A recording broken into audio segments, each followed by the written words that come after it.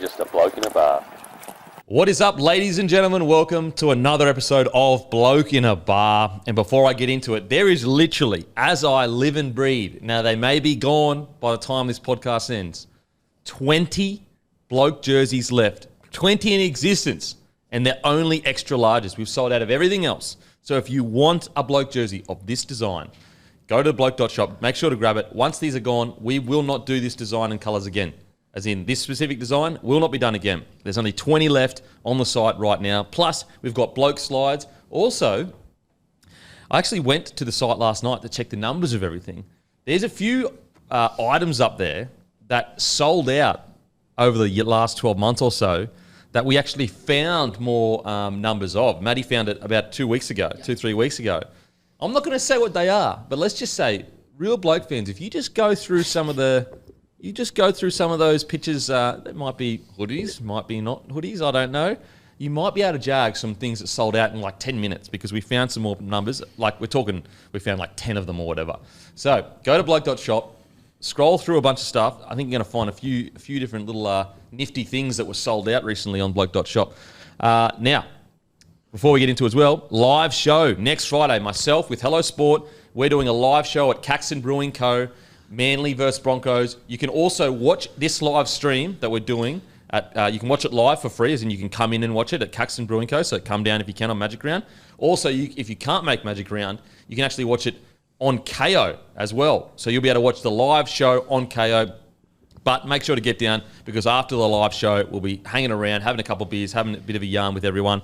And then on Saturday, it's the big day. It's the meet and greet. Myself, Hammy, Timmy, Matty and Guru, who's not with us today, is a bit crook. We will be at the Caxton Hotel between 1 and 2, maybe a bit longer than 1 and 2, but I just put 1 and 2, maybe 1 till 3, doing a meet and greet, plus giving away a bunch of Bloke merch and also some cool, unique things for Magic Round that you'll only be able to get at Magic Round.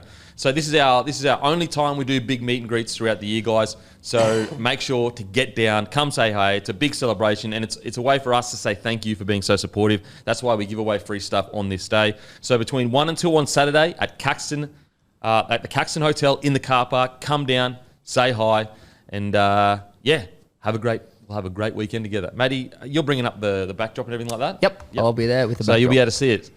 Timmy, how was your weekend, mate? It was good, mate. It was some mixed emotions. Coming up to Magic Round, the biggest weekend of the year, I'd say, arguably. It's got away with my partner, a bit R&R down the coast, relaxing. Okay. Yeah, just took it easy on the drinks and whatnot, and had a lovely weekend. And then one of them ones where, like, when it rains, it pours, because I woke up this morning and to the reality that the New South Wales Blues were basically going to be running out with the New South Wales residents, the New South Wales Cup side in Origin 1, because it just went from bad to worse, mate. Like, arguably our 3 best players, the last 3 you want injured, just went bang, bang, bang across the course of the last 7 days. So, bit bittersweet, mate. Tough weekend in the end. Houston, we have a hamstring problem. We have several hamstring problems. Matty, how was your weekend, mate? It was good. Oh, well, it was okay. I watched a lot of footy. Actually, whilst the Super Saturday was on, I was having a nice, wholesome game of Monopoly with my girlfriend and our 2 mates, who are another couple as well, who we always hang out with. And unfortunately, at the same time South were getting pumped by the Dragons, Courtney was absolutely wiping the floor and draining me of cash in Monopoly. So it wasn't the best Saturday, but then after that it was all said and done, the Sharks versus Storm game kind of lifted my mood. I don't know why. I just really liked that Sharks game. So, Matty, bit of a roller coaster. Matty would have had the dog token for sure. Oh, absolutely. I had the duck. There's a duck. Yeah. There's a duck. There's some new tokens out there now. Right. Hammy, how's your weekend, mate? Very good. I mean, it could have been better if the Tigers got a win. Yep. But I went up to Tamworth, did the big trip up there. Shout out to the Tamworth District Cricket Club, who, when I bought a steak sandwich from their sausage sizzle, let me kind of stand under their gazebo and seek shelter from the La Nina that swept through Tamworth for about an hour. So shout out to those guys. Had a great time up there. Would have liked to win, but wasn't to be. We had the Tigers on my flight home as well. Yep. That was a bit of a morale booster for me at 8 a.m. yesterday. Good weekend. Can't complain. There you go. I was about to say, Kempy, when you mentioned, I was about to say that we were brushed by Tom and Eddie for the live show at Magic Round. The Monday review podcast had been, but the way you sold the big day being Saturday 1 to 2, I think you saved yourself a little bit. The live show, that's a Hello Sport thing. Yeah, I'm just going there as a guest to Hello Sport. Saturday's a big day for us. Bloke. Don't get me wrong, Friday's a great big day, but Saturday's the bloke day. It was a good save, put it that way. Saturday's the bloke day, guys. Saturday's the bloke day. Friday night, that's a Hello Sport show that I'm a guest on. Denon, how was your weekend, mate? Thanks, mate. You know what? It was all right. You know, it was pretty good. It was my birthday on Saturday, so that was Happy good. birthday. Yeah. Happy birthday. Thank Very you. good. Thank you. 25 years old, which is cool. No, the wife took me to a very nice restaurant. It was a really nice restaurant. I don't know what it's called, but Northies? Engadine Maccas. yes. Did you do the customary? Well, of course. When in Rome, they say. When in Rome. So she took me to a nice restaurant and we had a really nice feed and then got home to watch the footy.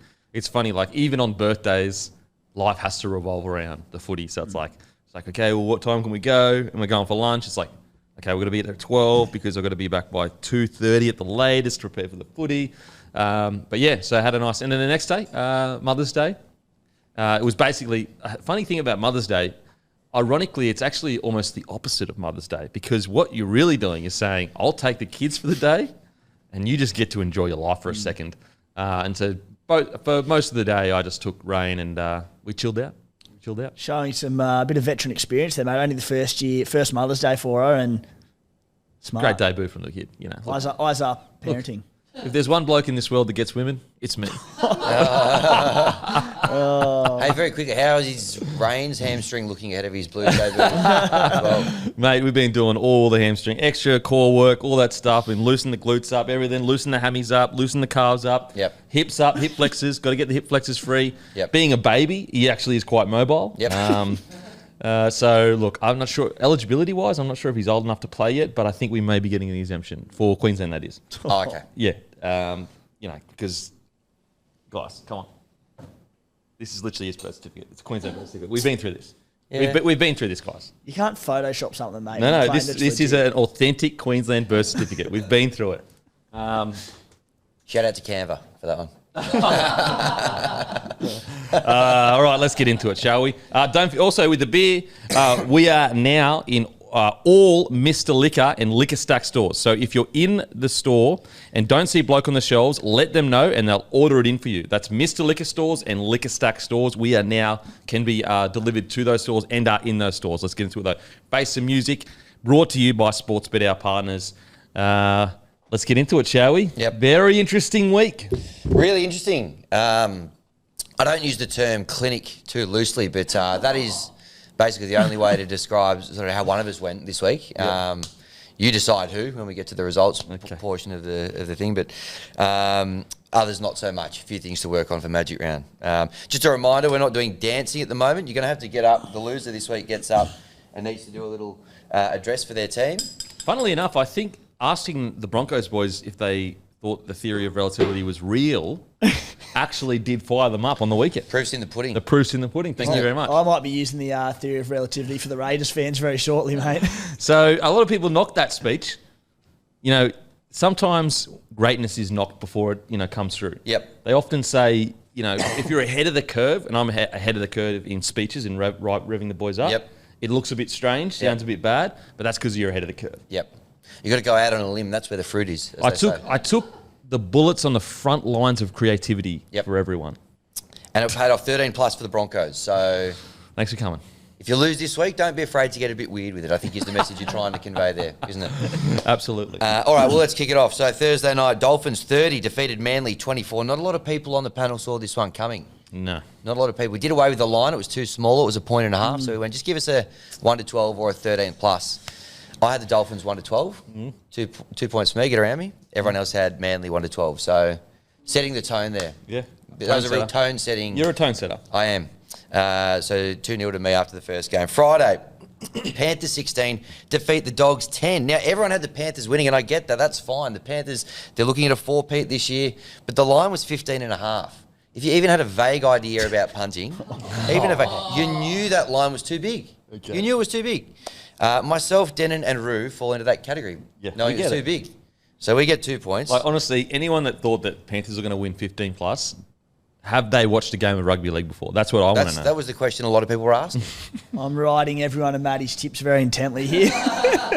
Yeah, well, he fell into that category. He only got 1 point, but you had the same tip, mate. So you Yeah, get I 1 know. point as well. So And just quietly, if you're following me on the feed, had a big week on the feed. you did have a good week on the Give feed. us a follow. I got anytime Angus strike. $3.90. I got the Bulldogs winning margin. Broncos margin. I got the Broncos margin. I Yep. thought I got the Bulldogs. Anyway, I got the Sharkies head-to-head. Sharkies head to head. Yep.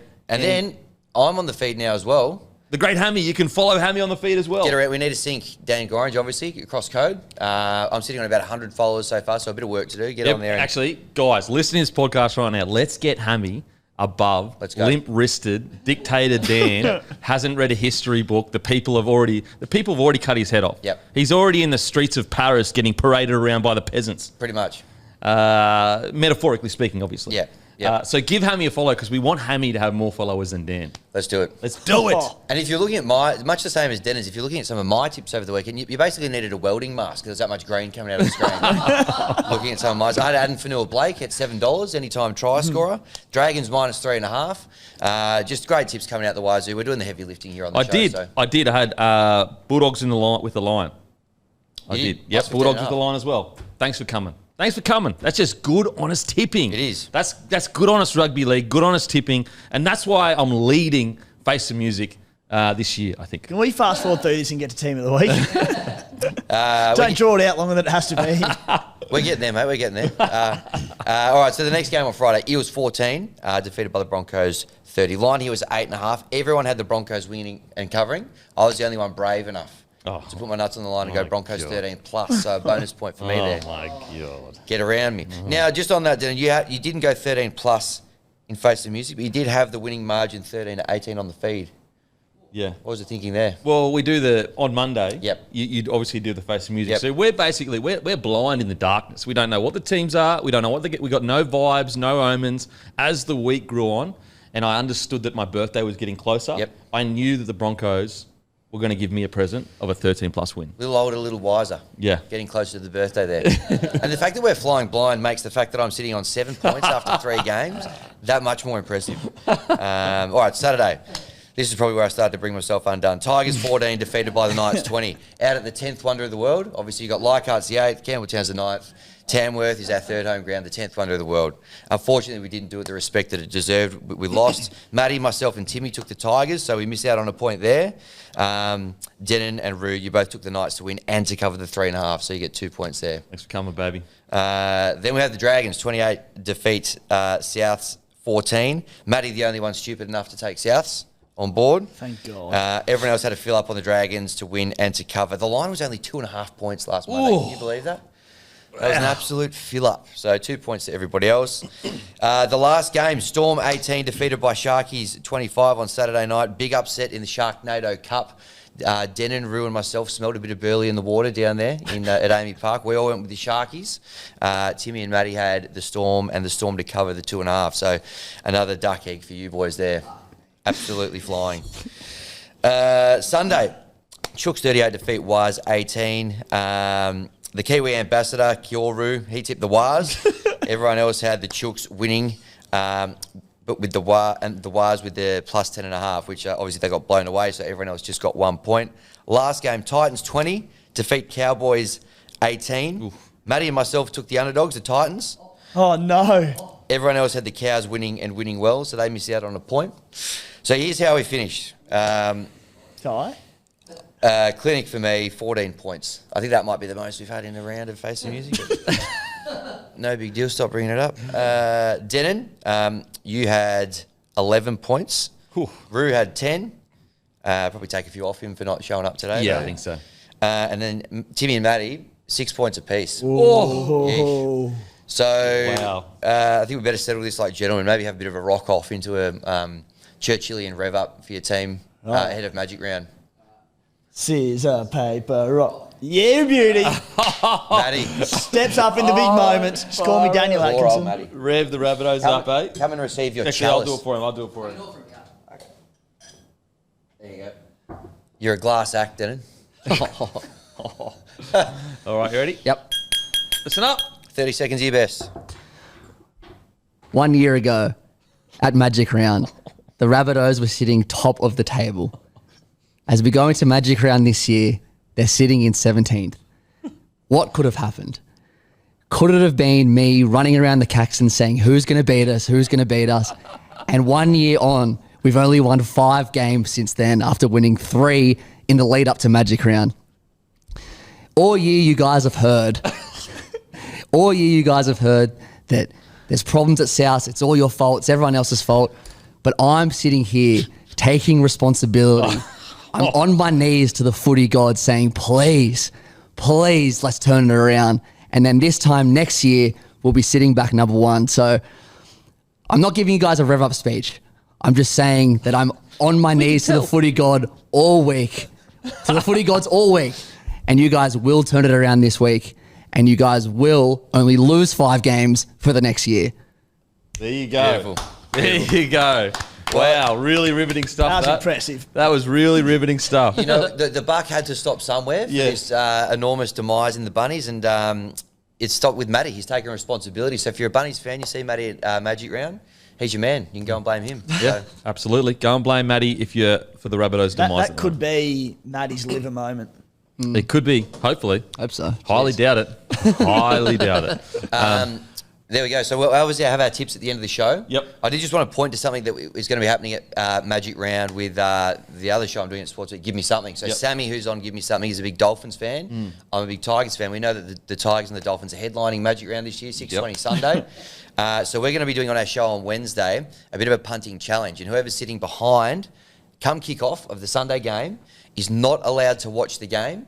They're going to be sitting on the field like a security guard in one of those kind of cut-off garden chairs, facing the crowd with noise-cancelling headphones on, so they're not allowed to watch the game. My God. So that's what's on the line. You got the green light for that? Yeah, that's what's on the line for the Give Me Something challenge. So that's the podcast, Give Me Something, Hammy's new podcast. Give her a follow and a subscription. Yep. And yeah, you might see Hammy literally facing the crowd. Yeah, literally facing the music. Literally facing the music. Yep. Absolutely. Yep. Speaking of Hammy and Hammies, just to get this out of the way early, in the unbelievable injury chat. So just the latest from NRL Physio on Twitter. Bradman Best, Dane Gagai and Tyson Frizzell all in doubt for Magic Round as a result of hamstring or calf injuries from the weekend. It is unbelievable. Now, I saw a great tweet from Nathan Brooks at SEN, the producer, about this. He goes, we're almost approaching a point where we need to get Gladys Berejiklian back to read out the daily hamstring numbers. That's almost where we're getting to. That is great. Good point from Brooksy. That is great stuff. No, actually, NRL Physio, he put up, update on hamstrings. In 2018 to 2023, the average per season, so from 2018 to 2023, the average per season was 23 hamstring injuries. In 2024, after just 10 rounds, round 0. Just 10 rounds, 17. So the average over the last 5 years has been 23. There's been 17, and we're not even halfway through the year. Jeez. I heard a theory that it's something to do with the wet weather. Yeah. I was about to say. So a lot of these soft tissue injuries, the tracks obviously are heavier. So when you go out there and play, 8Ks in a heavy track is not the same as 8Ks on a dry track. It's almost like it's not as bad, but imagine running 8Ks on the sand. Yep. And then running on grass. G'day, Damien Cook. There you go. That's why he doesn't do his hammy. Because the need to kind of, I guess, the muscle fatigue that's going to happen, obviously running on the sand, is going to be substantially more on grass. So when it's raining, it's heavier track. I will say though, and I've been a big proponent of this over a very long time, I do think our players are they have too much muscle mass on their I guess frames. Yeah. I think they've got too much. Like for example, I look at Cleary, and I'm no physio guys. This is just an absolute dribbler, just giving his opinion. But I look at him, I go maybe because he's had 3 hammies in the last 12 months now, which is very alarming. Yeah. And I look at him, I go, maybe it would be worth him losing 2 or 3 kilos of muscle mass. Like, yes, okay, he's not going to be as good in defence.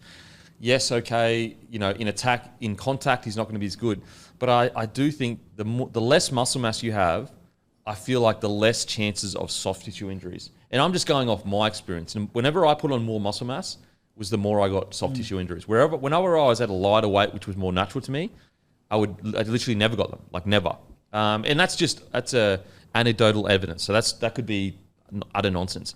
But I do think with a lot of these soft tissue injuries, I wonder whether, obviously it's a mixture of all the rain, but seeing how much it's increased this year, and also you'd have to assume soft tissue injuries have probably increased over the last 5 to 10 years. Has to. Surely, because I don't Probably, remember. you'd think immensely, like a lot. Yeah, I mean, we'd have to get the numbers. NRL Physio probably has the numbers. But if they have, like, there's absolutely no denying, like, the players of today compared to even just 20 years ago, it is not even close to how big and strong they are. Like, some of our greatest front rowers of all time, with the same body shape they had back then, if they tried to play first grade today, would get absolutely folded. Every run, they'd get folded. Some of the front rowers that are literally our greatest ever front rowers would get folded by wingers today. Like, would not even get close to them. And now, to be clear, those same front rowers with the science and nutrition of today would obviously be bigger. Yeah.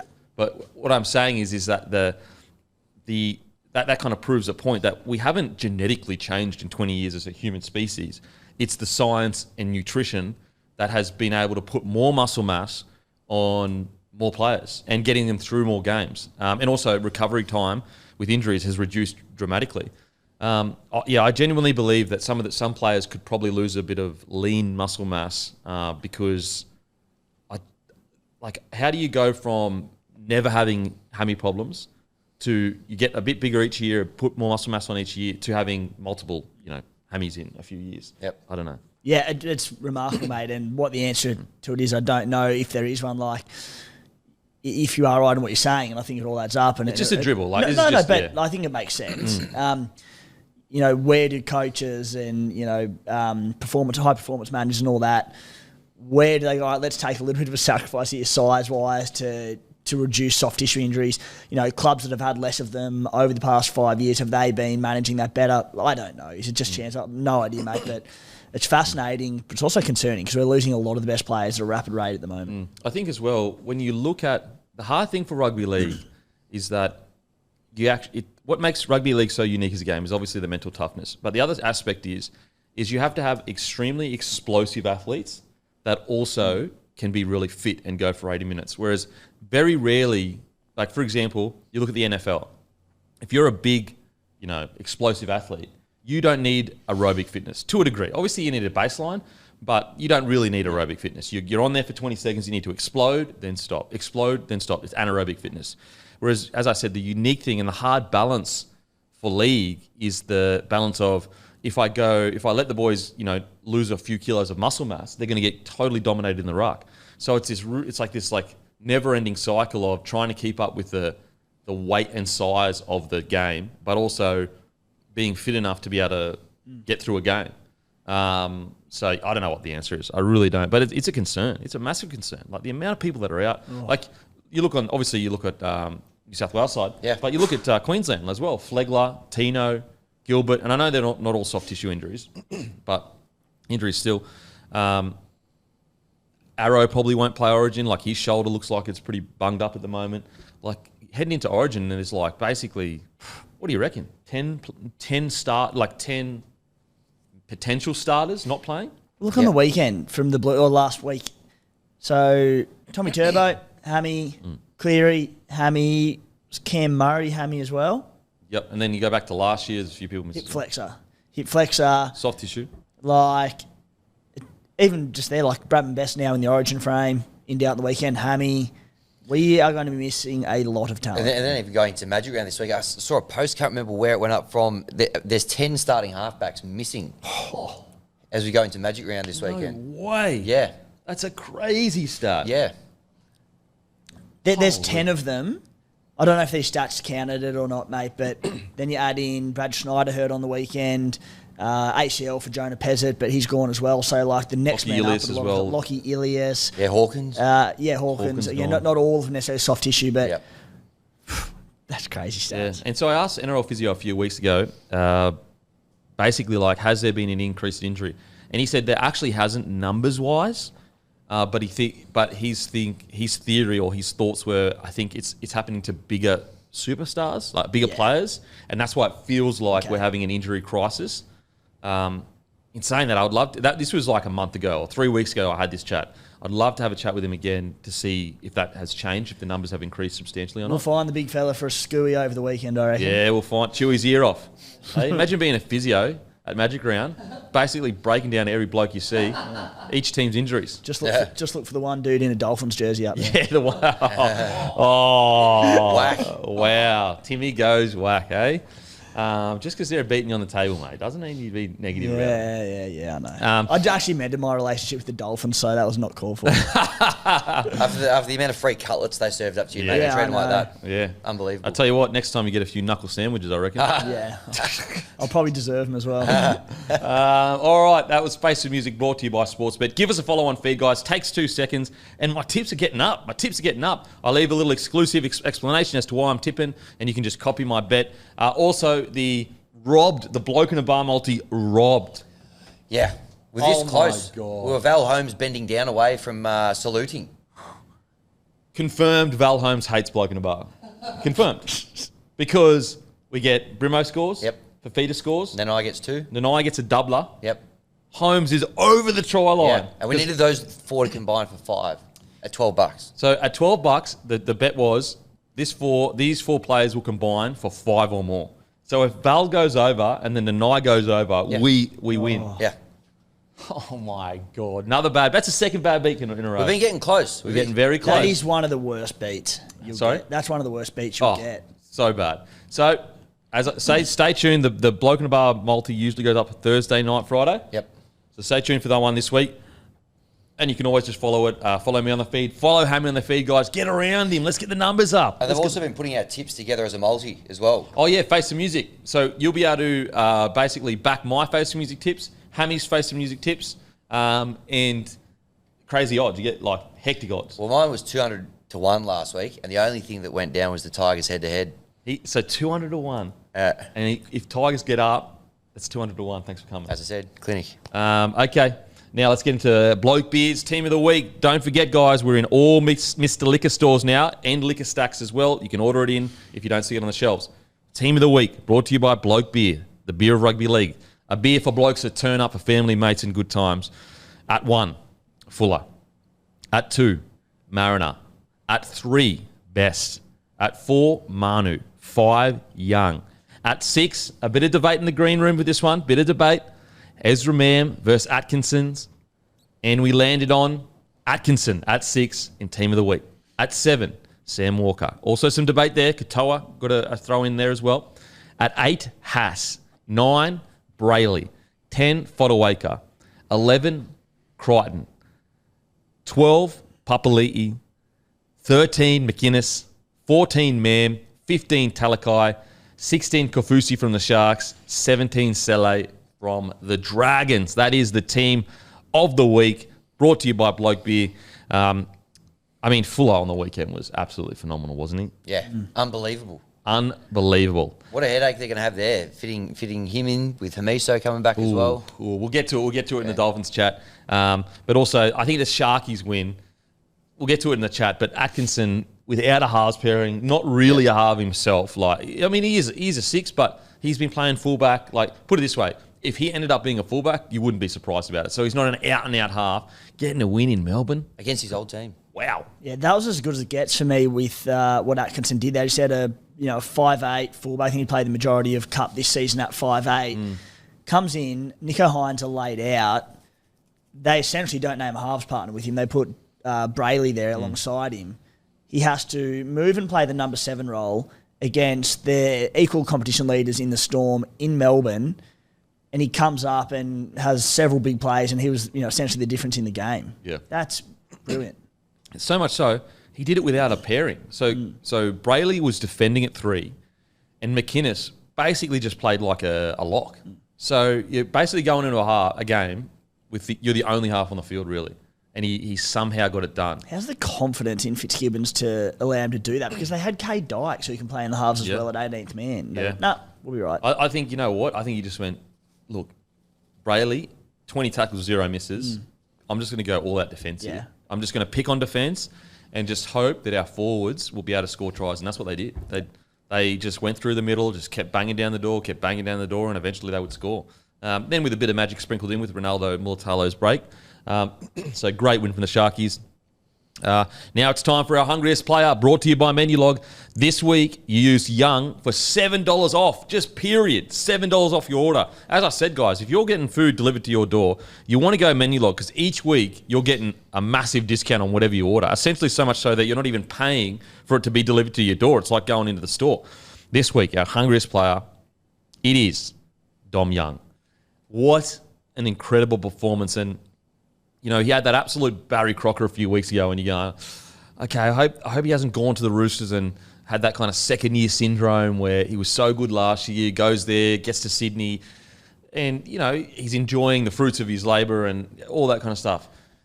Watch him on the weekend, and also other weekends as well. He's actually been quite good outside of that one Barry Crocker. You're just like, mate, this guy's potential, like, what is insane about Dom Young this is just the beginning. We're not looking at a complete footy player. We're looking at a guy with freakish physical attributes in one of the best systems in NRL. And his ability in all areas, high balls, explosive speed out to burn people on the edge, contact coming out of his own end, always wins a contact, tackle breaking. Like, he's essentially rounding out his game so well that he's no longer just let's just kick to him, or he's just a big winger that can finish.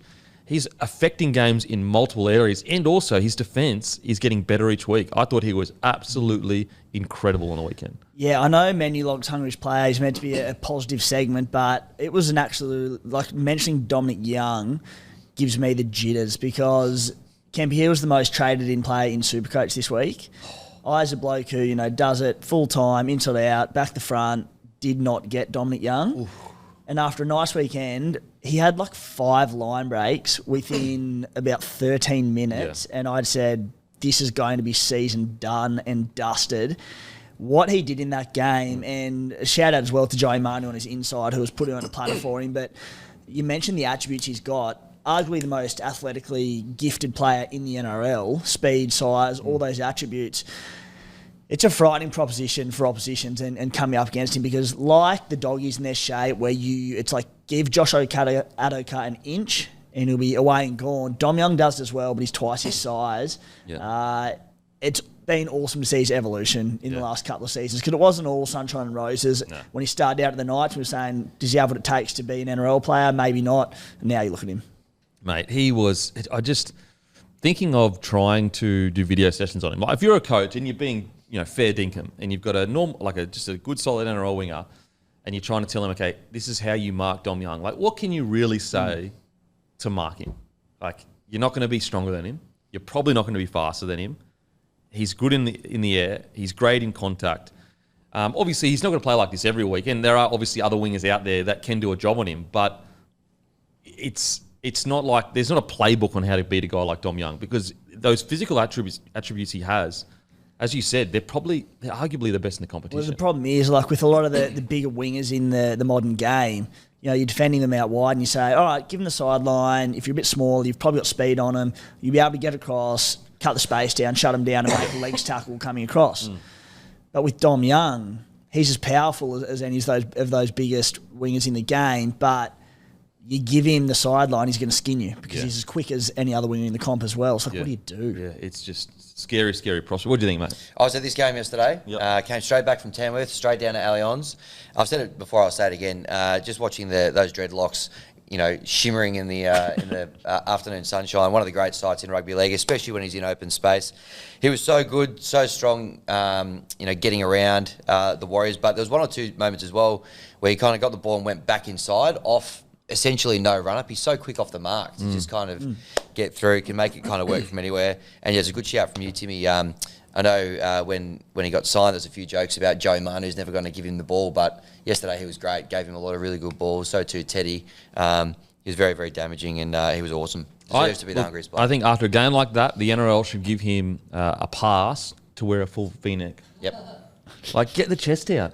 If you want to get people bums back on seats, you think they're not going to pay extra money to watch that chest just thriving down the wing? Yeah. Yep. I'm with you. Get the chest out. No arguments from me. No arguments for me. Yep, nothing here. NRL, let him be the first bloke to wear a V-neck that goes down to his belly button. Yep. That's what I reckon. If they had a bit of statue of him, would it be the ripped jersey? I know he was getting sent off at the time. That's even better. That's rugby league. Yeah, Rugby league. iconic. I think that's an iconic. If he gets a statue outside Allianz by the end of his career, it's got to be that one. Yep. It's hot. It's hot. It's hot. It's hot. He's so hot right now, Dom Young. He is. He's so hot right now. So hungry right now. Dom Young. So obviously our code is Young. Use code Young for $7 off your order this week with Menulog. Make sure to download the app. Use the code, guys. If you're going to order food, you do it with Menulog because you get a discount every single week. Let's get straight into it. Dolphins defeat Manly 30-24. So I spoke about this on Friday, Packer Up Boys, but I'll give you the abbreviated version of it. At the start of the game, the second set, I wrote this. Manly's second set, in the wet, they spread it. On the third, they're coming out of their own end. It's a disaster. Not only does it not work, they lose 20 metres and they lose the ball. This mentality is why they won't win and also why they aren't contenders at the moment. And you might look at that and go, that's a bit harsh, like spreading it out of your own end. A lot of teams do that. The reason why I saw that, I just felt like I don't think that they are taking it seriously enough that this is what's hurting them. Their ability to not want to get into games and just grind out a win. They just want to score more points than the opposition, have a high-scoring affair, and get the job done with their incredible attack. I don't know whether Manly... It doesn't seem to have really sunk in that if they keep playing like this, yes, they may have some great scalps. They may get your Penriths, they may get your Broncos, whoever it is.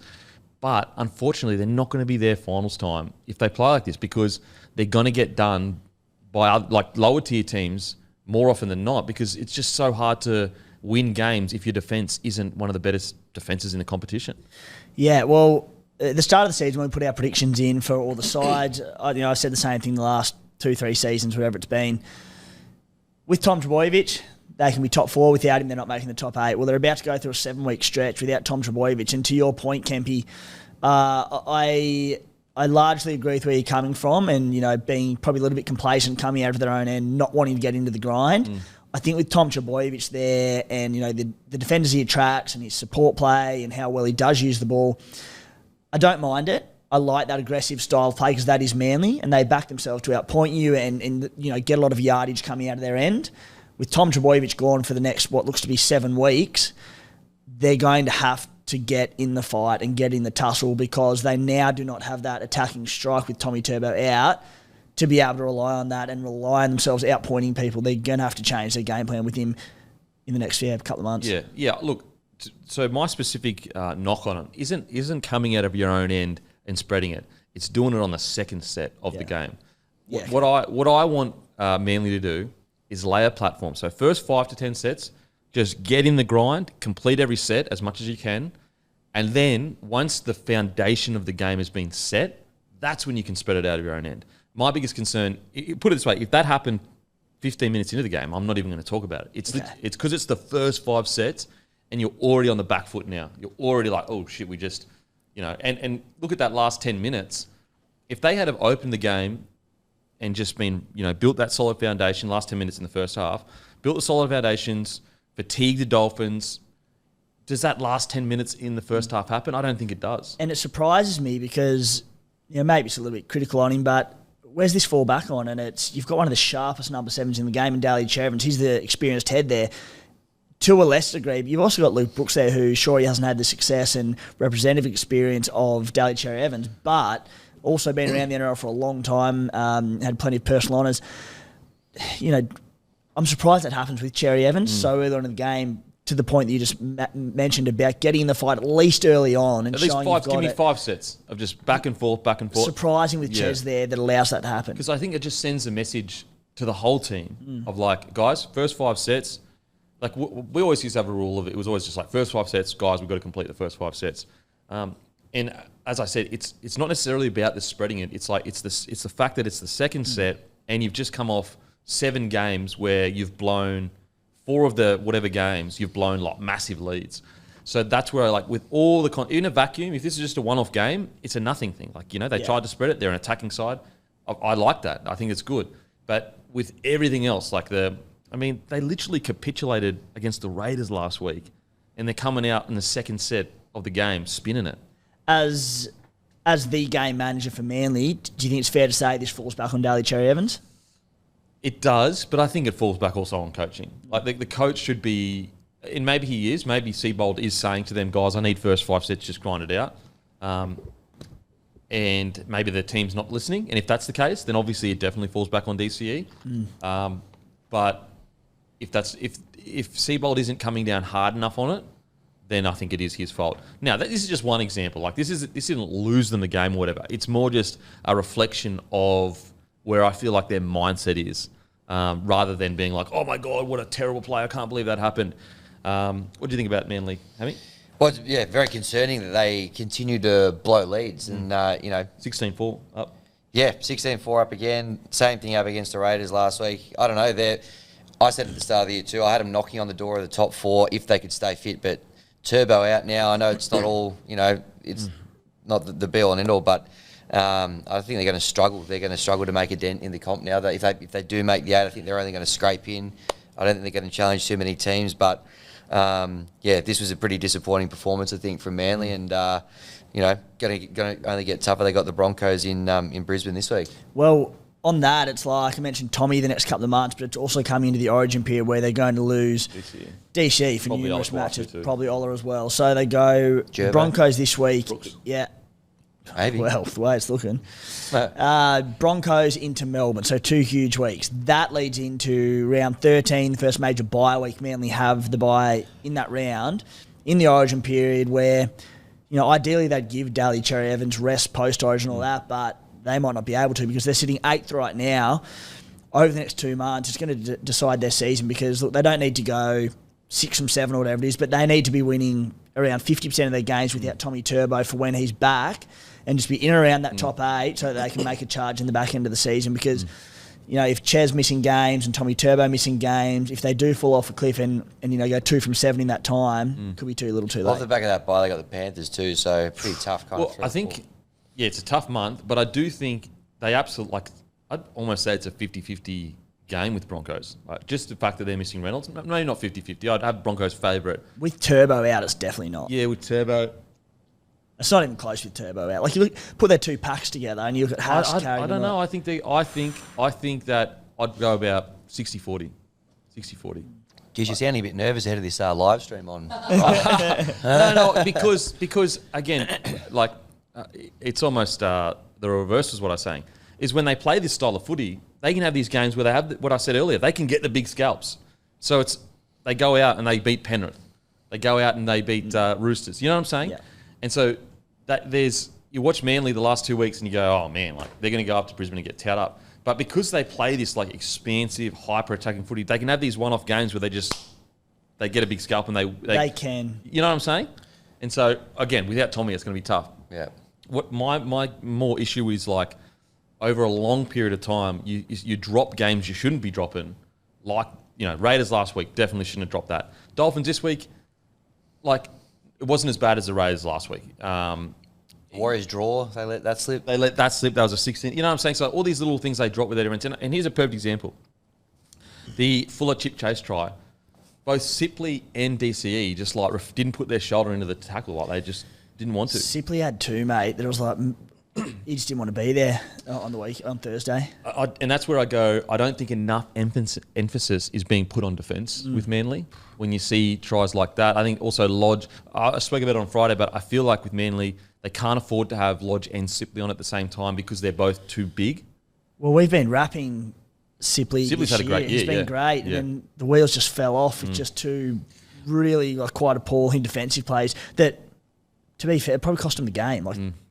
Well, I think with Sipley, the first one, he should have definitely got his body in front. The second one, he's a big body, hard to turn. Yeah. And that's why I think that when you bring on Sipley and Lodge, your forward pack, it's too big. You lose mobility. You lose mobility in defence. Don't get me wrong, their roll-on is great. They just roll through teams through the middle there. But I think they're laterally, they struggle a little bit. That's why when Alaye's on, because he's definitely more mobile than Sipley and Lodge, he can get through that, work through the middle and try and cover tackle. And between Paseka, Alaye, Jake Trbojevic, and then that rotation of sort of Sipley and Lodge to a lesser degree Bullymore, it's not a mobile pack. Like you see these days, a lot of lock forwards are these smaller bodied, more agile players. They're not running that model. And that's fine, but potentially that's exposing them a little bit as well. Yeah, so I think that if they're not running that model, at least maybe split up Lodge and Sipley, because just those two guys at the same time, I just think defensively, like it's almost like saying it's like having two small wingers on the field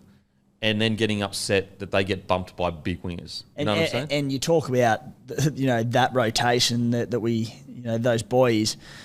Another bloke we've just rode home about all season, Nathan Brown. Geez, they've missed him. And massive. Like, he's mobile. He's a big boy, but Super very lateral. mobile. Yeah. Very mobile. And so they've missed his clean-up work through the middle. Yeah. He's lateral. So I think that's what they struggle with. So Manly, their season, it's still there for them. Don't get me wrong, Tommy is a big loss, but obviously they can put Cooler back there. They can put Garrick back there. I do think they can win enough games to sneak into the 8. Or when Tommy comes back and maybe do something. Yeah, I heard, so Jake Trbojevic after the game was speaking and he just sort of said, look, we're amazing for big periods, but we're just fading out of games for small windows and we're letting teams back in. So we went back and had a bit of a look at it. And they can look like well beaters for 100%. extended periods, but small windows are costing them. So on the weekend, they conceded 3 tries in 5 minutes when they were up, ended up losing by 6, whatever it was. Against the Raiders, they conceded 3 tries in 14 minutes when they were up by plenty. Against the Titans earlier in the season, they conceded 4 tries in 23 minutes. That Warriors game Hammy alluded to, they conceded 3 tries in 17 minutes. And then earlier on in the season, I think it was the first time they played Parramatta, 4 tries in 24 minutes. So just switching off for little periods, and it's cost them a lot of games of footy. Yeah, I'd love to see when those tries are scored, like who's on the field at that time. And is it their starting side that is really strong, and then their rotation lets in at least a few points? Yeah, without having that exact figure in front of me, I feel like a lot of them, and I might be wrong, but were in that. In fact, I'm pretty sure a lot of them were that sort of 30 to 50 minute window where they conceded a lot or a few just before half time, which is when the new front row rotation would have come on for sure. So I wonder whether maybe they look at having a more defensive minded rotation off the bench. Maybe do you put, when Brown's back, do you put Bullymore and when they were playing really well, actually, it was Bullymore and Brown that were coming in off the bench. Yeah. Because remember how they had a lot of front rowers that were injured? Yeah. And who's really mobile? Bullimore's really mobile and Brown's really mobile. Playing through the middle. And they're playing through the middle good laterally. A really disappointing performance by Manly. I will just talk about it quickly. The head high on Tom Trbojevic, like what are we doing? Look, put it this way, if that got called in real time, I just go, okay, these things happen. Bit of a mistake. Yeah. Okay, it did hit his face, whatever. But doing it on the bunker, I'm just like, look, I understand that the NRL had come out, and they're right. Like, abusing people is ridiculous. Like, if you're abusing a ref, all you're doing is hurting the game you love. Like, if you're on the internet, there's a difference between criticising and critiquing someone's performance and abusing someone. And if you love this game, the more you abuse someone and say things that are ad hominems, the less quality refs that are going to exist in 10 years' time. So you're actually going to be in an even worse spot. So that doesn't mean you can't critique them, though. That doesn't. So I know the NRL came out and they did that, and I understand that to a degree. But at the same time, when you come out and say that, and then we have some of the howlers we had on the weekend, it gets very hard as fans not to get frustrated. It really does. Like, that head high was ridiculous. Absolutely. And as I said, it was the bunker that did it. Like, what are we looking at?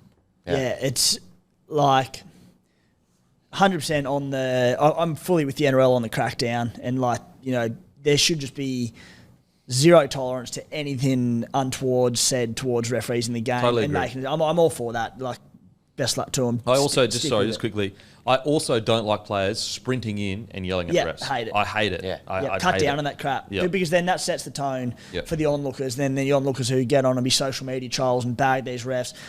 Players sprinting in, it sets the tone. Like, when they get in their face and they're doing that, I don't think players realise, like, mate, you're massive. Like, it's an intimidating thing to have happen to you. As for the flick on the nose on Tommy Turbo, it's just part and parcel in the game these days. Like, I hate it, but it seems to be happening every weekend where there's a shit penalty like this, even if it's not in the regular play, and it goes up to the bunk and they have a look at it during a stoppage. It just happens all the time, becoming almost numb to it, which is a bad thing. Yeah, definitely a bad thing. Because, like, that could have lost the Dolphins a game. Yeah. Like, he knocked the ball on, and so anyway. But yeah, in regards to abuse and all that kind of stuff, and there's nothing wrong with players being passionate. Like, I don't mind players like going, "Are you kidding?" or whatever. But like, it's the sprinting in and like getting in the face. I really don't like that. But I got to say, geez, some of these calls, it's hard not to get frustrated as a fan. It really is. Like, I'm not talking about the 50-50 ones and some they go your way, some they don't. I'm talking about the ones where you're just going, what are we doing? Like, We say it time and time again, Kempy, but it's just when it goes up to the bunker and it's not in the heat of the moment. They have time to sit there, analyse it, watch replays, and it's still kind of like, how? Yeah. So, yeah, with Manly, I think they probably put Cooler at the back there. Yep. I've been saying it for quite a while. I've been saying it for a couple of years now. I think they need to put Tom Trbojevic in the centres. Less K's in his leg. Doesn't have to hit top speed as much. Because I think they need to change something. Like, what you're just going to put him back in fullback and he's going to do his hammy again. Like, unfortunately, with this pandemic of hammies, poor old Tommy didn't stand a chance, did he? Because he hadn't had a hammy injury. Last season was Peck. So he got through all those games last year, got through all of them to this point. He actually had a pretty good run with hammy, to be fair. He did, but he did open the year quite like he was jogging. He was not getting to full speed. I certainly think he has to come. You want him at fullback for finals, though, don't you? If just to see how he goes at centre, really. I hope he comes back via centre as well, because just easing back into it. Yes, they need to win games and make the outer get that, but a fit and fine Tommy Trbojevic at fullback, that takes them from making the finals to potentially premiership contender. So I 100% want him at fullback for finals, but easing back through centre. Yeah, I would be inclined to agree with that because when he's gone to centre, he's actually injured himself a few times there as well. So he did his pec in Origin. Yeah. But were they both pecs at centre? I'm pretty sure. Did he also get injured at centre twice, did he? No, injured centre once. Just once, just last year. I'm pretty sure. I thought it was once as well. It was once, yeah. It was once and it was his pec. Yep.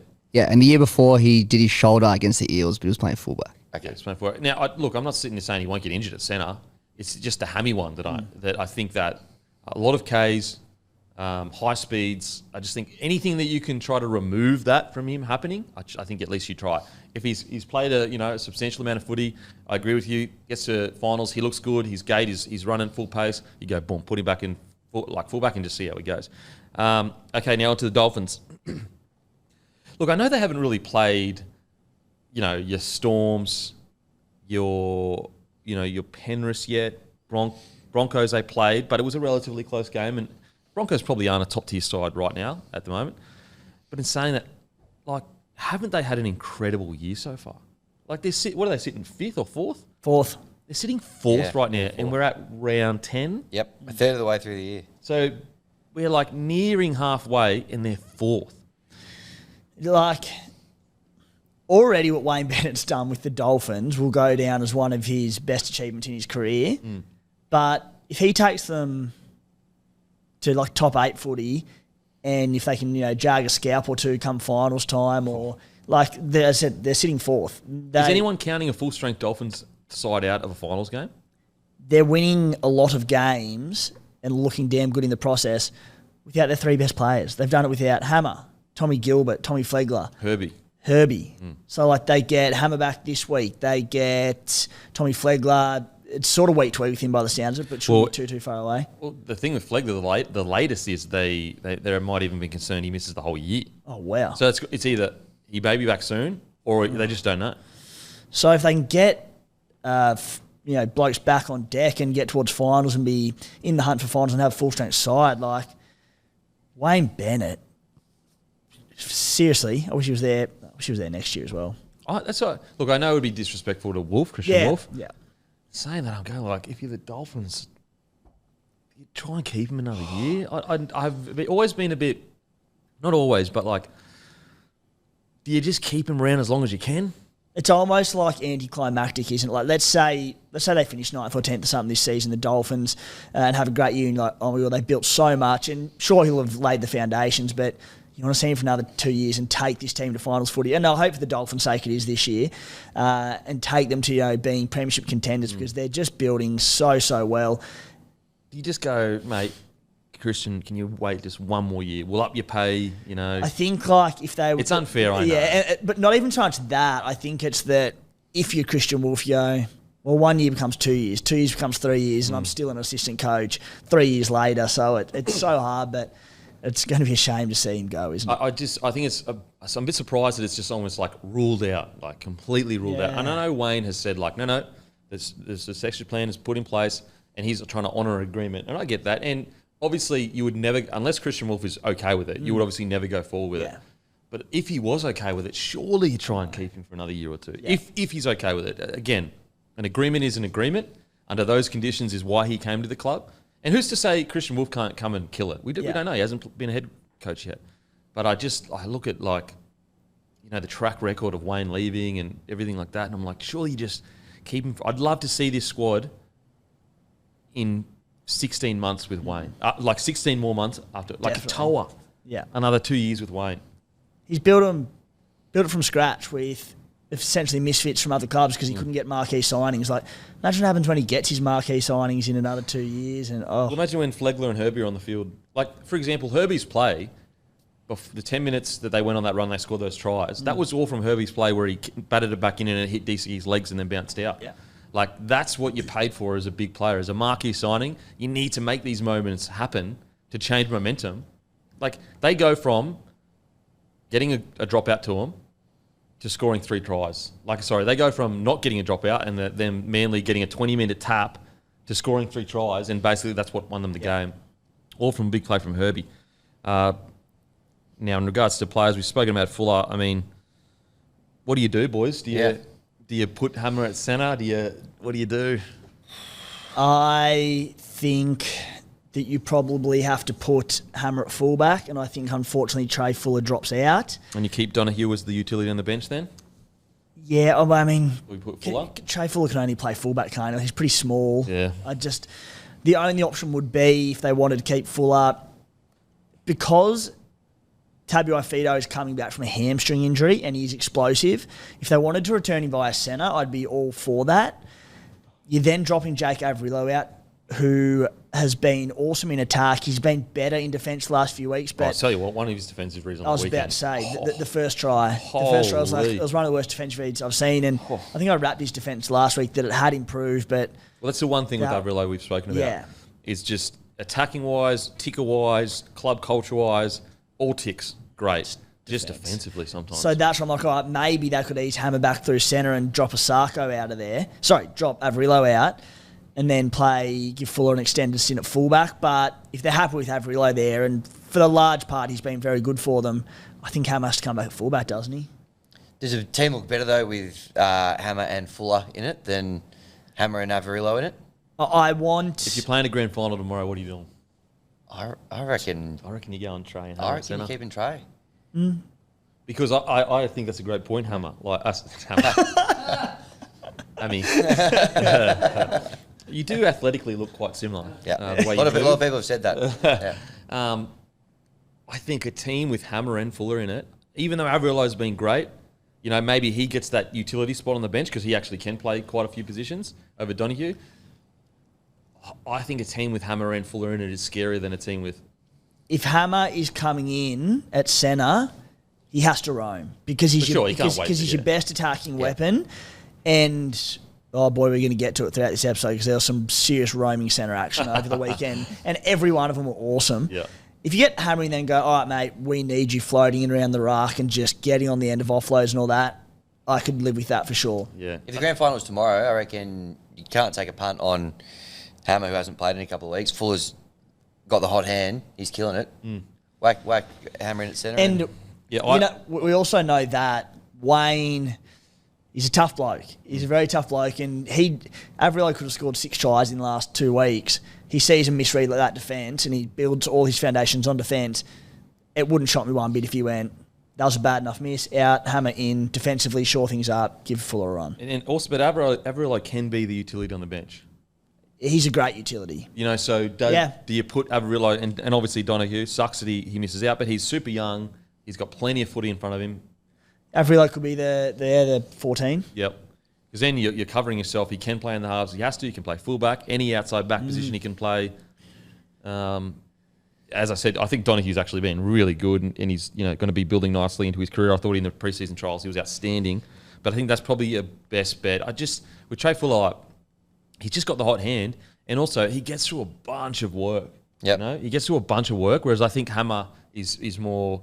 He gets through work, but you can kind of get some of the big moments from Hammer at centre to a degree if you have a good enough game plan. So much of Hammer's best work is just support play through the middle. And they get an offload and he just goes, away and gone, see you later. Not 100%, but he can do a lot of that from centre if he just chimes in around the right. Yeah. What do you reckon, Matty? Yeah, I'd be keeping Fuller for sure. He's just absolutely killing it. I think either you or Sandor made a point on Friday that he's about to play centre in Origin anyway, so throwing him at centre probably is a good move for the next few weeks. Yeah, I just reckon it ticks every box for now anyway. Look, if it's not working in a month, just put Hammer straight back there. But I think it's worth the punt now. Keeping Fuller at fullback. Another bloke I want to give a chat. Ewan Aiken. I think he's been really good. Super underrated. And I think he suits the modern mobile edge back rower really well. Really good laterally, great in contact, great motor. Can actually, being a former centre, has a bit of spark about him, can score tries. I think Aiken's been great. Also, every week I watch Max Psycho Plath. I love him more. Yeah. I love him more. He's a goer. He is. He's awesome. Yeah. And that's it. It's the one thing that has the silver lining to all the injuries. It's given all these fringe first graders, and when I say fringe, a lot of them are like younger blokes and up and coming. So it's not like they're getting an opportunity, and every single one of them, Donoghue, Plath. Well, I think Psycho Plath keeps that jersey. Yeah, they've just taken it with both hands, haven't they? Yeah. Everyone who has stood up in his jersey has been great. They think pretty highly of Plath. He's signed on to the end of 27. Yeah, I think he was one of I don't want to say first signings, but I'm pretty sure he was quite an early long-term signing for them. And the way I know he threw that intercept to Brooks, but his ball playing is bloody silky. He actually used to be a half, so mate, I really like the Psycho Plath. Speaking of goals, one of the great sights in rugby league is watching Mark Nichols score a try and everyone get around him and rub his head and stuff. Oh yeah. Is there a more celebrated try scorer in the game? No, there's not. Nico? And for good reason. What about the undies? Can I have your undies? Yeah. Oh, Nickel. I think also if you go to his Instagram, I think he's actually auctioning them off. Oh. And they're just Bonds undies with holes all through them. So get around him. One of the great men. And for a bloke who's just lumped it up, taken all the tough carries for well over a decade in the NRL now, Marky Nico, sharp bloke. Yeah, Works hard off actually, the field, does some good stuff. Absolutely. Shout out Katoa.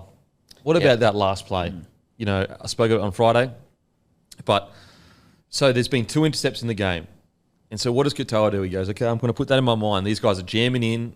They're basically reading my out the back play, or they're reading our cutout balls. The guts to go, I think it's Ben Travojevic.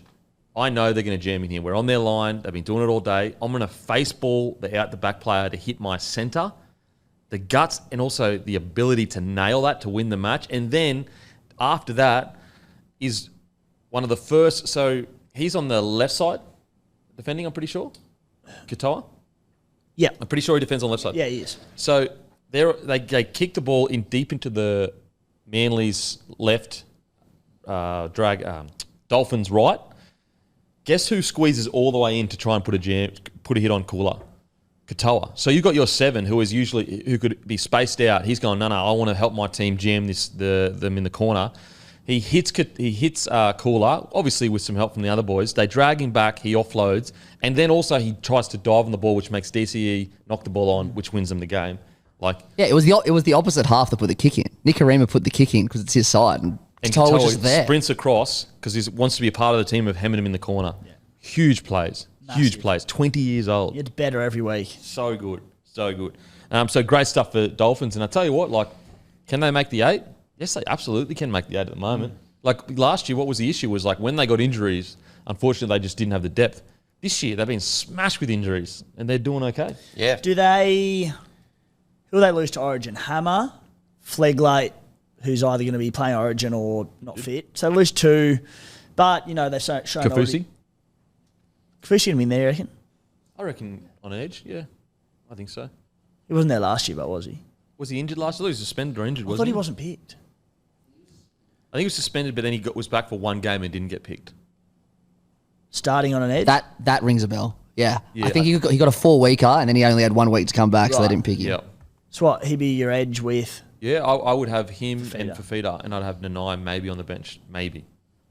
I probably wouldn't start Nanai at the moment. I just don't know if he's... I definitely wouldn't. Yeah, so Yeah. who else would you put there? Yeah, I don't know. Because you'd probably have, with Tino out, you'd have Cotter at 13. Yeah. No, sorry, you have Paddy at 13. Yeah. Arrows might not even be there. Yeah, you're probably right. Cotter starting in the front row maybe with Lindsay Collins. Yeah, definitely. I think so for sure. Yep. I much for Cotter played a bit in the edge last year and went well, but he's better in the middle. Yeah. Yeah, maybe. I reckon he gets a call back up. And I just think he shores that defensive side up really well for him.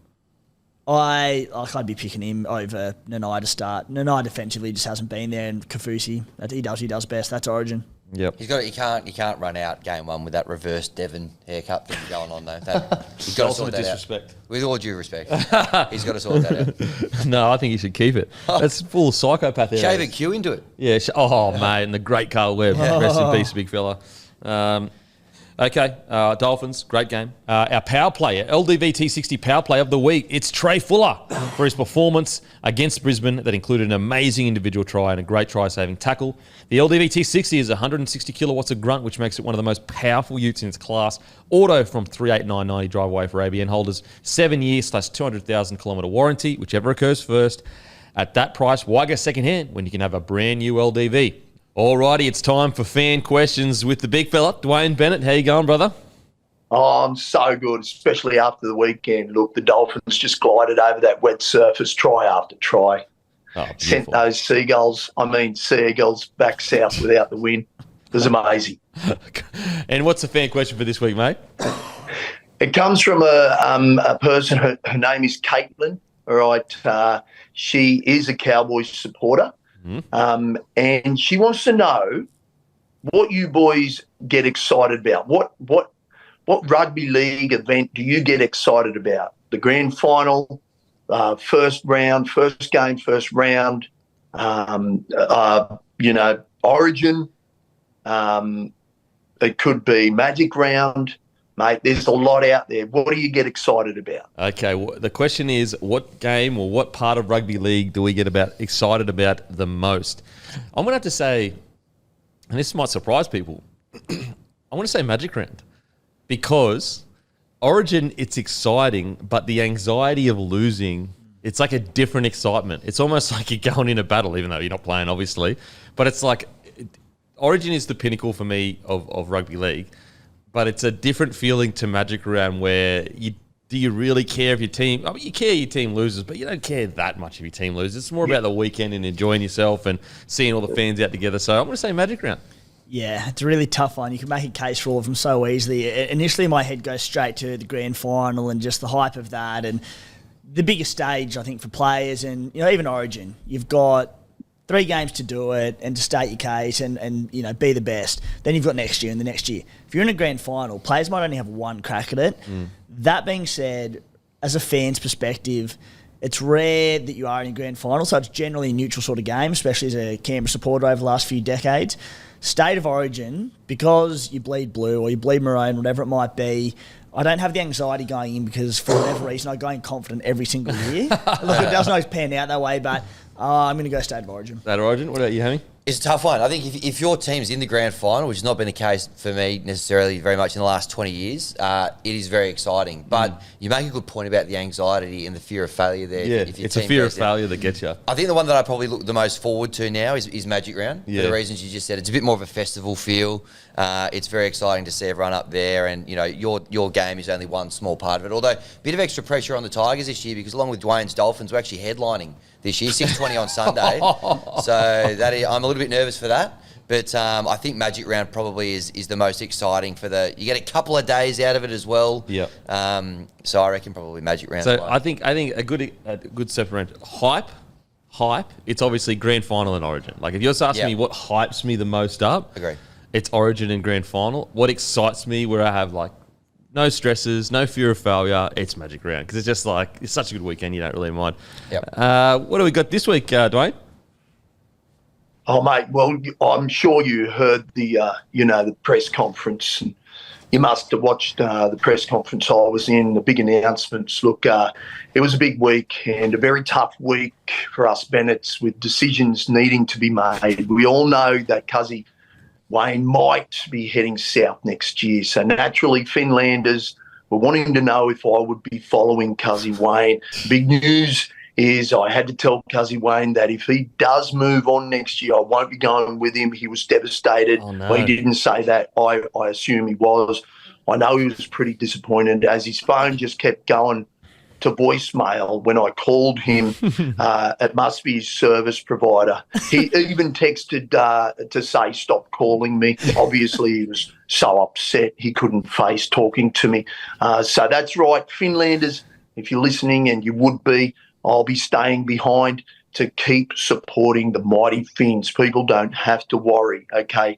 There will always be a Bennett at the Dolphins. Oh, how good. How good. And how were the winners of the VIP Finlander competition? Must have had a good time in the corporate suite. Oh, mate, they got everything. All top shelf Devon, name brand noodles, 2-minute noodles. It was like they lived like kings and queens there for the moment and that winning moment, for the Dolphins. They were all Dolphin supporters, which was amazing, All of them were in there. They were cheering for the Dolphins. There was a lot of keys and fins up. Mate, it was a pod. It was a huge pot of Dolphins in there. All right. And it was something else. All right. If people want to win more prizes similar to that, what are they going to do, mate? Mate, all you have to do, look, if you want to win something like that, all you have to do is go to finland.com.au, register as an official Finlander, get your official passport, download it onto your smartphone, and wait for my special announcements. It's as simple as that. Yeah, how good, how good. Easy as. So everyone, head to finland.com.au, sign up to be official Finland to get your digital Finland passport, and like me, become an official Finlander. Thanks so much for joining us, brother. Alrighty, let's get into it. Panthers defeat the Bulldogs 16-10. I tell you what, the biggest surprise for me for this game wasn't even the score. It was actually the commentators that were talking like the Dogs just got pounded into the earth, and basically saying, "Oh well, Penrith are the benchmark, and this is what I get to." Mate, 16-10 against the Penrith Panthers at home. That's outstanding from the Bulldogs.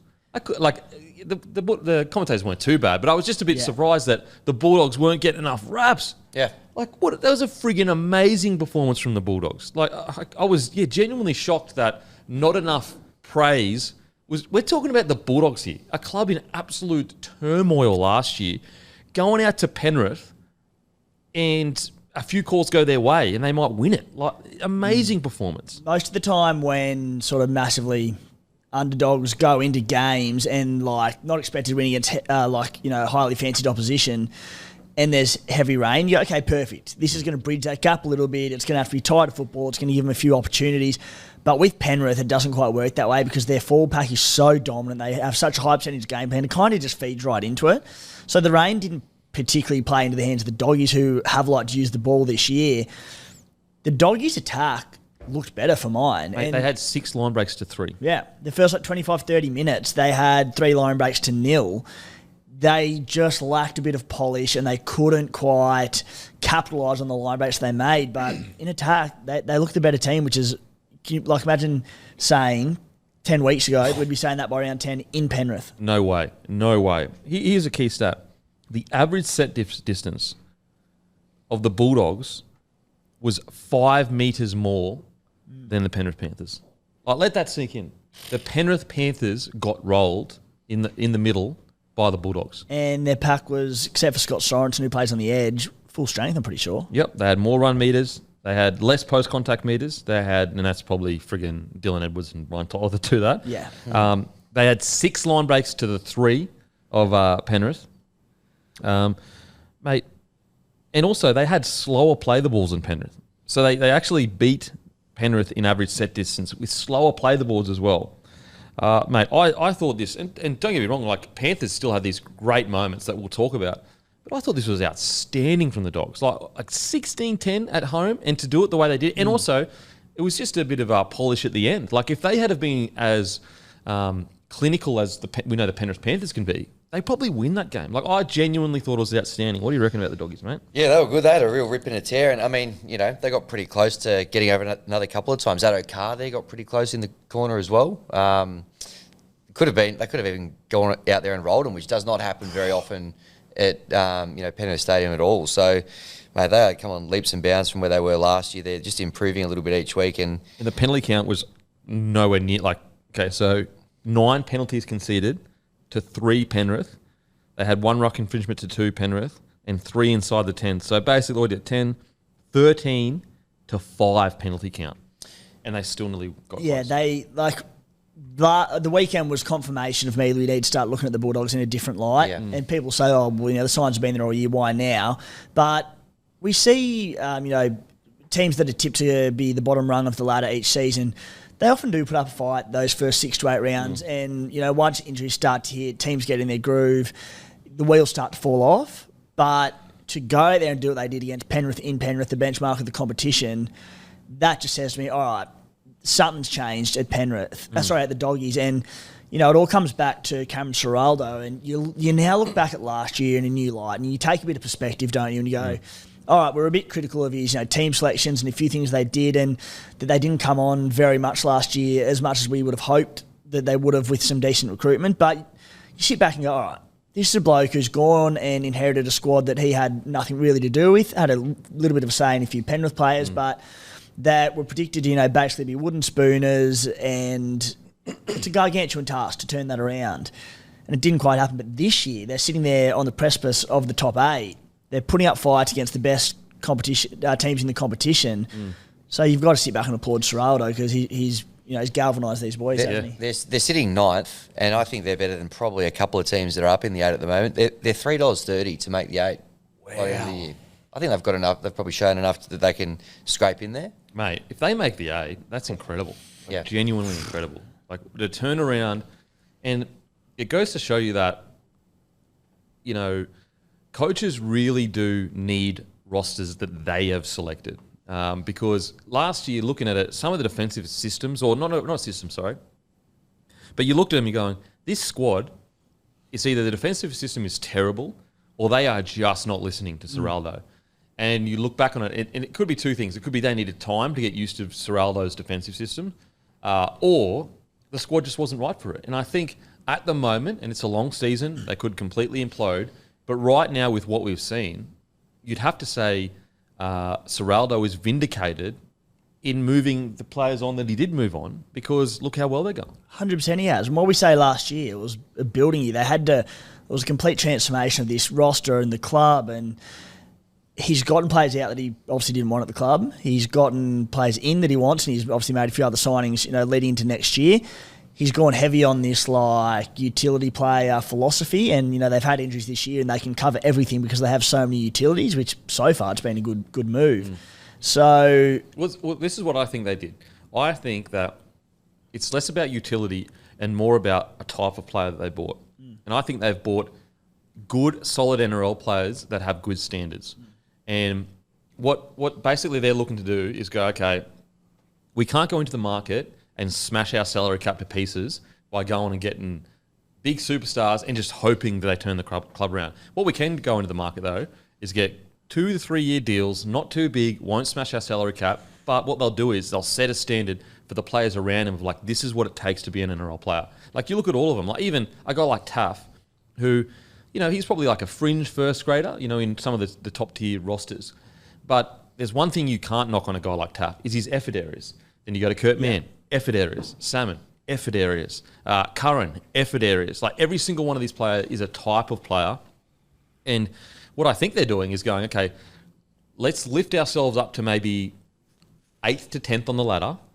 Then maybe the next year we go a little bit better. And by that stage, all of our young guns are going to be ready for first grade and a standard is going to be set. And right now it looks like it's working. It really does. Yeah, it is. It's exciting times for them because they should only get better. It's all right, there's still going to be the same things that emerge later on in the year. We still think they're a little bit light on in the middle, so they're getting by now and gritting their way to wins. But if a few injuries do hit, they are probably going to be a little bit light on. But they've shown so far that they can cover it. So, regardless if they do make the 8 or not this season, it's been so far just a massive success. Yeah, when I watch them, I'm not sitting there going, oh, wow, it's a whole new world. But what I am seeing is a gritty team playing for each other. Well, the competition at the moment, it's in a great spot because teams that people largely had tipped to be anywhere near the bottom of the table this year. The Raiders are 7th, the Dolphins, they're 4th, the Doggies are 9th, and then the Dragons are 11th. And then you even look at teams like the Titans, who have really turned a corner the last 4 or 5 weeks. The Tigers, couple of wins, but there are no easy beats remarkably, the easy beats at the moment, sorry, Matty, the Rabbitohs who have had their roster depleted, new coach, who we had tipped at the top of it, but there's not many easy games in the NRL this year. I mean, even you look to the Tigers, they're definitely not as bad as they were last year. No, they're definitely nowhere near not. close. Yep. But yeah, we'll go to the Bulldogs and then we'll go through. Another guy that's not getting the rest, but Critter's leadership there. Yeah. You know, as a young, 22, 23 years old, probably the youngest captain in the NRL right now. And, a lot of people felt that he wasn't vocal and he was a quiet kind of kid. But anyone that had kind of spoken to people in the locker room with Critter will tell you, like, this guy is, outward facing, he might be quiet, but internally, like, he's one of the biggest energies in the locker room. His ability to galvanise this team and get them behind him. This exciting thing for the Bulldogs is he's got another 10 years. He's got 10 years left of his career. Imagine the leader he's going to be in 4 or 5 years. And all the talk pre-season was when they were looking for a new captain. They'd lost Faye Taylor Mariner. They the co-captains last year was it Birdo and Marnie? Definitely so. Marnie. Yeah. And they'd sort of taken a step back from the role to sort of focus on footy. And all the talk was, who do you get? Like who's in a position to step up and do it? And all the word from the club was like, it's got to be Critter. From the second he walked in the door at Belmore. And wasn't there a vote as well? I think that they did. The players did. I think it was an anonymous vote that the players did, and literally everyone voted. There you go, and that's it. Like, apparently internally there was no doubts as to who it was going to be. From the outside looking in, there were question marks, but they were like, Critter, just from the moment he set foot there, was just everything they'd been looking for a few years, despite his age. And I tell you what, like a performance like this, and like I get it. People are going to go, hang on a sec, like Cleary went off at half time. It's still 16-10. There are teams that have gotten dusted by a Cleary-less Panthers. These guys didn't get too blown out of the water with Cleary actually playing with the Panthers for the first half. I think that this is a game that they can really hang their hat on for the rest of the year, where next time they go up against some of the top tier sides, they're going to go into it going, no, boys, like we've literally got into the grind with the grindiest team arguably in the history of the game, as in they're willing to get into the tough stuff. We can go with anyone. Like, we can go with anyone, and we can actually sometimes even out-attack them. Yeah, whether, like, teams and players obviously go into every game and out loud and in their own head, they're probably thinking, yeah, we can win this. But subconsciously, there'd be bottom-ranked teams and players going up against the Panthers and Broncos going, we're not winning this game. Yeah, if they turn it on, we're not going to win. But the doggies after this, as you say, Kempy, they'll absolutely have the belief that they can beat anyone in the comp. Yeah, absolutely. Absolutely. Now, some good performances. Hasn't Curran been a great signing? Like, he didn't have his best game, but just some of the work he gets through for that side, it's just so crucial. It's funny, I had him jotted down as well, and he said he didn't do anything particularly special in this game, but he's a bloke who's gone to a club lacking sort of middle forward depth, who's played the majority of his career on the edge for the Warriors, and he's been asked to go out there and play big minutes most weeks for the Doggies in the middle against this pack in Penrith.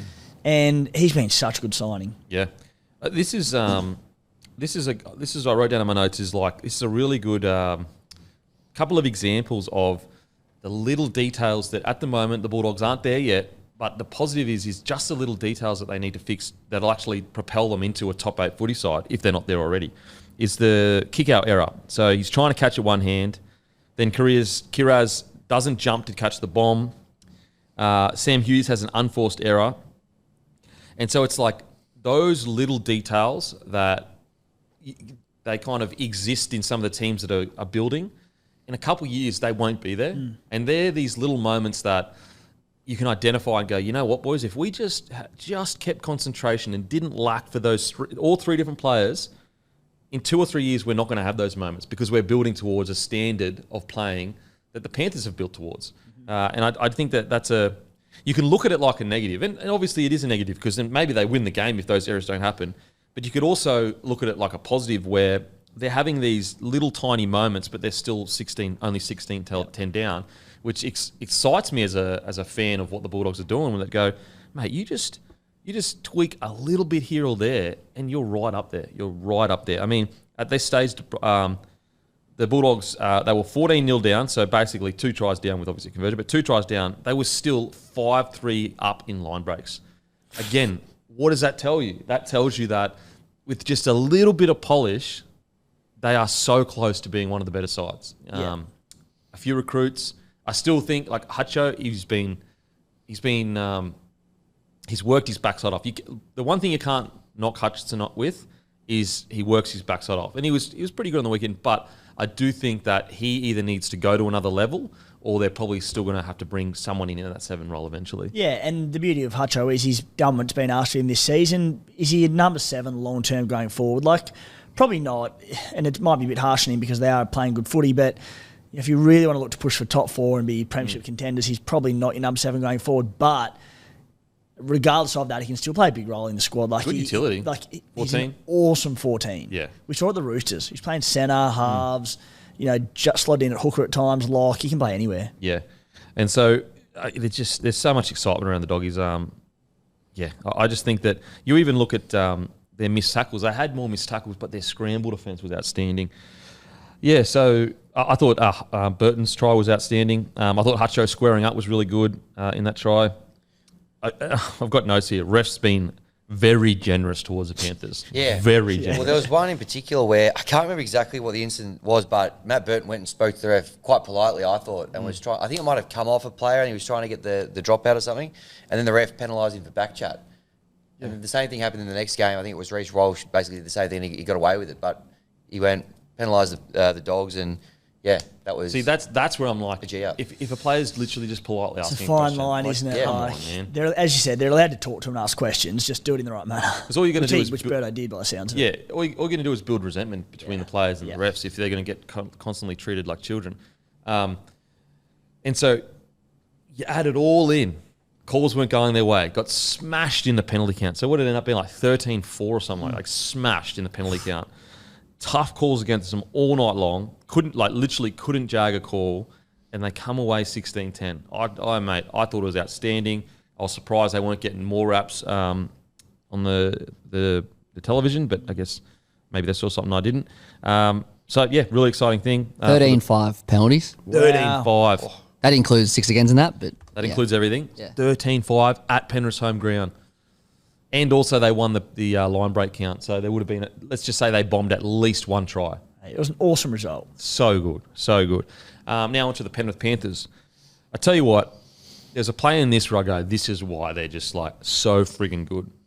So 16 minutes in, they're playing at this stage, like Bulldogs heading into this match, I think we can all agree, like most people consider them a bottom tier side. And I don't say it disrespectfully, but that's just the feeling you get heading into this year. I don't think they've played enough good footy. Well, I mean, this kind of proves they're not. But they haven't played enough good footy for us to sit here and go, you know what, this is a top 8 side now. Obviously, the weekend, maybe we start rethinking that. So the Panthers are playing a bottom tier side. We're talking about 3-time premiership, 4 grand finals in a row, 16 minutes in. And they're just as desperate as a grand final. So basically, the try that Addo-Carr nearly scores, there are 3 or 4 Penrith Panthers absolutely beelining it in desperate defence to get him into the touchline. I've watched teams that are on the bottom of the ladder that have basically everything to play for, just like totally stop moving. Penrith Panthers, they could put their feet up for a month and still be premiership contenders. They are absolutely, so they've been under the pump, set after set on their line. They make that tackle, Cleary comes across, all the boys come across, they make that tackle on Addo-Carr. Then they go like this.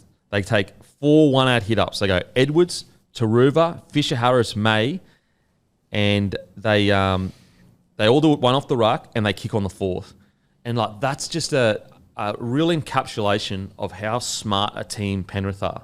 They're under the pump. They don't panic and go, shit, we need to start spreading the ball. We need a big play. They go, let's do the plays that relieve pressure. And what is it? It's one off the ruck and then kicking on the 4th tackle to turn them around and put pressure back on the opposition. And that basically turned the momentum back in their favour in the first half. And I just think it's like a really good encapsulation of what makes the Penrith Panthers great. Yeah, and that's it. Like, could be critical of Penrith in a few ways in this, but, other elite teams in the competition, they have down weeks and they give up points, but Penrith still find a way. And isn't it weird, like, for all that we just said and saying how close the Doggies were to winning this game, still felt comfortable for Penrith the whole time? Like, I don't know why, and all the stats say differently, but you're just like, Penrith would have felt in control. Well, it's just the defence is so good. They build their game on defence so that even when they have an off night, even when they've been a bit flat for the last probably month of footy, they still keep the opposition to 10 points. Really fascinating couple of months coming up for the Panthers without Nathan Cleary, because a lot of pressure is going to go onto the shoulders of Jerome Luai, because we've seen Brad Schneider injured in New South Wales Cup on the weekend. I haven't heard the latest on that, but it didn't seem great. Like, it might have been out for a longer period. I hope it's not. But Schneider, who's come in, and it's been pretty seamless, him deputising for Nath at 7. Probably going to be Jack Cole. Could also used Dane Laurie in the halves with Luai, but Luai's going to have to step up and probably play that number 7 role that we've seen him do with Samoa. We've seen him do bits and pieces with Cleary out, but really be the number 7 through that period. Dylan Edwards, a massive chance of an Origin call-up, so I suspect Ivan Cleary's going to rest a lot of Origin players after those weeks. So big couple of months to see Jerome Luai, because I don't think he's had a great start to the year. I think he's been very predictable in his footy. I can't wait to see what he's got. I think it's an interesting month. I agree with you for Penrith, because I think they started the year with a bang. Then ever since the Manly game, I think it's the Manly game, they had the bye. They haven't really looked anywhere near where we know they can be. They've actually looked quite flat, especially their forward pack. Put it this way, without Isaiah Yeo and Edwards arguably having career best years, well, definitely Edwards, I think they lose a few of these games that they've been playing. I think that... Oh, shit. Still it. All good, I think those two guys have been carrying them to a lot of their victories recently. And I just wonder, is this flatness, especially now without Cleary, over the next month, and also Schneider, will it catch up to them in the next 6 weeks? What I know they will do, though, is by the time we start hitting finals footy, I think they're going to be humming. But I do think it's a very crucial 6 weeks, because they could find themselves sitting 7th or 8th, and they may have to play a little bit of catch up to get back into that top 4. They're lucky. Not lucky is a terrible use of a terrible term. Not lucky at all, but the fact that they have started quite strongly this season, at least on the ladder, and being 7-2. At least they can afford to drop a few games. You know, if they'd lost 4 games this season, and I'm with you, Campy, I think with Origin looming, they will drop games on those major bye weeks. As I said, I think there'll be players rested off the back of what's happened to Nathan Cleary. After Origins, they probably drop a couple more games. That being said, it's Penrith. They can win without their stars, as we know, but because they're 7-2, they should be pretty sweet through this period, but it's going to be a fascinating watch. Yeah, I think they'll probably, in their next 6 games, don't be surprised if it's like 3 or 4 out of 6. Yeah, I think every chance. Yeah, I think, I don't know. Again, this is pure just speculation or whatever, just watching them. They may drop a few games. And it's unfair on them, because exactly we had Jerome Luai on the captain's run last week. And Smithy kind of asked him, like, what's the feeling of, like, if you just don't win and win by a lot, people are, like, disappointed. He's like, yeah, it is actually really weird that if we lose, like, a single game, it's, like, a big deal. But that's how good they are, that if they lose a single game, you're going, ooh. Yeah. It's interesting as well, just the impact it's going to have on the Origin selections to Cleary out, because, you know, I don't know to what degree he was in the conversation, but you put a line through Jerome Luai, he doesn't play without Nathan Cleary. Dylan Edwards, I hope, has done enough that he'll still be really considered, but it's gonna hurt him with no Teddy. Cleary there. Yeah. Yo as well, there's another, starting Yo with Cleary always seems like a bit of a no-brainer. What do you do there? Yeah, that's a really good point. And so maybe instead of, because like the whispers, I'm hearing whispers, Lord of the Rings whispers, when he puts the ring on. Frodo, when he puts the ring on, I hear those whispers. Of Cam McInnes, there were whispers that he might be 9, but with Cleary out, does that make him potentially whispering into 13? Possibly. I'd be very surprised if Cam McInnes isn't in the squad. I reckon he'll be in there. Sounding like it. Yeah, especially after the weekend. Holy heckers. Yeah. Anyway, back to the Penrith Panthers.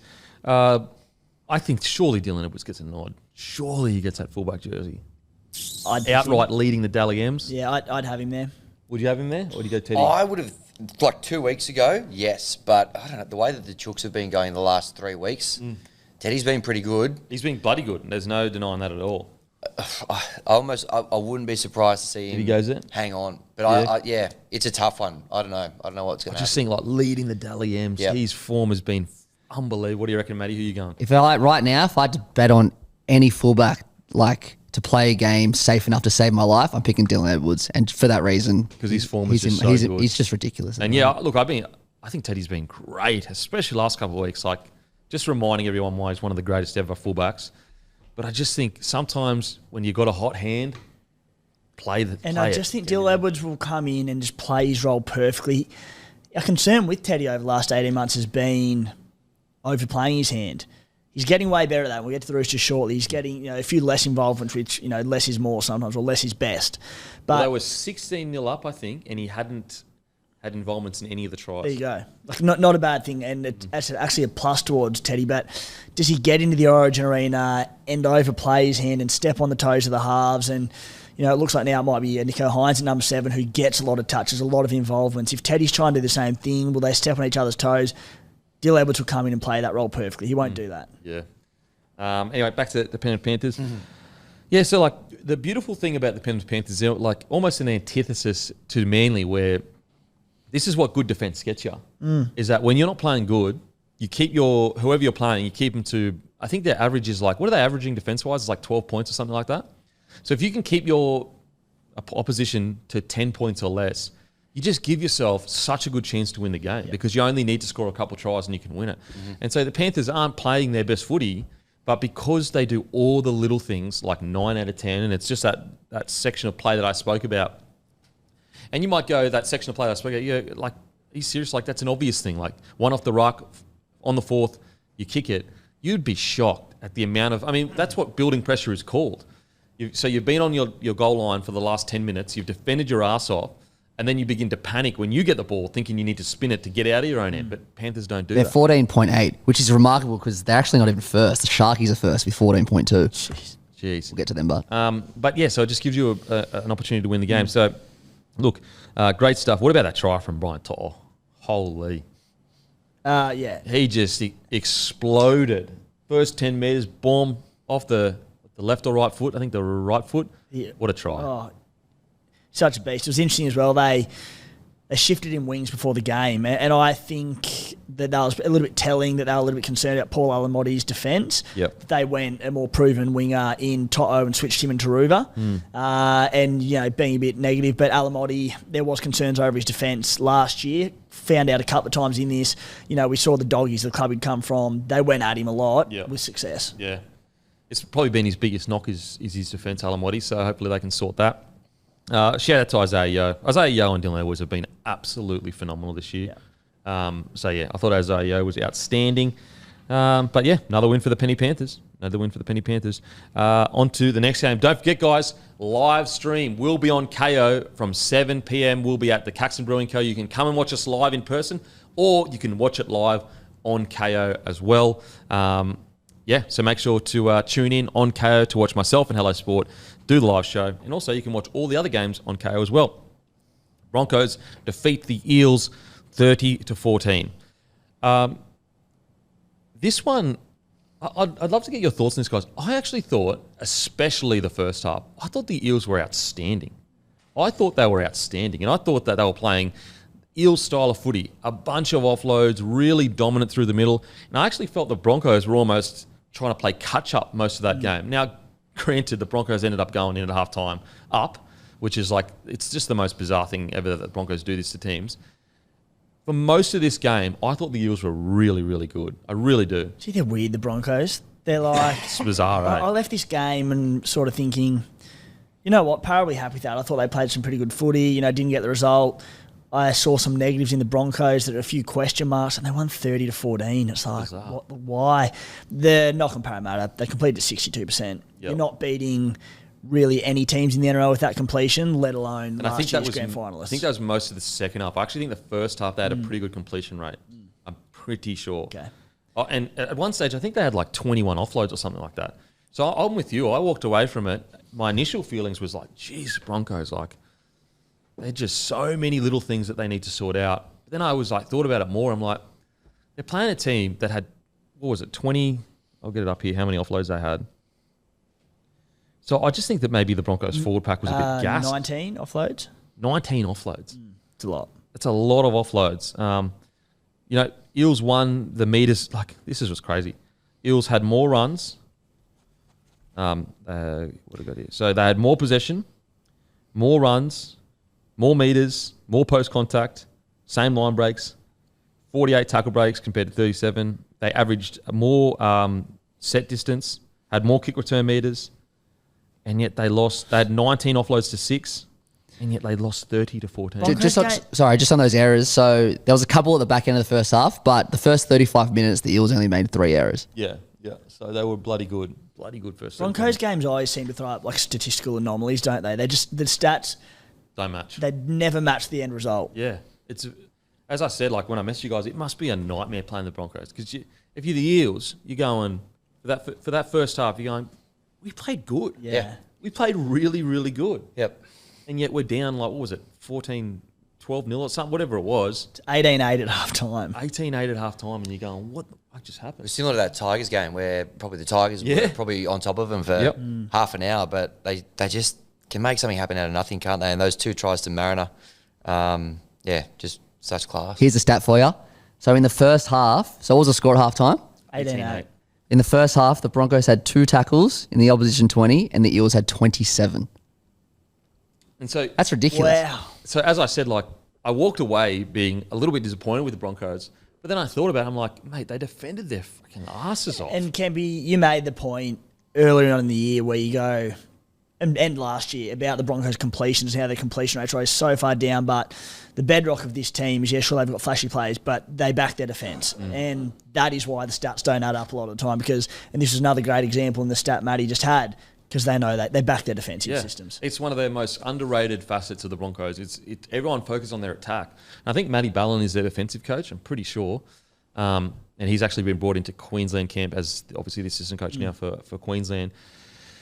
But so as I said, it's very, very weird. So I was initially disappointed. Then I sat down and thought about it. I'm like, you know what? You're playing a team with forwards like Junior Paulo, RCG, that have having nearly 20 offloads. I just think that the Broncos forward pack, when they got the ball back, were pretty much gassed. And so that's why they were getting dominated coming out of their own end for a period. Let's talk about the Eels first, and then we'll talk about the Broncos. As I said, there's a lot to build off with this. So you look at the fullback, Talangi. Yes, he's definitely rough around the edges. There's parts of his game that you can, you need to round out and get better. But you could say that about nearly any rookie that comes into it. His X factor, and what surprises me so much is like, why were the Eels so public about wanting to go into the market to get an X factor outside back when you got Talangi playing in New South Wales Cup? Gun. That's X factor. He was so good. Yeah. And you know what? To add to that, it's like he's 19 years old. He turned 19 in March, so he's a young fella.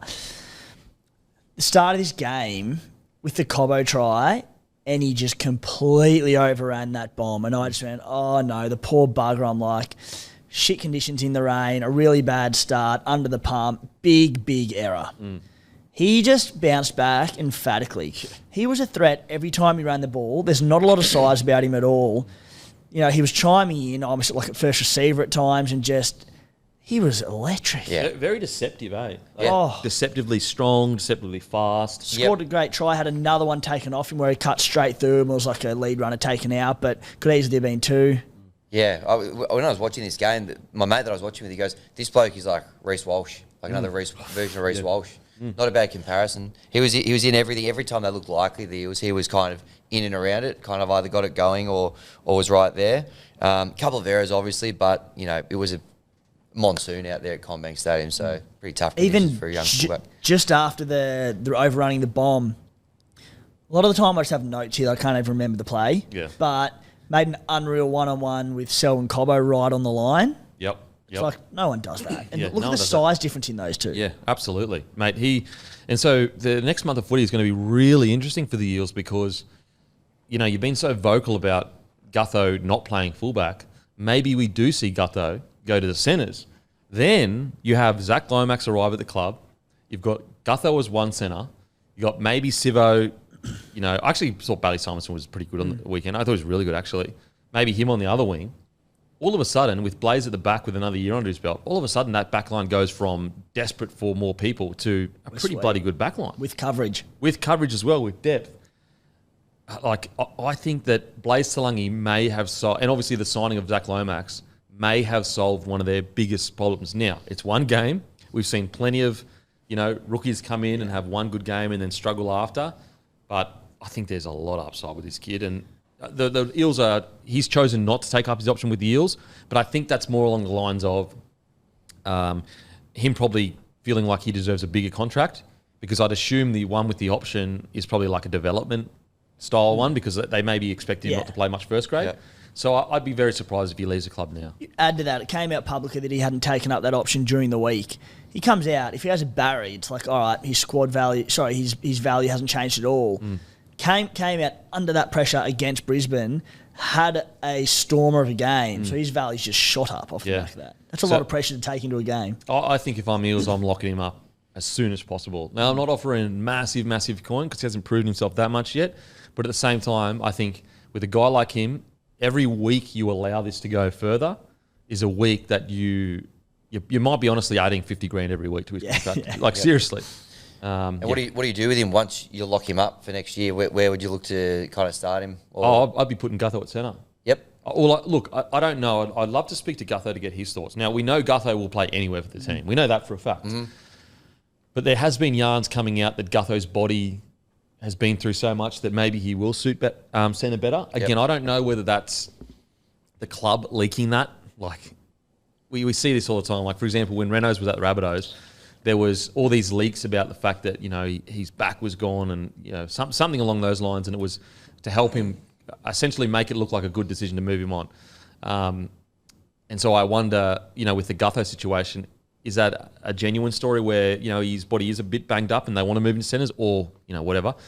If Blaze Talangi continues playing the way he is, I put Gutho at centre and I put Blaze at the back there. Yeah, you already said it's like one game. So one game in the NRL level, I should say. Yeah. But he also had a really impressive game earlier at centre, I believe it was. Yeah. He went into the halves for, it might have only been one game, potentially two. Parallel pretty ordinary in those games, so he didn't really impact it too much. But, he's played centre and gone well. We know they're struggling for outside backs a little bit and have been light on there for a while. So, look, I'm very much an advocate of Gutho at number one. If Blaze keeps doing this while he's out, then sweet, change Gutho to 3.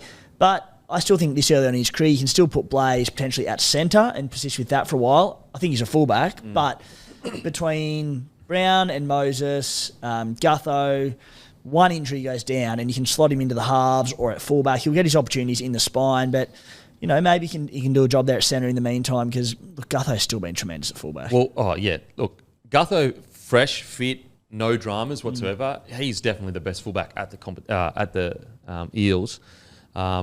In saying that, if let's say he rounds out these errors, Talangi, over the next month of footy, if you put Gutho at centre, he can always be a roaming centre, and he would be great at it. He'd kill it at roaming centre.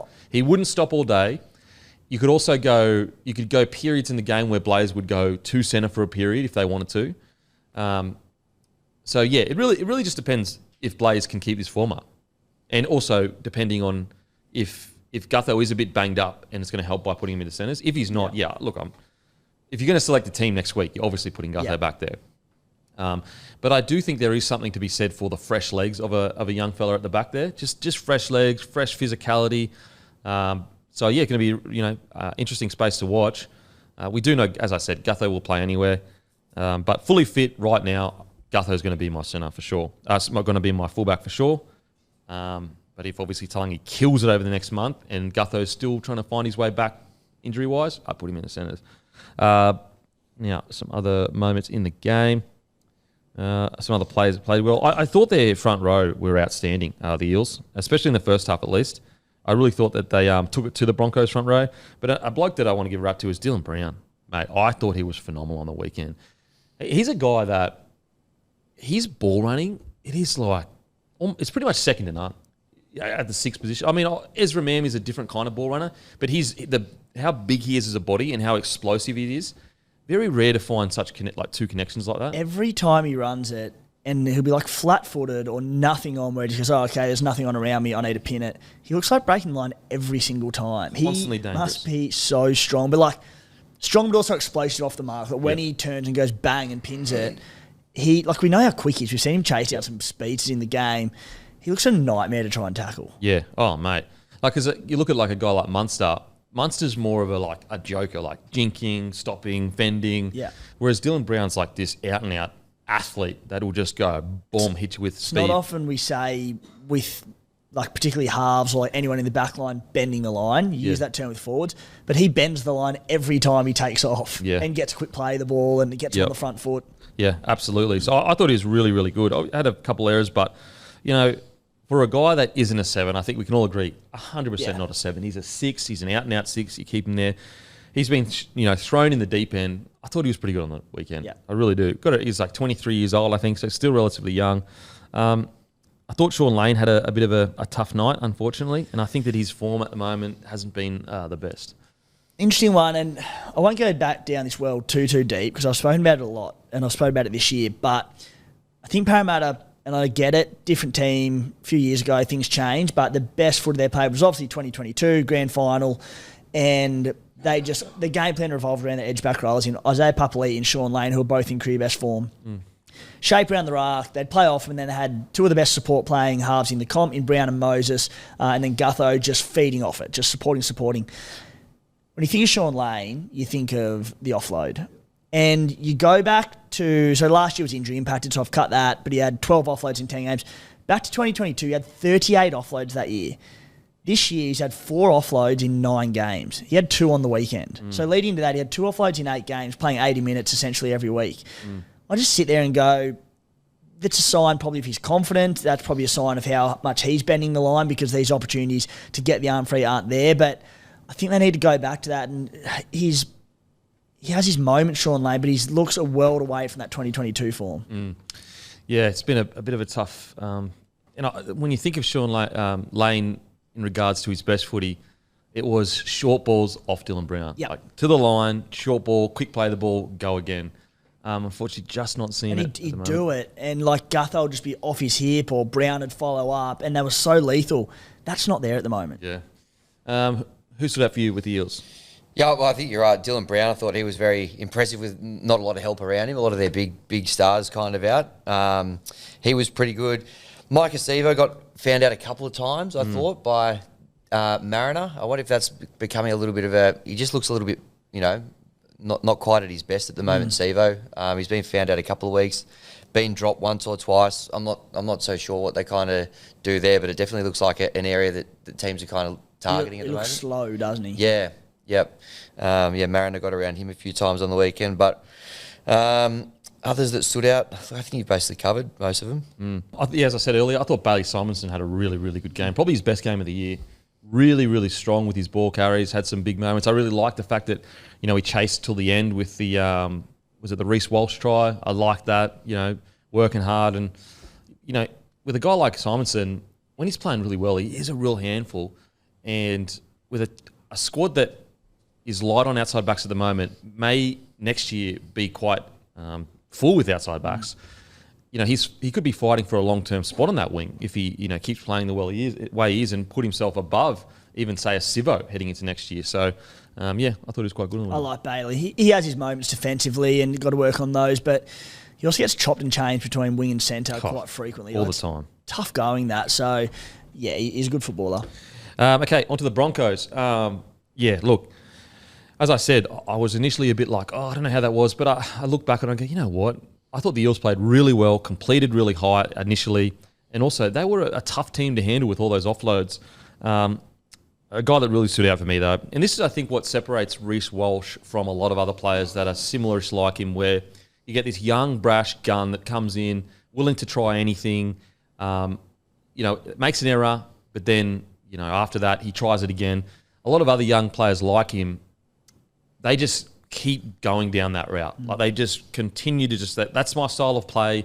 This is how I want to play. I don't care what anyone says. This is how I want to play. What I like about Reece Walsh, and he's been like this since the start, is that when he has a game like he had last week, he responds to it. And that shows me a bloke that cares, that really does care about the team. He came out on the weekend. He basically had no errors. Like, it says one error, but he basically had no errors. Played super conservatively, did his job for the team, ended up with a try assist and a try.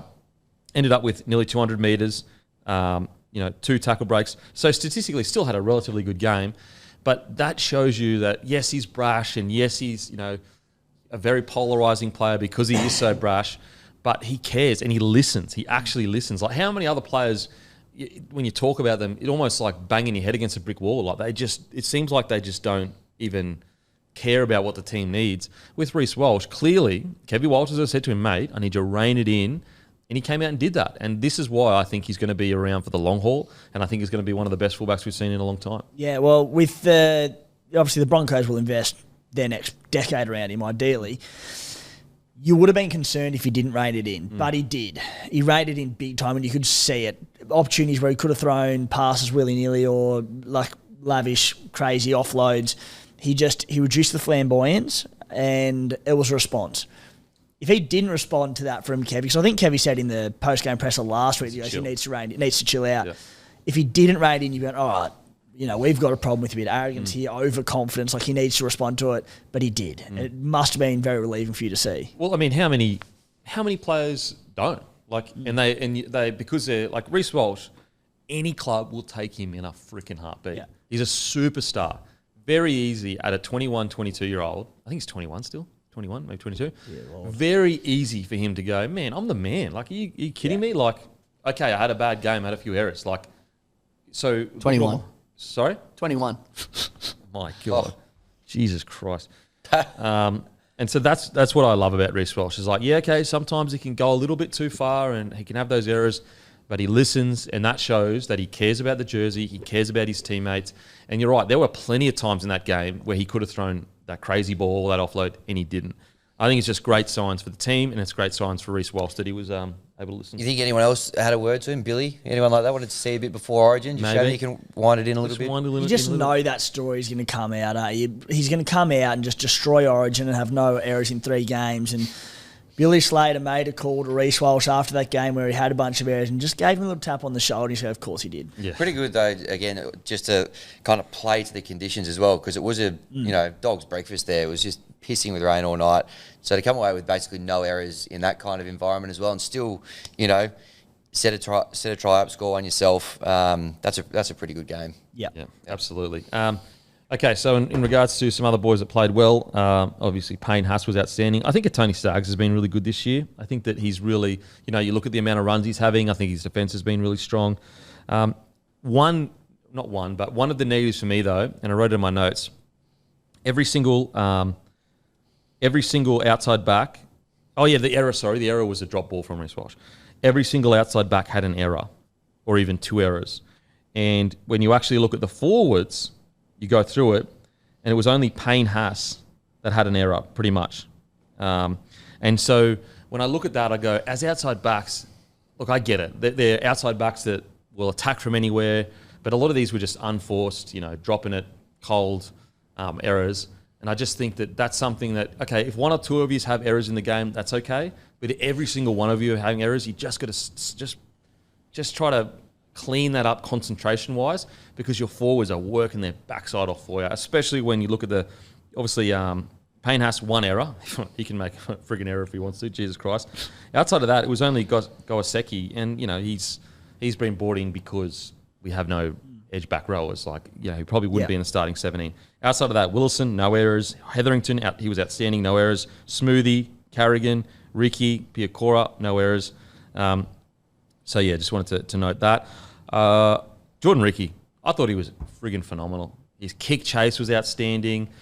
There was a period there where I was a little bit unsure whether he would mature into the player we hoped he could. He's young, he's good looking, he's actually an explosive athlete, so he could very easily fall into the trap of like, no, I'm just going to focus on my attack. Like, give me a good ball and let me do my thing. But he has really built himself into one of the most reliable defensive edge back roles in the comp. That kick chase. It's the best. Probably the best in the business. He motors every time. He'd be a nightmare for fullbacks and wingers. Him and Ezra Mann? Yeah. Just and it's a real weapon. And so I just think he has matured, so much. He's still only 24, 25, so he's got plenty of footy in front of him. And, I love it. It's a great story of a young forward comes in with all this physical, natural ability, And sometimes they can go the easy route and just rely on that. And other times they can go, I'm going to go the tough route. I'm going to go all the tough stuff in the game, all the stuff that actually takes dedication and a good, strong attitude.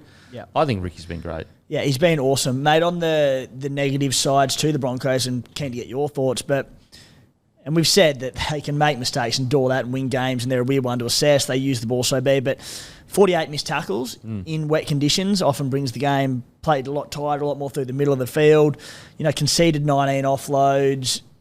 This is all a power side that they complete at 62%, pretty ordinary. Yep. Concerns around the missed tackles, or happy to ignore it for a week?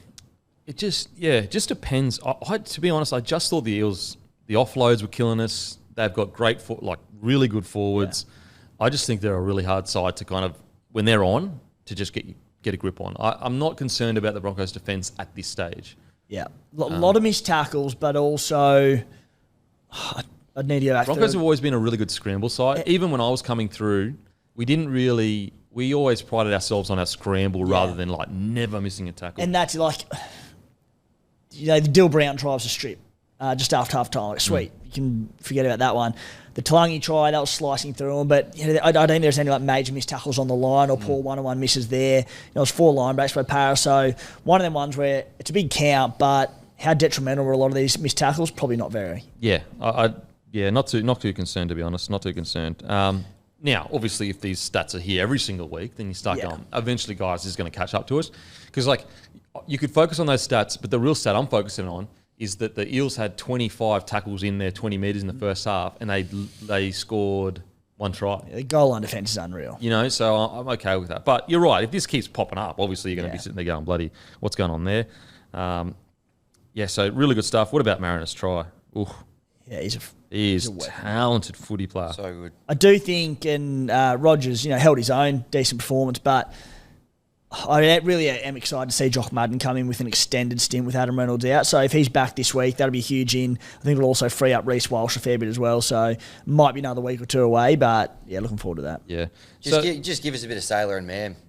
Ooh. What do people want to Give see? the people what they want, Mate. especially for Magic round. Magic, where's your spirit of Magic? Let's go. Look, they would genuinely be one of the craziest pairings you've ever seen. And when I say crazy, I'm talking about bums on seats factor. Anything you can think of, they're trying. Yeah, with Reece Walsh at fullback. Mate, just give us one game of it. One at game. Some point. One game. Say, look, who cares about defence? The score is going to be 50-40. Yep. Well, this is the week to do it, isn't it? It's Magic Round. Yeah. You imagine if Kevy came out and said, you know what, for Magic Round, we're just going to throw him in there for a bit of magic, baby. Mate, it'd be unbelievable.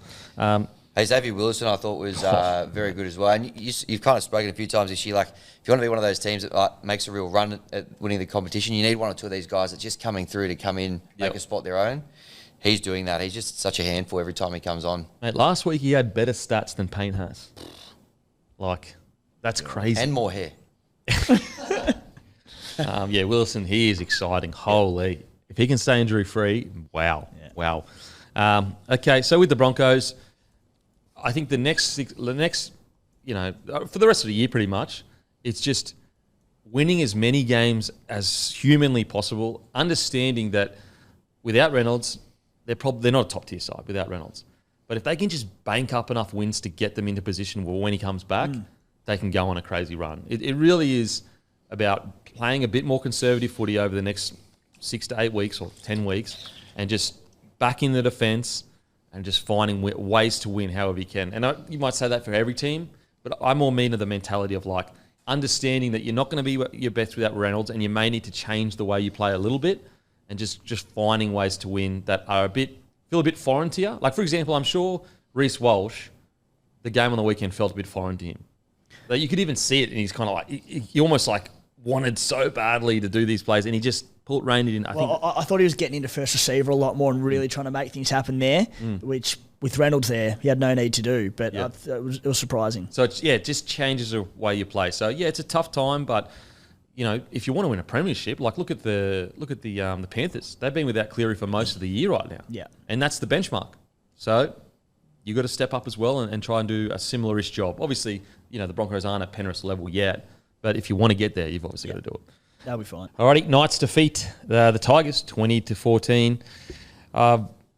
I really like this performance from the Knights. They have been really impressive the last 2 weeks. I think they're building really nicely. Are they, a top-tier side right now? Like, no, they're not. But I think they're building nicely. They're becoming quite gritty. Some of their players are starting to hit some red-hot form. I think they're building a foundation to, potentially challenge for the edge of the 8 towards the end of the year. I really like what I'm seeing, especially last 2 weeks. I thought Bradman Best was absolutely outstanding.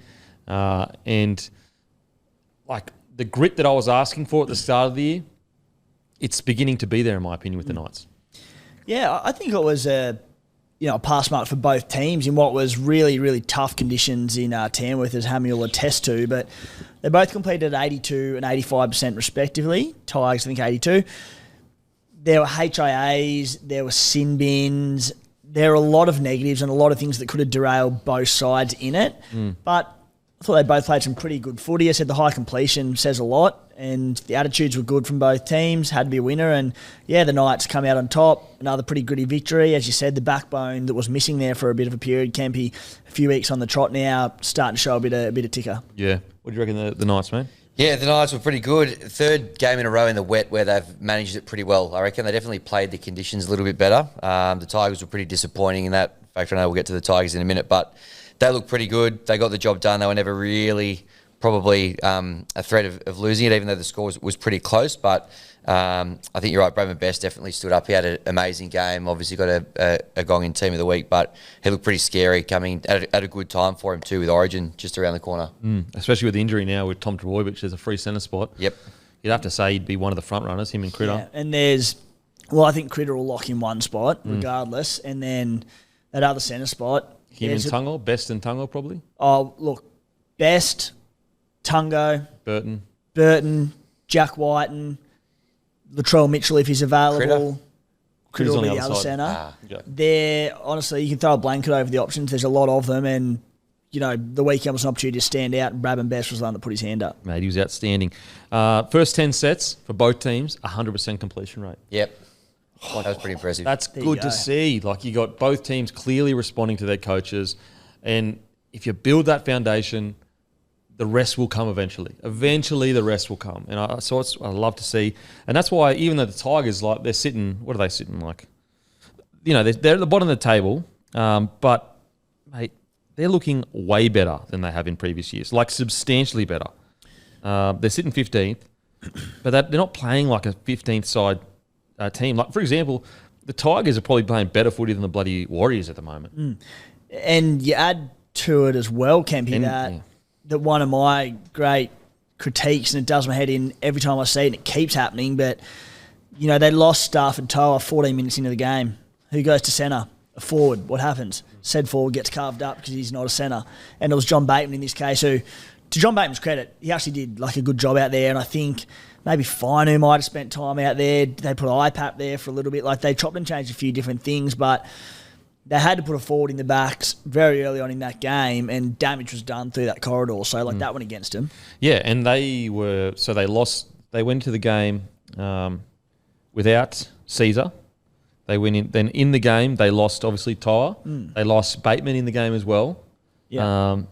It wasn't like things didn't happen for them as well. Am I going mad just wanting someone that can genuinely cover centre on the bench, and the teams that just pick a 4-forward bench with what seems like a logical plan to cover it? Because I've seen so many teams lose games of footy this year already not having coverage in their back line. Yeah, it's hard because then if you get someone on the bench to cover centre, are you going to give up that 14 rotation, like the 14 jersey that's usually a 9 replaces? Yeah, I get it, but there are also a lot of, and look, maybe the Tigers roster doesn't have it, but I would probably put that down to roster mismanagement potentially, but most clubs have, even a forward who can go to centre and cover it quite well. Like, off the top of my head, even the Sharkies have Sifa Talakai, who's a bit of an exception because he's actually played a lot of centre, but even Britton Nicola, he can play there if need be. You look at the Panthers, who have Luke Garner on the bench. He can cover centre quite easily as well. It doesn't have to be a centre. You can still carry 3 forwards and have your 2 hooker rotation as well. But maybe they feel Bateman can cover centre. Yeah, I don't know about that though. He's okay there, but he's still a big boy. Yeah. Yeah, I see what you're saying. If Toa doesn't get injured 40 minutes into this game, and I know ifs and buts, but and they didn't have to shift Bateman and do all this, I think it could have been a different result. Yeah. It's a tough one. It's a really tough one. It's how tough is squad management, roster management compared to 15 years ago or whatever. 15 years ago, if you said, you got to carry a bloody outside back on the bench just in case someone goes down, you would have said, mate, you are off your head.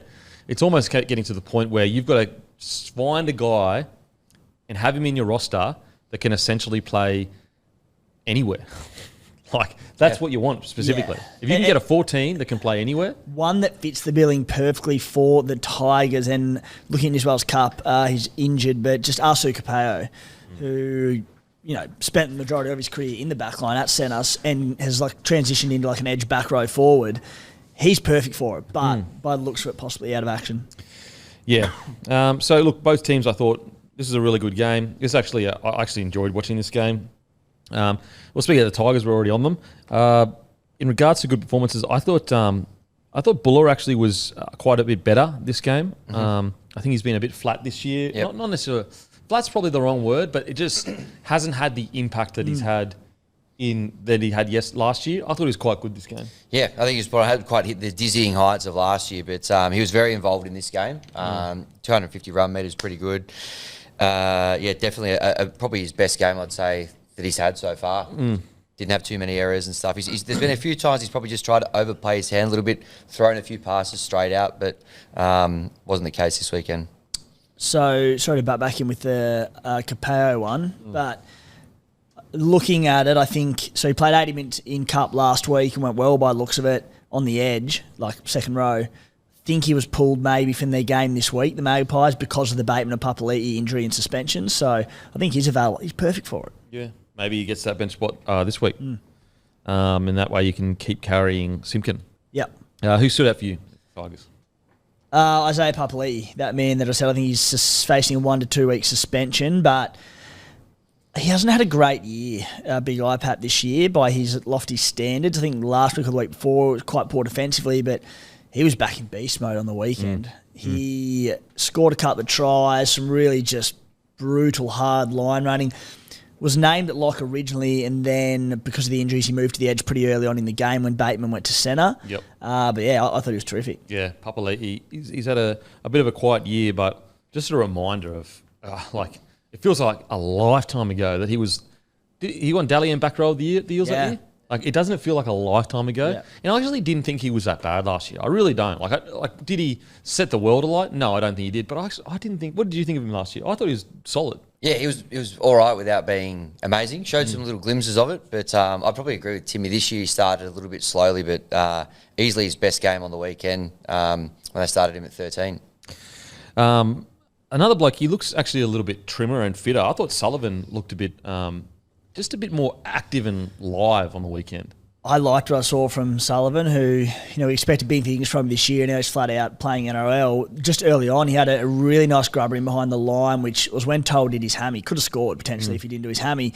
The next set, pinned his ears on the line, offloaded for Papali'i, I believe, for the try. And just he's got such good running game. He's quite destructive when he is running and when he's confident.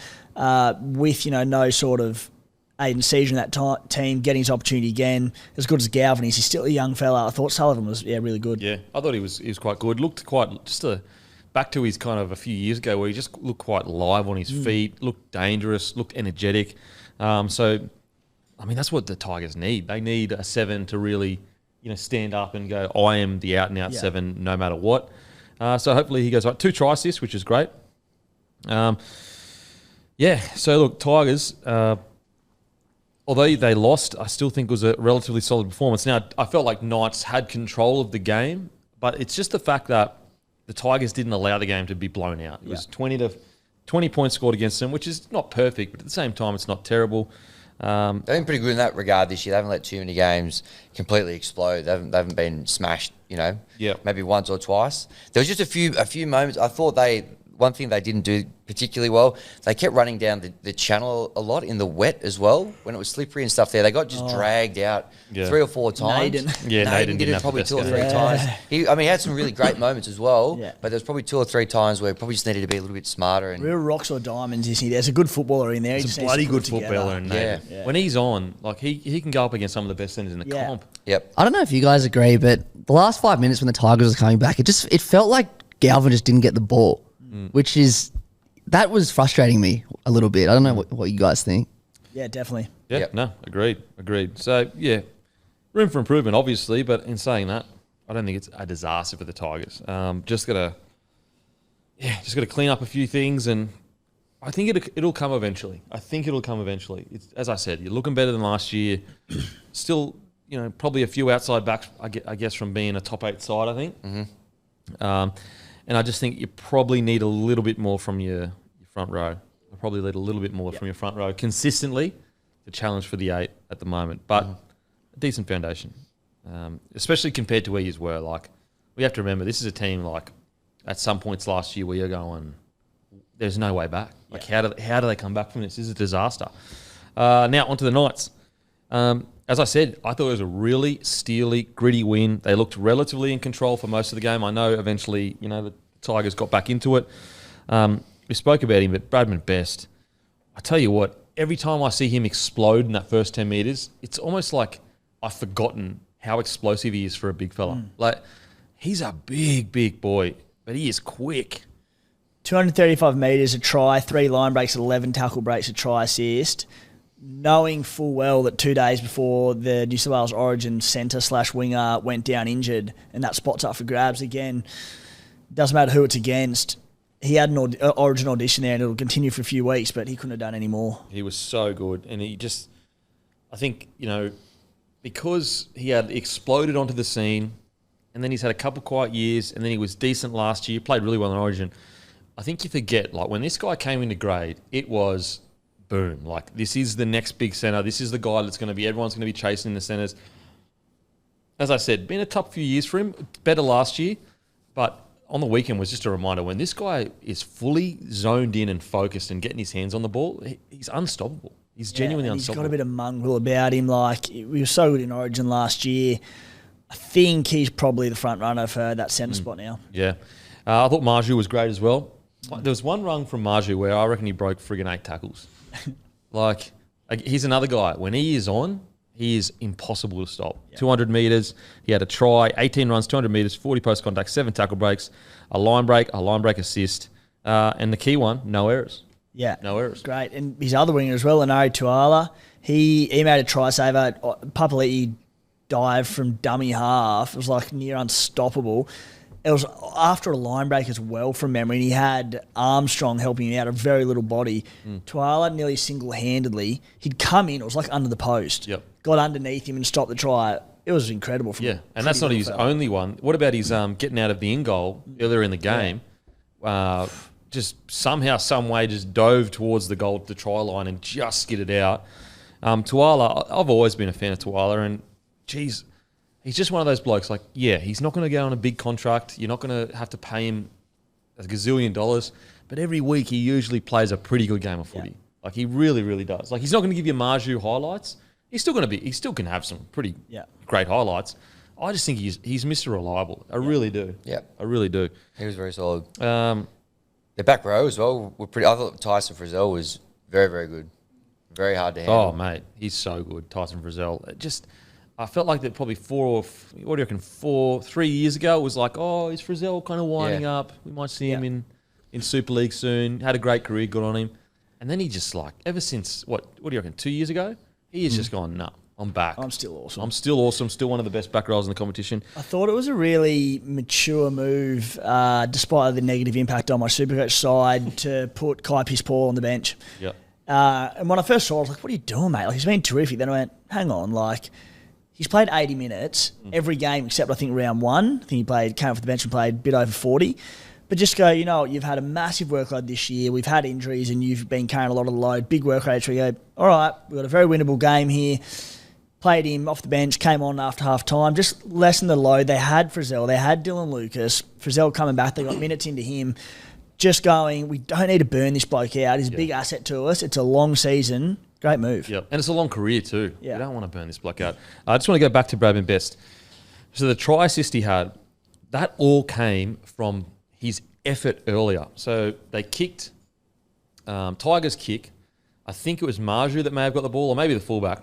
And Bradman Best, in a perfect environment as a centre, every time the opposition kicks to you guys, you should always chase back and go straight to the touchline. Because what does that do? That gives the winger an opportunity if he wants to hit that short side. It keeps players off him, but also he might be able to hit you. And it's the hard work first that got Bradman Best that try assist, because he did the hard work first. He got to the touchline, which gave either Marju, I can't remember who, or Armstrong, the ability to pass to him, which he then made the break, and then there was a try assist. And that's with Bradman Best. If he can just keep that attitude of doing the hard work first, he's always going to put himself in positions like that. It's we say it all the time, especially with outside backs.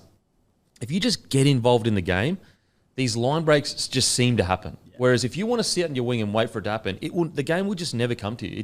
I don't know what it is. It's the footy gods, but it just doesn't seem to happen. Rewarding hard work. Yeah, it really is. You have to get involved in the game, and then all of a sudden, that same defender that wouldn't have missed a tackle, all of a sudden he does miss a tackle on you. I don't know why it is. It just seems to be the way. And I think Bradman Best, he typified that on the weekend of just forcing his way into the game.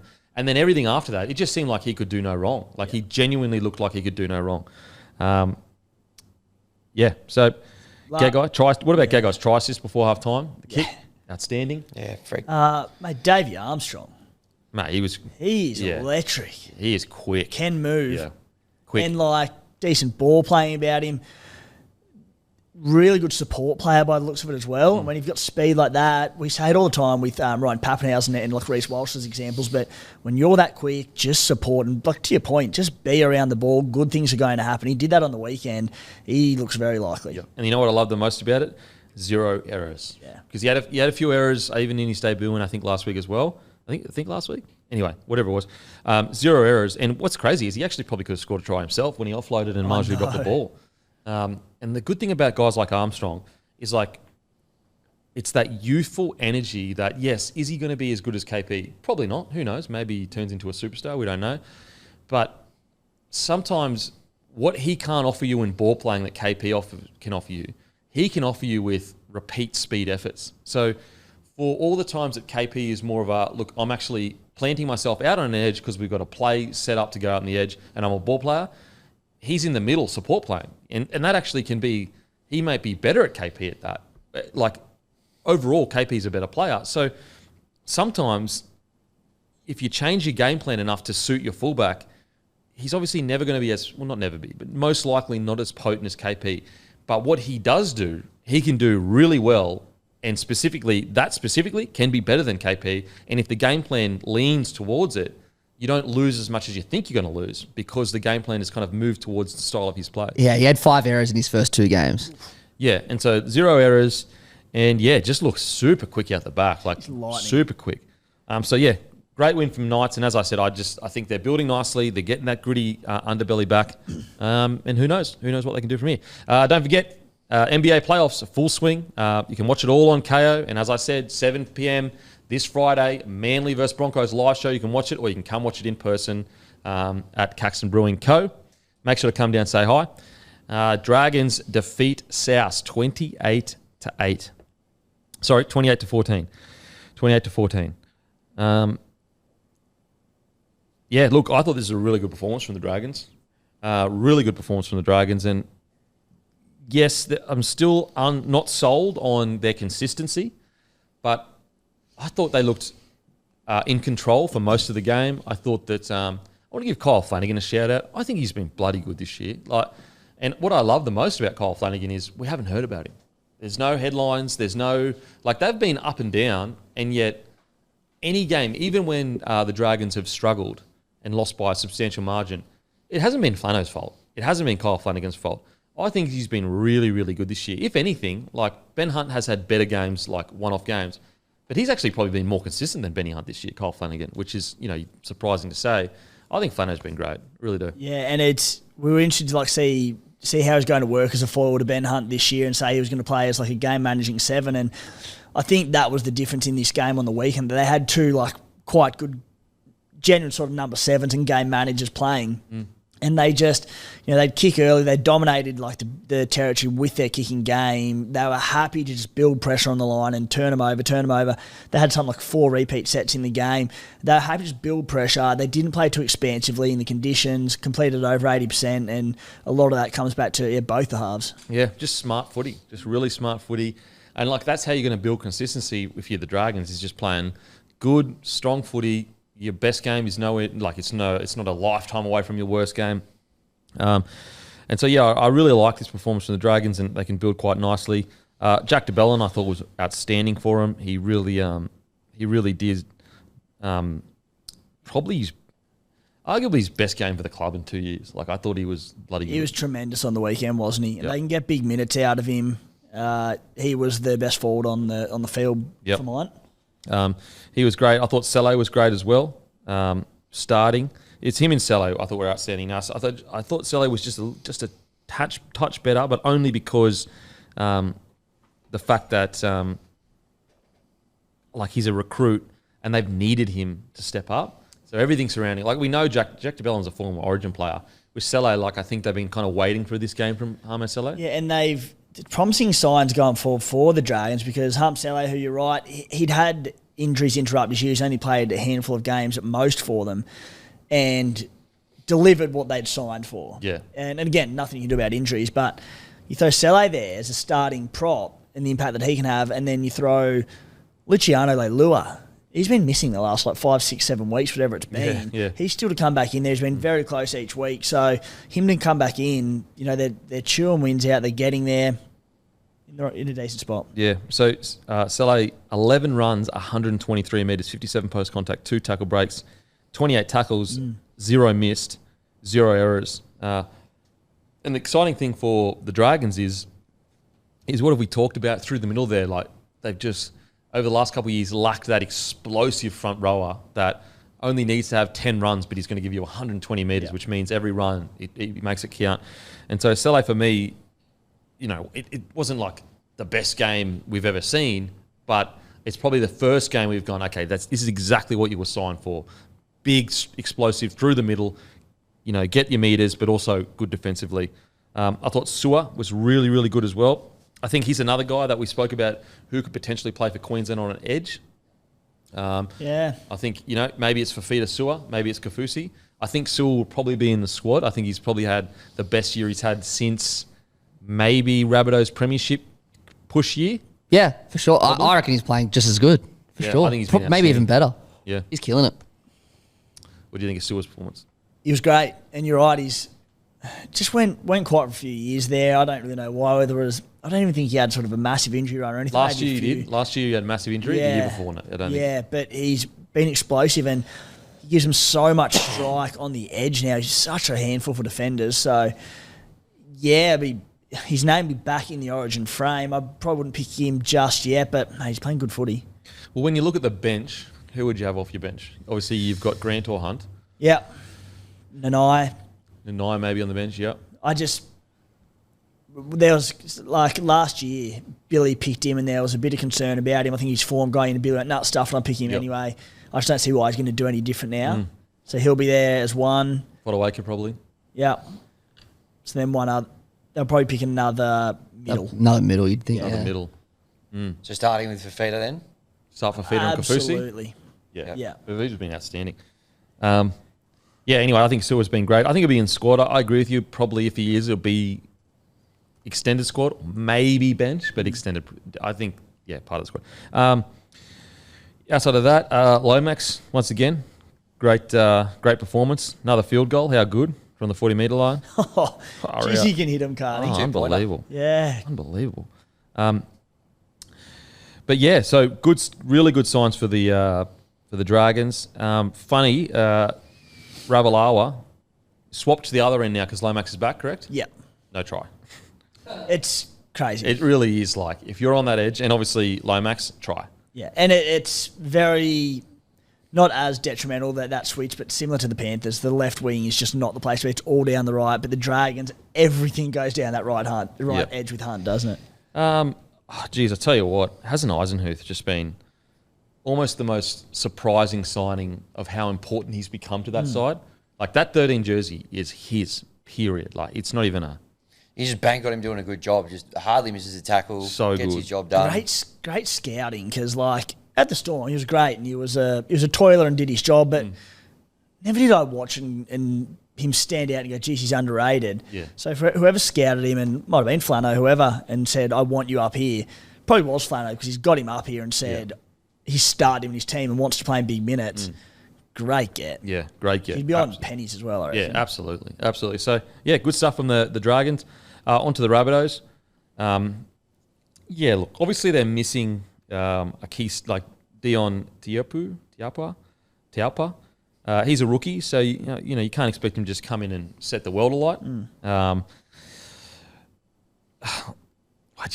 think that the club is in much worse state than we given credit. I think the first 5-6 rounds, I was happy to go, you know what, it's just a bad patch.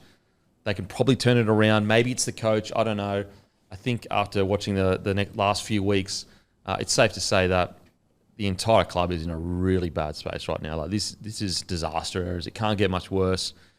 This isn't a quick fix. Even if they have their full strength side, I don't know whether, obviously they'd win more games than they're winning now, but I think the club's just in a bad spot right now. It's hard to analyse them critically footy-wise, isn't it, as well, because... They're missing so many players. They're losing. I think Matty said last week, had something like 12 available from their top 30. They're missing like more than half their top squad. There's clearly internal shit going on as well. All of that comes out onto the field. So I was like, between having no players and then having the internal stuff, it's just grim. And you look at it now and you sort of wonder where their wins are going to come from. Like Latrell's back and he had a few bigger moments, but... who are they going to beat at the moment? Yeah, mate, I just don't know, especially with the amount of injuries they have. Well, they don't even really have players coming back soon. Like Murray's out longer term. Campbell Graham, I think, was about round 18 or something. Alex Johnston, he might be back this week. But that's not going to change too much on the wing. Even still, bro, like this is what they started their front row. Their forward pack. Havili at 13, decent. Jairo, Kalamatongi, Kepi, Cook, Mawali. It's a good forward pack. It's a pretty bloody good forward pack. Yeah. Like, okay, let's just get it up. Sorry, 2 secs, guys. So I just read that out. Now this is a Dolphins starting pack. Bromwich, Jeremy Marshall-King, Nichols, Kafusi, Aiken, Plath. Yeah. Like, are they much different? God, no. Like, they really aren't. Like, if anything, there's an argument you made the Rabbitohs. Well, Damien Cook's the incumbent number 9 for Origin. Jai Arrow's an incumbent for the Maroons. Kyle Matangi, early in the year, we were saying... Well, he played Blues last year. Yeah, we were saying he's probably going to be there again this year. That's probably changed now. Moali, plenty of promise. Kepi, solid toiler. Havili, we were wrapping big time earlier this year. Yep. It's a good pack still. It's just, so I go... Tommy Burgess coming off the bench, like... So you look at that and you go, yeah, for sure, they're definitely missing some massive amount of players, but you'd expect them, at least against some of the lower tier sides, to be competitive. But this was the score says 28-14, but they were never in it. And that's the thing, I thought they had a decent enough crack. They're just... Well, I actually thought Cody Walker tried his heart out. I really did. I thought he tried his absolute heart out. I thought Latrell Mitchell, although he had 2 tries and a try assist, in the first half, I think he had 4 runs. And look, when Trell's at his best, he's not like other fullbacks. So he's not gonna have 25 carries or whatever. So I've always been of that mind when he's at his best. But at the same time, I just think like with everything going so wrong, and he's a superstar, and he may sit there and feel like, well, why has it just got to be me? But that's the responsibility that comes with being the superstar at the club and getting paid, $900K or whatever it is that it's with the talent he has comes great responsibility. And I just think, even though statistically he still had try assists, 2 tries, I just want to see a little bit more, quite a lot more. 4 runs in the first half. I just don't think that's enough as a leader of a team. It's always so hard to judge Latrell because, I'm starting to lose hope that he will come out and have these 15, 20 plus, not 20 plus run games. We've spoken about it. He doesn't have to do that, but he said 4 runs in the first half in a team that needs you so desperately. Coming back from a 3-week layoff due to suspension, I think there was a bye in there as well, so it was a pretty long, like over 4 weeks without a game. In the wet conditions, heavy underfoot, I wasn't expecting the world from him around certain effort areas. So, look, I was okay with his performance. There were some bigger plays in it, but you said just looking at straight 4 runs in one half of footy, it's pretty unconvincing on what you wanted him on return. But I thought it was a pass mark for me, Latrell.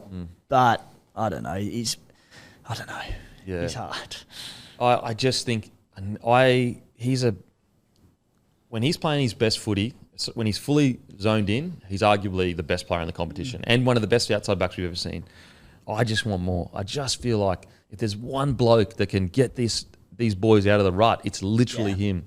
So look, the stats, the tries and the try assists, we know you can do that. Look, if he was a normal fullback, I'd go, you know what? Why am I asking so much of Troll?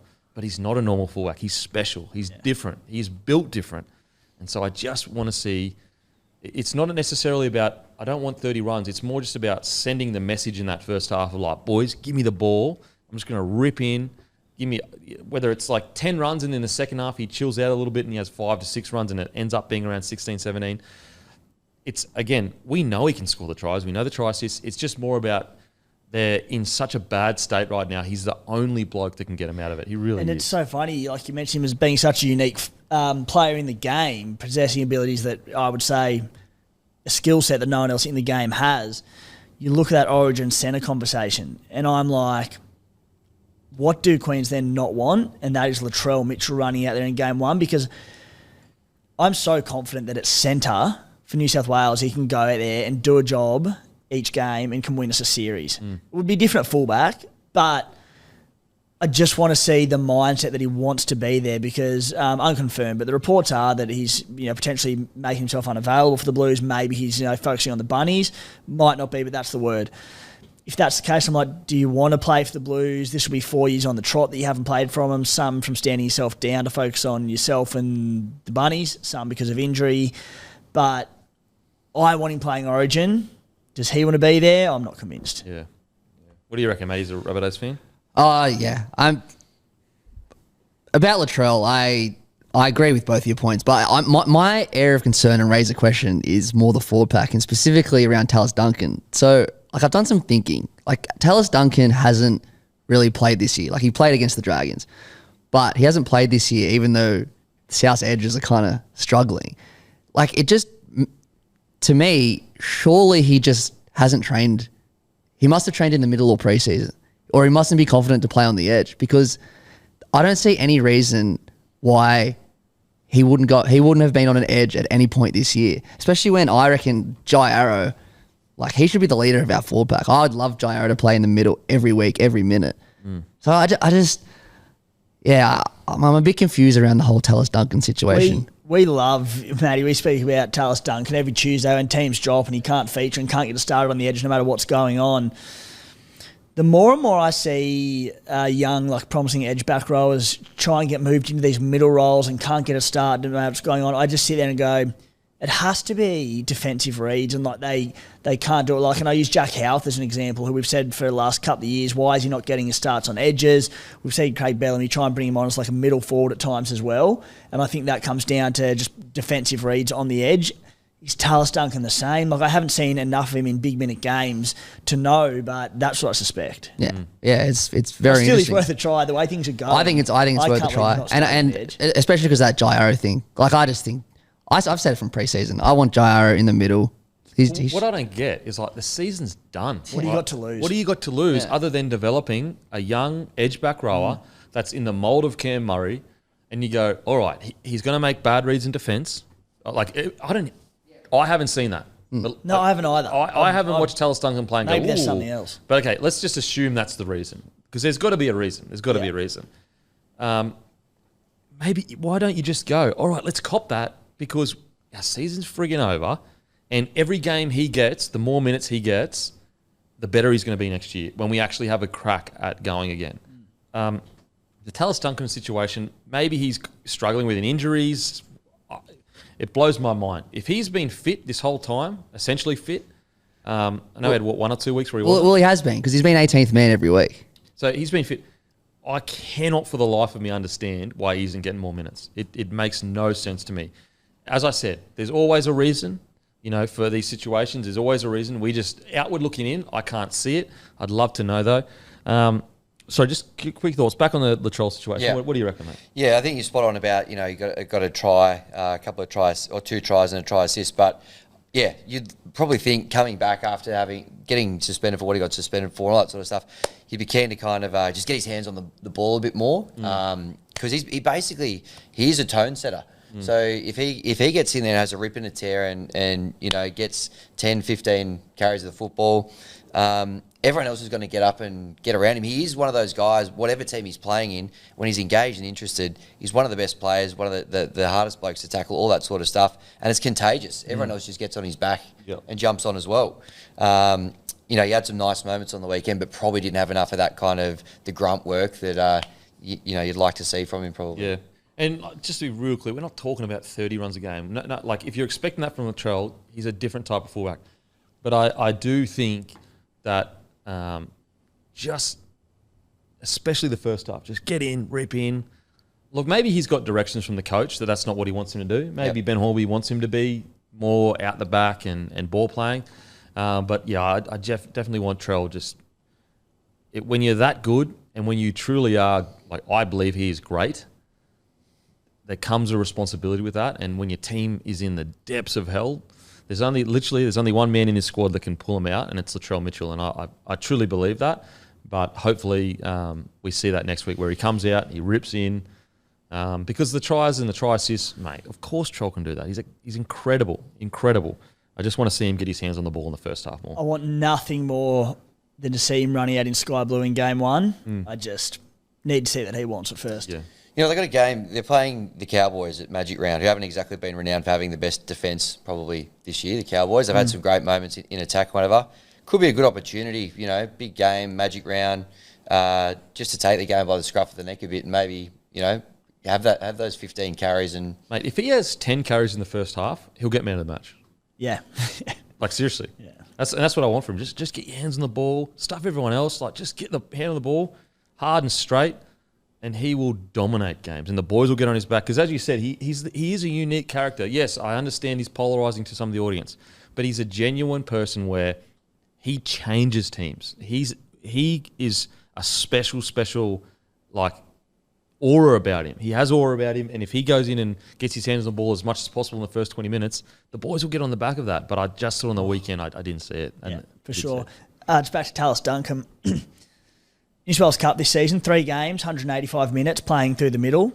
At least he was named at lock in these games. 1 missed tackle. In NRL, last 3 games, 21 tackles, no miss, 17 tackles, 1 miss, 16 tackles, no misses. So he's missed 2 tackles in 6 games. Yeah. And again, playing in the middle, like we're talking about his defensive read, don't get me wrong, but at least contact is going fine. Makes no sense. I was expecting to look that up, going like 5 misses, 6 misses. Like, I don't know. Mate, I don't get it. I do not get it. He should be starting every week now, especially with his injuries. Yeah. Makes no sense. As I said, some positives. Look, the positive with Trell is that he's still in attack, like in the moments where he needs to score tries, he's still delivering in that percent. He just needs to get more involved early on. Cody Walker, as I said, I thought he was really good. I thought he ripped in, he did his best, heaps of effort. Damien Cook, I thought also ripped in, did his best, heaps of effort.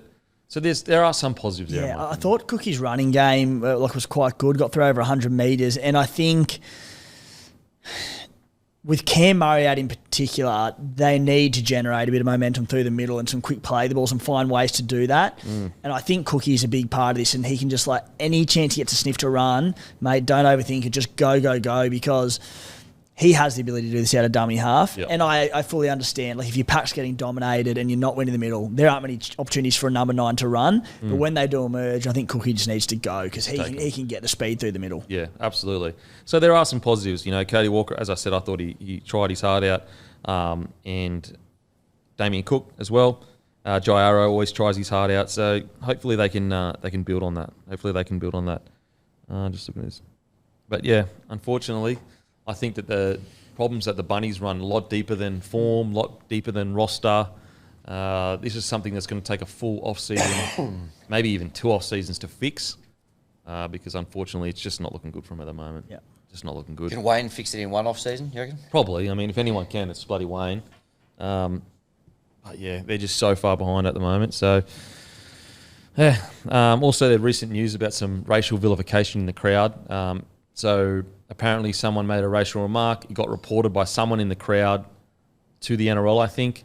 Rabbitohs have made a statement about that. So it's allegedly about Cody Walker and Latrell, but they reportedly didn't hear it. So they're not the ones that reported it, guys. They're not the ones that put it forward. It's someone in the crowd has heard someone else say it, then got reported to the NRL. But, I mean, it's crazy in 2024, like, that we literally have to deal with this. It's embarrassing. It's honestly embarrassing. Like, It's what? ridiculous. Why?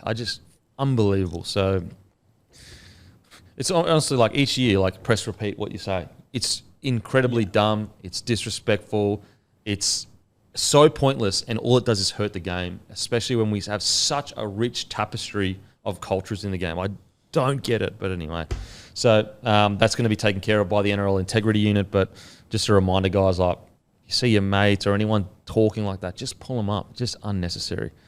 Okay, now, Sharks v the Storm. Sharks defeat the Storm 25-18. Also, some beer shout-outs. We're now available in all Mr. Liquor and Liquor Stack stores. If you're in the store and don't see a bloke on the shelf, you can ask them to order some. Harrigan's in Cameron Park with their footy and a fade on during the Thursday night game. $30 will get you a schooner and of bloke and a haircut. They're also hosting a watch-along for Origin 1 in conjunction with the Mark Hughes Foundation. Legends like Danny Badiris and Mark Hughes will be making an appearance and talking all things Origin. And this Saturday and Sunday is the beer, footy and food magic round at North Sydney Oval.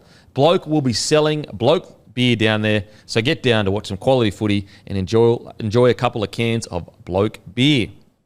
Okay, Sharkies defeat the Storm 25-18, easily the match of the round. And, you know, I saw some people trying to discount the Sharks' victory by saying Hughes wasn't there and Pappy wasn't there.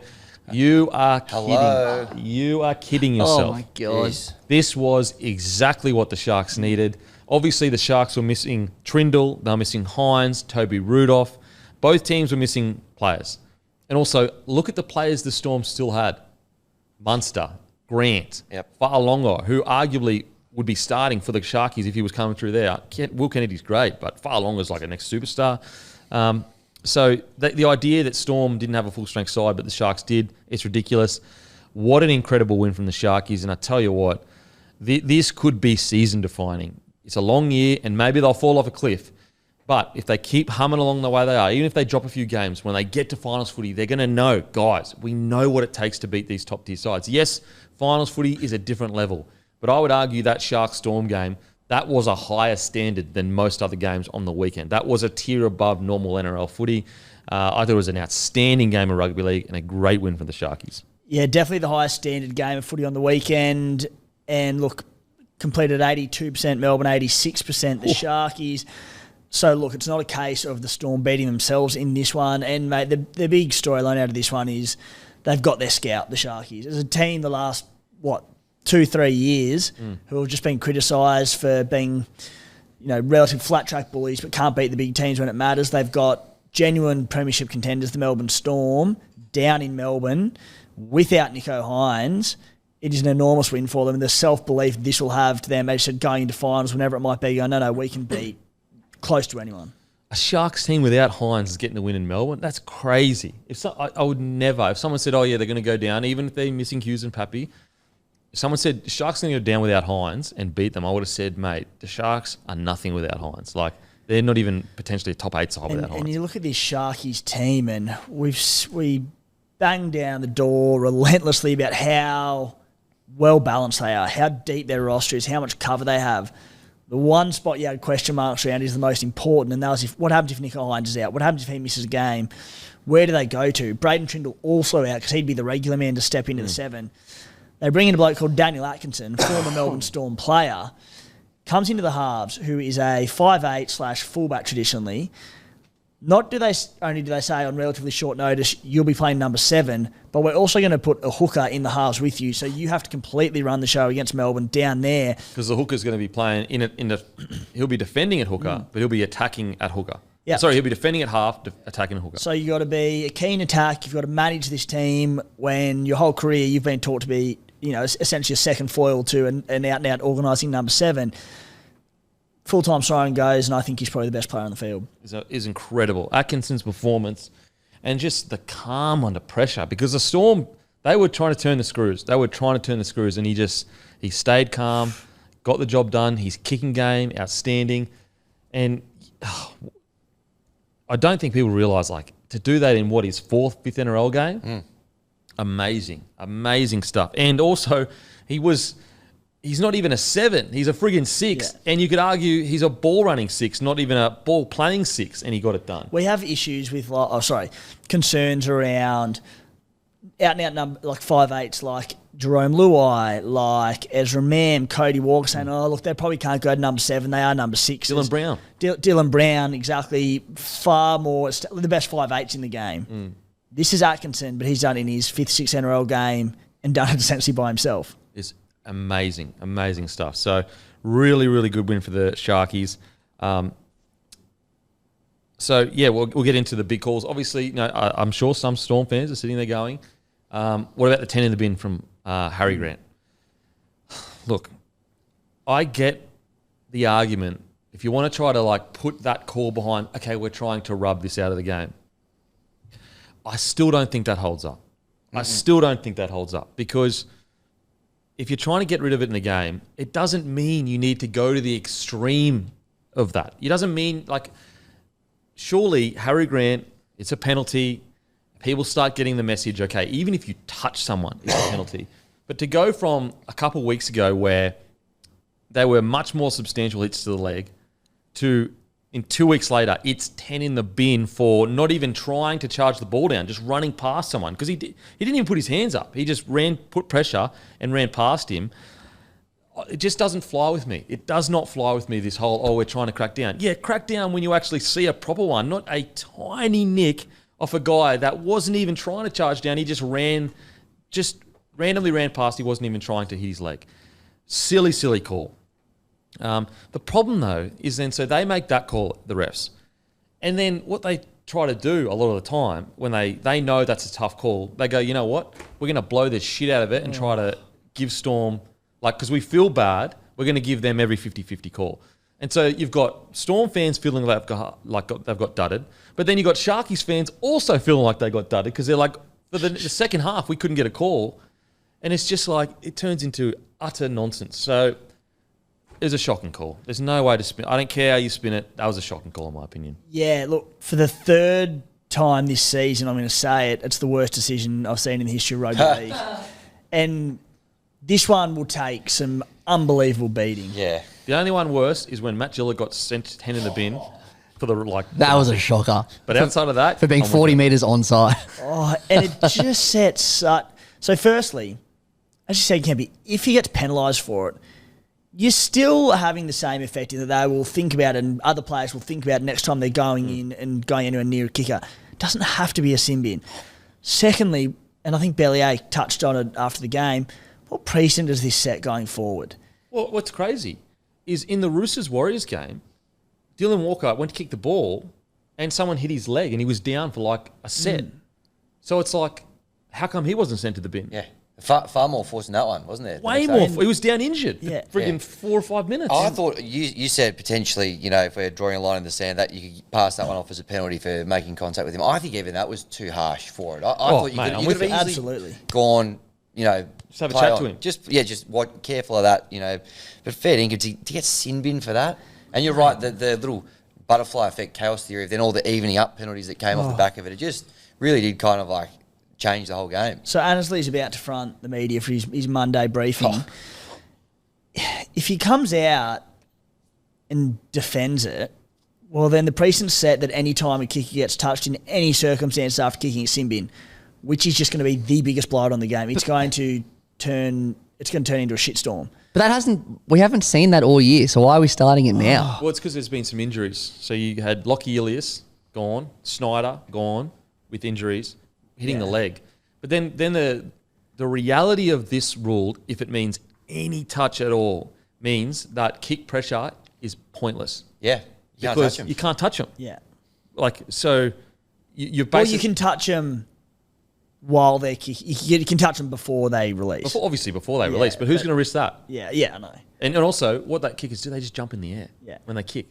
Like, the risk you face by even getting close to tackling them is just way too far. And it's just, like, I get what the NRL do, and they try and make things as black and white as possible to make it easy for players, to make it easy for coaches to do it, and just more importantly for fans to understand decisions.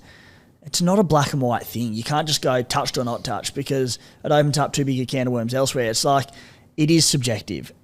He touched him there. That was not a penalty. There was nothing in it. Other times they go at the legs, and it is a penalty. It changes. And so if Annesley comes out and defends it, I'm frightened as to what's going to happen for the rest of the season. well, because the problem is now is that even if you go in with good intentions of like, yeah, I'm charging down, but I'm like trying to get my body out of the way so I don't hit him, if you graze his leg, you're going to the bin.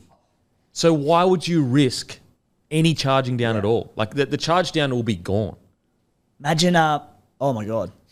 Imagine field goals. Field goals, that's what I mean. Golden point. That's what I'm trying to say. Like, the charge down will be gone. Yeah, because they got to charge them down, the best moment of the game, all on the line. What I about, don't even know how they do it, because you're almost inevitably going to touch them in some form or another. what about that style of cinnamon which you saw on the weekend, if that happened in Origin? Now, you compare that to Origin like 10 or 15 years ago, where it was like cattle dogs and all in brawls, and I think, we all agree that probably had to come to a stop.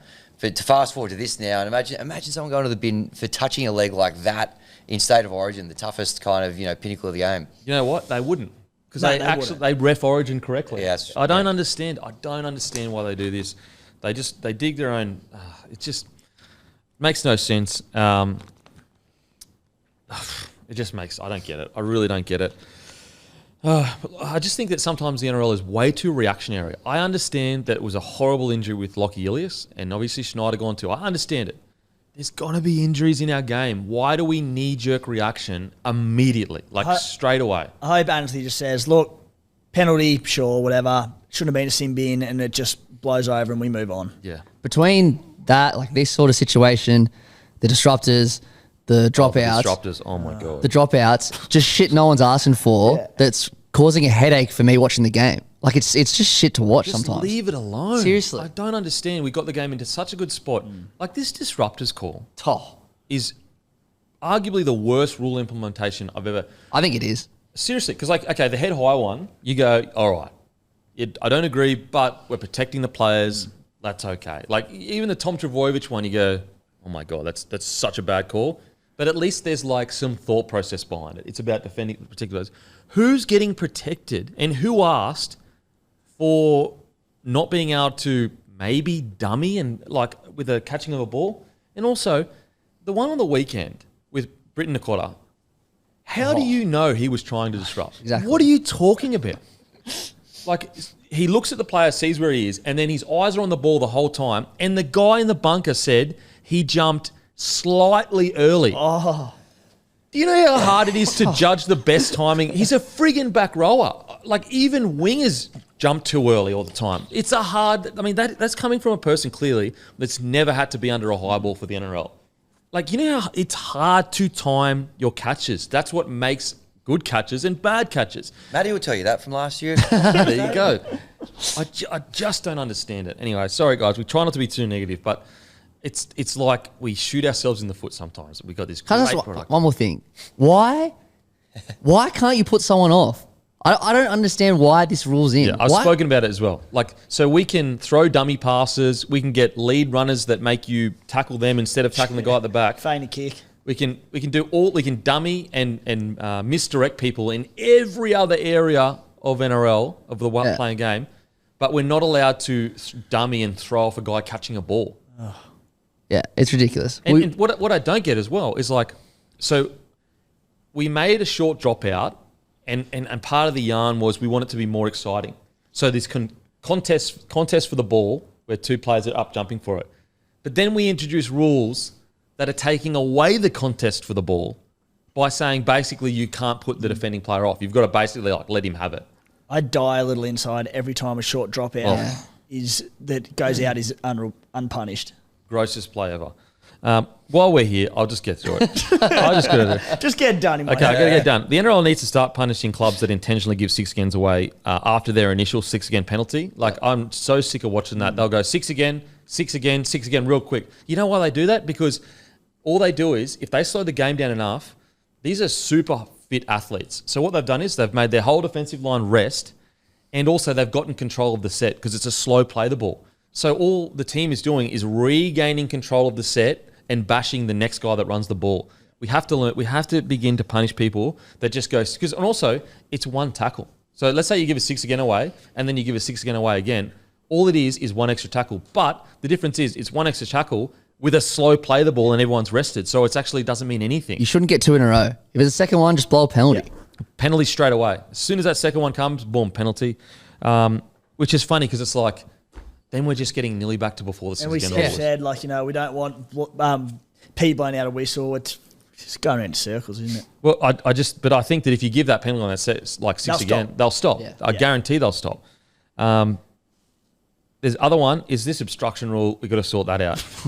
So 4 minutes into the second half, where Atkinson kind of gets the ball, that may be an instruction. So he gets past it, maybe an obstruction. The Storm defender, he's nearly in touching distance with Atkinson, but he is so in the mind of using that rule, he stops and points to the player that may have obstructed to him, and yet he's closer to the guy that he could tackle.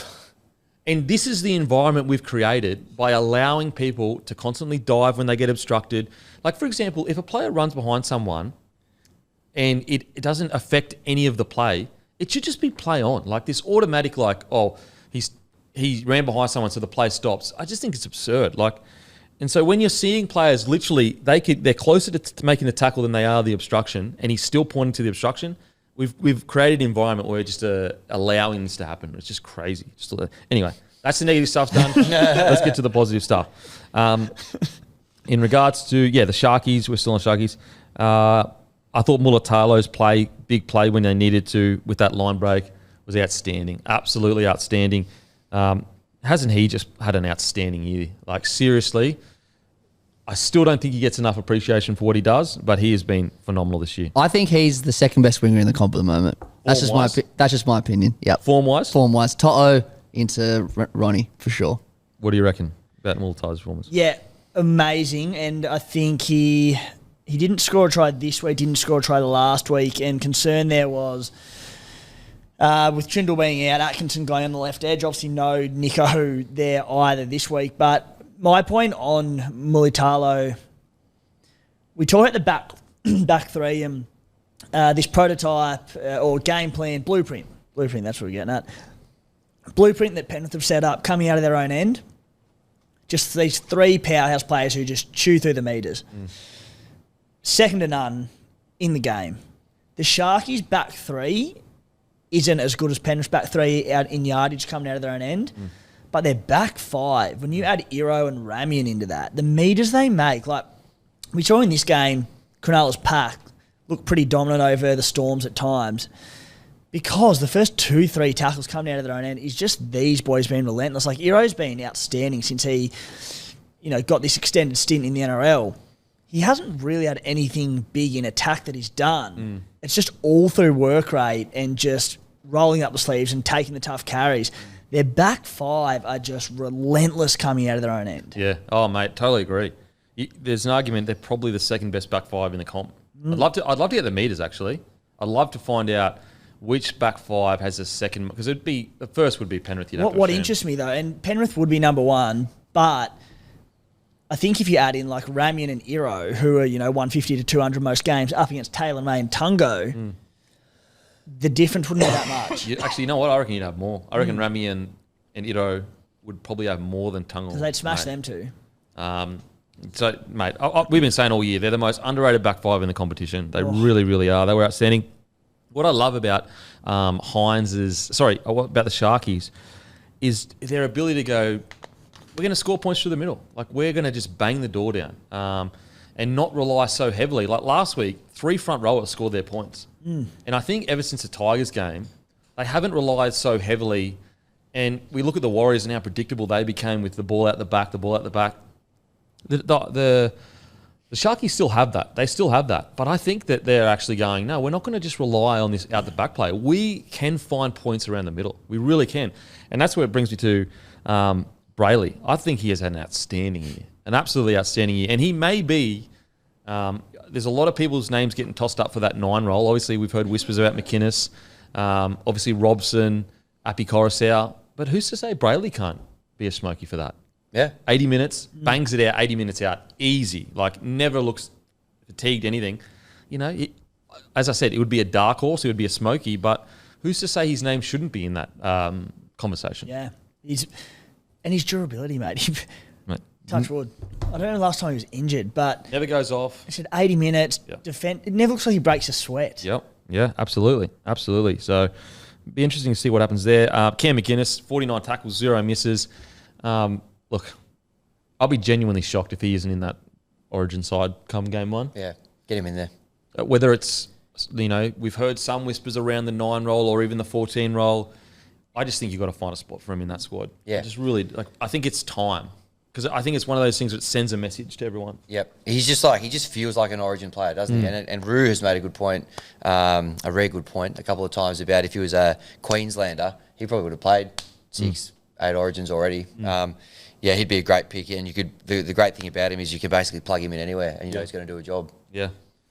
So yeah, great win for the Sharkies. Now onto the Storm. I was just going to say one other one is just Talakai. Oh yeah, and the role that he's playing off the bench, it's like such a specialised role. But 32 minutes of chaos yet again, 170 metres, a try, absolute handful. When you're talking about Origin Smokies, I wonder whether having him come off the bench in the role that he's playing at the Sharks is, you know, I know he's been there before. But it looks like he's really specialised and honed in on playing this style of footy at the moment, and teams are really struggling to contain him when he comes on. Haven't they just found the right balance, the Sharkies? It's perfect. Yeah, it is exactly what they needed off the bench. I mentioned that like pet peeve about not having the centres covered. The Sharkies have got one of the better centres in the competition last year, in my opinion, Steve Talakai, who's playing as one of the best impact forwards who can cover centre, as can Britton Nickera. They're just covered everywhere. Yeah. They got such a good roster. So as a back 5, Penrith do win because of Edwards and Toto. They just blow out of the water. But Ero averages 171 metres a game, Ramian 147, Tungo 133, May 115. So the centres from the Sharks blow them out. Katoa and Taruva, they're both wingers. They're the same. So, yeah, pretty As good. in they average the same? They average the exact same. Yep. And how much does Mulatalo average? Ronnie is just above. So Katoa, Ronaldo, and Taruva are all around the same, 146 to 150. Edwards, 240, ridiculous. Toto, 205. And then the Shark centres beat the Penrith centres. Yeah, wow. Super. Like, if you're getting even close to their numbers, that's bloody good. Edwards and Toto doing 250 metres a game kind of makes it unfair, doesn't it? Mental. Now, onto the Storm. I'm not too disappointed with this. Like, I really... okay, yeah, for sure. You know, it's at home and the Sharkies, but I think people may underestimate how much better the Sharkies are as a side this year. Like, they're at the top of the table. They've been in great form. I do think that they struggled. You know, we talked about if there is one Achilles heel with the Storm, it's just that explosiveness through the middle. I do think they struggled to handle the pace at which the Sharkies kind of won the middle to a degree. But I'm not too disappointed with the Storm. I really think that they are so reliant on having that spine together that I can only really judge the Storm as in when I talk about premierships, not when I'm talking about whether they should win matches or not, but they are so invested in Grant, Munster, Hughes, Pappy that it's like not too worried. I think it was a solid performance from Storm. Obviously, there's areas we can look at and go, yep, this could have been better. The only concern, as I said, and I think it's going to be a concern until we see finals footy, is when they play another team with that explosive forward pack that's super mobile, that can get, you know, it's got outside backs that can just get massive roll-ons. Can their forward pack go with it? That's the big question with the Storm. Yeah. To echo, probably pretty similar to what you're saying, but I wouldn't be concerned at the Storm at all. Like, they were 7-1 coming into this. it wasn't even a down week. They were beaten by a better side on the night. In a great game of footy. They completed at 82%. They lost their star fullback. They lost their star halfback and game manager. Like, Munster's a freak, but, he's not a game manager. He's an erratic, jumping around, 5'8". Really, obviously missed Jerome Hughes in this one, but, mate, their performance was fine, and it's been the question time and time again, and it is the middles, and they were outplayed in this one. So this is what we've seen year on year on year, and the middles have been better this year. And Much better this year. Yeah, and nearly impossible to knock, they're 7-2 now, but against the best, like, I'm looking at Penrith and I'm looking at the Broncos middles and now the Sharkies. How are they going to go against them come finals time? Because that's where they've been well beaten in recent seasons. Has it changed that much? It's better, but... Well, I think Katoa adds a lot. Like 16 runs, 146 metres, 67 post contact. I thought he was absolutely outstanding. I think it's not necessarily about their forward pack in attack. It's actually more about their forward pack in defence in regards to like speed of the line and that. Sometimes I feel like when Sharkies outside backs turn it on, I feel like they don't get as good line speed as, say, a Penrith Panthers forward pack does. Yeah. But that's being super nitpicky. I thought they were still good. I just think that the Sharkies came down there with I wouldn't say they wanted it more. You know what? I think it was a bigger game for the Sharkies, put it that way.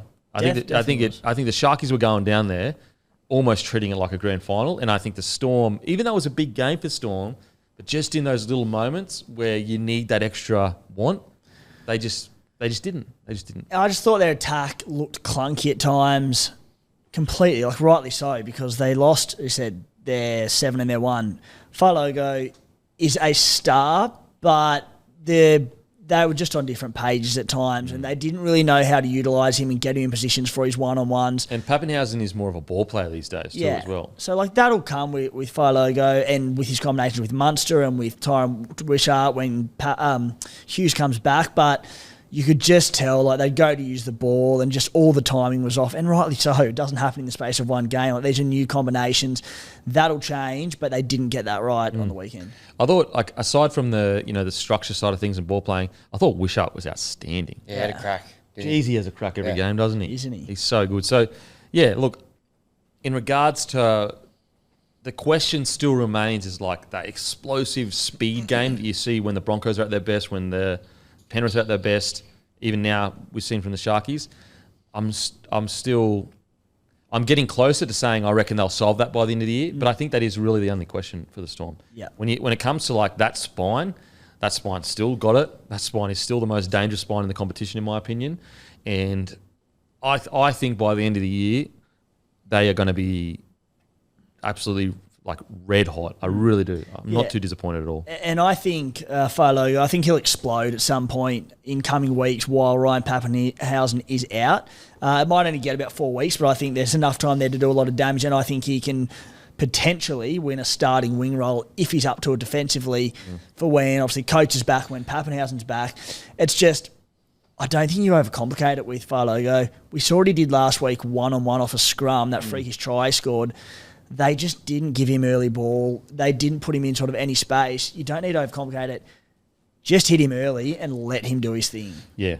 Look, much like Brisbane do with Reece Walsh. Yeah, absolutely. I do think that they definitely missed Coates, as we talked about how important the Sharkies outside backs. Like Coates, he is their meter eater. Like out of all their outside back, he's their main momentum generator, and I do think that they really missed him. I gotta say, Warbrick just hasn't had the best year this year, in my opinion. Yeah, that's why I say I think Falogo could win that spot. hold that wing spot. Because like if you're at Warbrick, you're a big boy. Let's say that everything's not working for you. A couple errors here or there. You got to be getting up around the 150, 160 average meters a game, and he just hasn't seemed to be able to. I don't know. Pull the trigger's the wrong word, but just get into the flow of things where, like what Coates was doing, taking those tough carries coming out of our own end, getting good momentum. I think they really missed Coates there. Warbrick is almost like where Coates was 2 years ago. Yeah, good point. Really good point. Just still developing as a relatively young winger in the game. But I'm still very confident. Storm at full strength, I think they're going to be there in the business end of the season doing some damage. Yeah. Well, yeah. Still unconvinced as to whether they'll have the pack to beat Broncos, Panthers come finals. Yeah, oh, for sure. Like that's when I say do some damage, I mean you're sitting there and you're going, okay, the Panthers are a top tier side, maybe the Sharkies or whatever. You have them in that bracket. Yeah. It's just like anything. So if the Storm's Achilles heel is the question on their forward pack, then the Broncos is can they friggin' hold the ball? You know, the Panthers is, I mean, do they have an Achilles heel? Not really. Sharkies is it their big game? I think the only question Storm facing are can that forward pack take that next step? At the moment, I reckon they will. Yeah. I reckon they can win a comp. I think that they will be a premiership threat by the end of the season. I really do. I got a good feeling about them. 650 for the Storm. 650 to win. Yep. There you go. What are they, third at the moment? They're sitting fourth. Penrith 310. No Cleary seen them move out 10 cents. Broncos $5, and the Roosters are $6 ahead of them. I think the Sharkies at 850. They're the 5. Okay. Okay. Now on to Roosters defeating the Warriors 38-18. Don't forget, guys, the Bloke jerseys. We've probably got 10 left by now. We're down to 10. Only got XLs left, and also live show Friday 7 p.m. on KO, but also at Caxton Brewing Co. You can come watch it in person, and the Bloke meet and greet. It is 1 till 2. We'll probably be there a bit longer. Caxton Hotel car park. You want to be there around that time as well because Matty Johns will be upstairs later, all that good stuff. Come down, say hi. We're giving away free merch. We're giving out free Bloke stuff. You want to be there, and it's a really good way for us all to catch up one time a year. Now, Roosters, 38-18 of the Warriors. Ooh, the Roosters are looking scary. Yep. They are looking scary. Now, did they take their foot off the pedal a little bit? Yeah, they probably did. But when they click, they are nigh unstoppable. You know what? It almost puts into perspective the Broncos' performance last week and goes, you know what? The Broncos actually did pretty well to still be in the game before they lost Reno. They're everything we thought they'd be last year when they made all these big signings. They signed Cheese, who ironically wasn't even in the team this weekend. They're so powerful, aren't they? And just relentless. The amount of talk about outside backs. Yeah, back fives. No, like it was rightly so. Dom Young got a lot of plaudits, but Joey Manu was the one putting in space every time. Joey Manu in this game, we were talking team of the week in the green room before it, and someone didn't have Manu in their side. Heart nearly stopped. I'm like, he was a joke on the weekend. He was just like, he just went, I'm just going to get involved as much as I can, doing that roaming centre role. He was sweeping over to the left. He had a try, he's sweeping on the left side.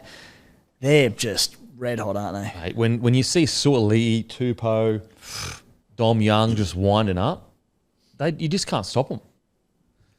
If they keep this form, if they keep getting better and better, like I don't even think Penrith or Broncos stop them. That's a big call. If they play like these last couple of weeks. Honestly, if they keep going on this trajectory of like getting better and better and better, mate, you look at this roster, like it is unbelievable. Now, it's a long season, but right now they are absolutely premiership threats. I can't believe how quickly that our opinions have changed on them. Mate, 3 or 4 weeks ago, I was literally saying, are they not as good on paper as we thought they were? Yeah. And now I'm sitting there going, who stops them? We're waiting for them to click. Well, they've clicked. They've clicked. Holy shit. They are like, I mean, the odds are probably reflected, but I'd have them like second premiership favourites behind Penrith. 100%. 100%. Matter of fact, if Penrith and them played a grand final today, I'll be tipping Roosters. Ooh, that's huge. Honestly, that's how impressed I am with them at the moment. Well, Yeah, right. speaking of big contenders, what a game it is going to be at Magic Round this week, 5:30, Saturday. Sharks versus Roosters. Mate, elite. huge game. Now, Penrith is still my favourite. I'm just saying, like, right now, with the injuries Penrith have got and everything like that, like, I'm going. Yeah. Like, I reckon with the injuries Roosters have got and the injuries Panthers have got, if they play each other in a grand final, I'd tip Roosters. I reckon they get the job done. I guess without Cleary. Yeah. Cleary out. That's what I'm saying right now. Right now. Yeah. Like right now, they're the form team of the competition for me. Yeah. They're number one. Long year though, and as I said, we know Penrith. They're a bit flat now. We know about 4 weeks out from grand final, we're going to be sitting here going, holy shit. But what's exciting though is like, you know, another team. Like a lot of these teams, when they get good form, you sit there and go, you look at them on paper and you go, look, at finals time, they're just not going to be able to go with Penrith. Like, they're just not going to. When you look at the Roosters, on paper, they absolutely can go with Penrith, and that's what's exciting. So another person has entered the race, another team's entered the race. We spoke about it, and I feel like I speak about it each week, and he ended up having 19 runs, 172 metres. But again, Teddy, he picked his moments perfectly. They're 16-0 up. He had no try assists, no involvements, and that is a guy that's just taken a step back to allow the team to kind of build without him, so that even when he doesn't touch the ball or isn't as involved, they score a bunch of points. That's scary, because what happens when you get into finals footy, back in the day when you played the Roosters, you just shut down Tedesco and the Roosters are done. Now it's like you shut down Tedesco, you got Dom Young to worry about, Suoliti to worry about. It's just Manu to worry about. Take your pick of where they're going to score points. Yep. Sam Walker and his beard. You got to worry about a beard now. Angus Crichton and his beard. His beard and his chin. Yeah. Maybe it's all in the chin. Yep. Cleary versus Crichton. Yeah, so, mate, absolutely amazing. What about Angus Crichton's run of form? Chin's up, legitimately, though. Literally, Isn't he chin's up. a gift from the gods for the Blues just to go, and we've got our Kangaroo starting edge back rower back at his best. Like, that's just... I want to study how is he so strong in contact, because he's not like Kikau or Olakawatu size, but every time in contact he beats the first players. Like he just, I'd love to, like, is he really strong in the gym, or is it just all natural strength? It's unbelievable. 16 runs, 9 tackle breaks. Every time he had it, he was just shoving blokes off. 2 tries again. I think he scored 2 or 3 doubles in the last 5 weeks. Mate. $3.90 you had him as well. Anytime try scorer. Yeah, I had him anytime as well. You did? Anytime. I think I might have got him $4. Maybe. I don't know. Chins up. Yeah, so look, the Roosters just, incredible. I do believe they've clicked. The only question will be, can they keep this, like, incredibly energetic style of rugby league up for a whole season, I guess. That's really my only question now for them. Yeah, I think one thing that'll play into their hands, provided they stay relatively injury-free, is this ridiculous depth they've got. And they don't need to play their starters like between Watson and Cheese and Lindsay Collins over Origin and that, because they're not desperate to win games because they're stringing them together. They can bring blokes in, they can give blokes rest, they can afford to, not back Lindsay Collins up after Origin and do things like this. Someone like Terrell May, one week he'll play 25 minutes, the next week he'll play 55. They have Ian Butcher on the bench. They've still got a lot of quality playing New South Wales Cup at the moment. So, they don't have to scrap for every win and have blokes playing the big game time. Their depth is going to take them a long way in that regard. Yeah. Mate, they are looking that good. Okay, in regards to performances, we already spoke about Dom Young, Angus Crichton. Hasn't Sam Walker just taken that step that we all thought he'd probably take maybe a year ago? He looks in control. His goal kicking has been great. He's taken that next step. He looks brilliant, doesn't he? Wouldn't the Blues kill for him to be eligible for them? Oh, mate. They would, Hammy, yeah. A try, 2 try assists, 9 runs, 83 metres, 3 line break assists, 15 tackles. And what's crazy about the Roosters is their go forward is so hectic that Walker and Keary don't even need that many kicking metres. No. Like Walker kicked for 272, Keary for 153, because they were friggin' rolling 70 metres a set. It was unbelievable stuff, especially that first 20 minutes. Like, who's going with that? Like, who's going to go with that? How weird is, talking about their power and impact off the bench and that Spencer Leniu. Watching that game yesterday, like, holy crap, he's returned like a hurricane. He had 6 runs for 66 minutes. But the energy he brings when he comes on... 66 metres, do you mean? 66 metres, sorry, yeah. 66 metres, but 28 in post-contact. Sorry, 28... That's 28 kick metres. Post-contact, 25. 25. I thought he looked terrific. Oh, yeah. And, we haven't even been... Like, when we talk about all the injuries they've had, he's been out for so long, you almost kind of forget about it. Scary, scary prospect. Who else stood out for you boys? Well, Luke Keary's an interesting one at the moment. Like, they're both obviously Walker and is probably the star of the show there at the moment in the halves, but he's been pretty handy as well. 2 try assists yesterday. They're not getting in each other's way as much as we probably a month ago when we were talking about they're having some issues. Obviously helps when your back five are just tearing it up and you're on the front foot the whole time. But they're actually looking pretty good there. Yeah, I think it's just genuinely like, finally it's become extremely clear this is Sam Walker's team. Yep. Like, how much can you tell that this is Sam Walker's team now? Like, there's no like, 1 week it's Sam Walker that kills it, next week Keary.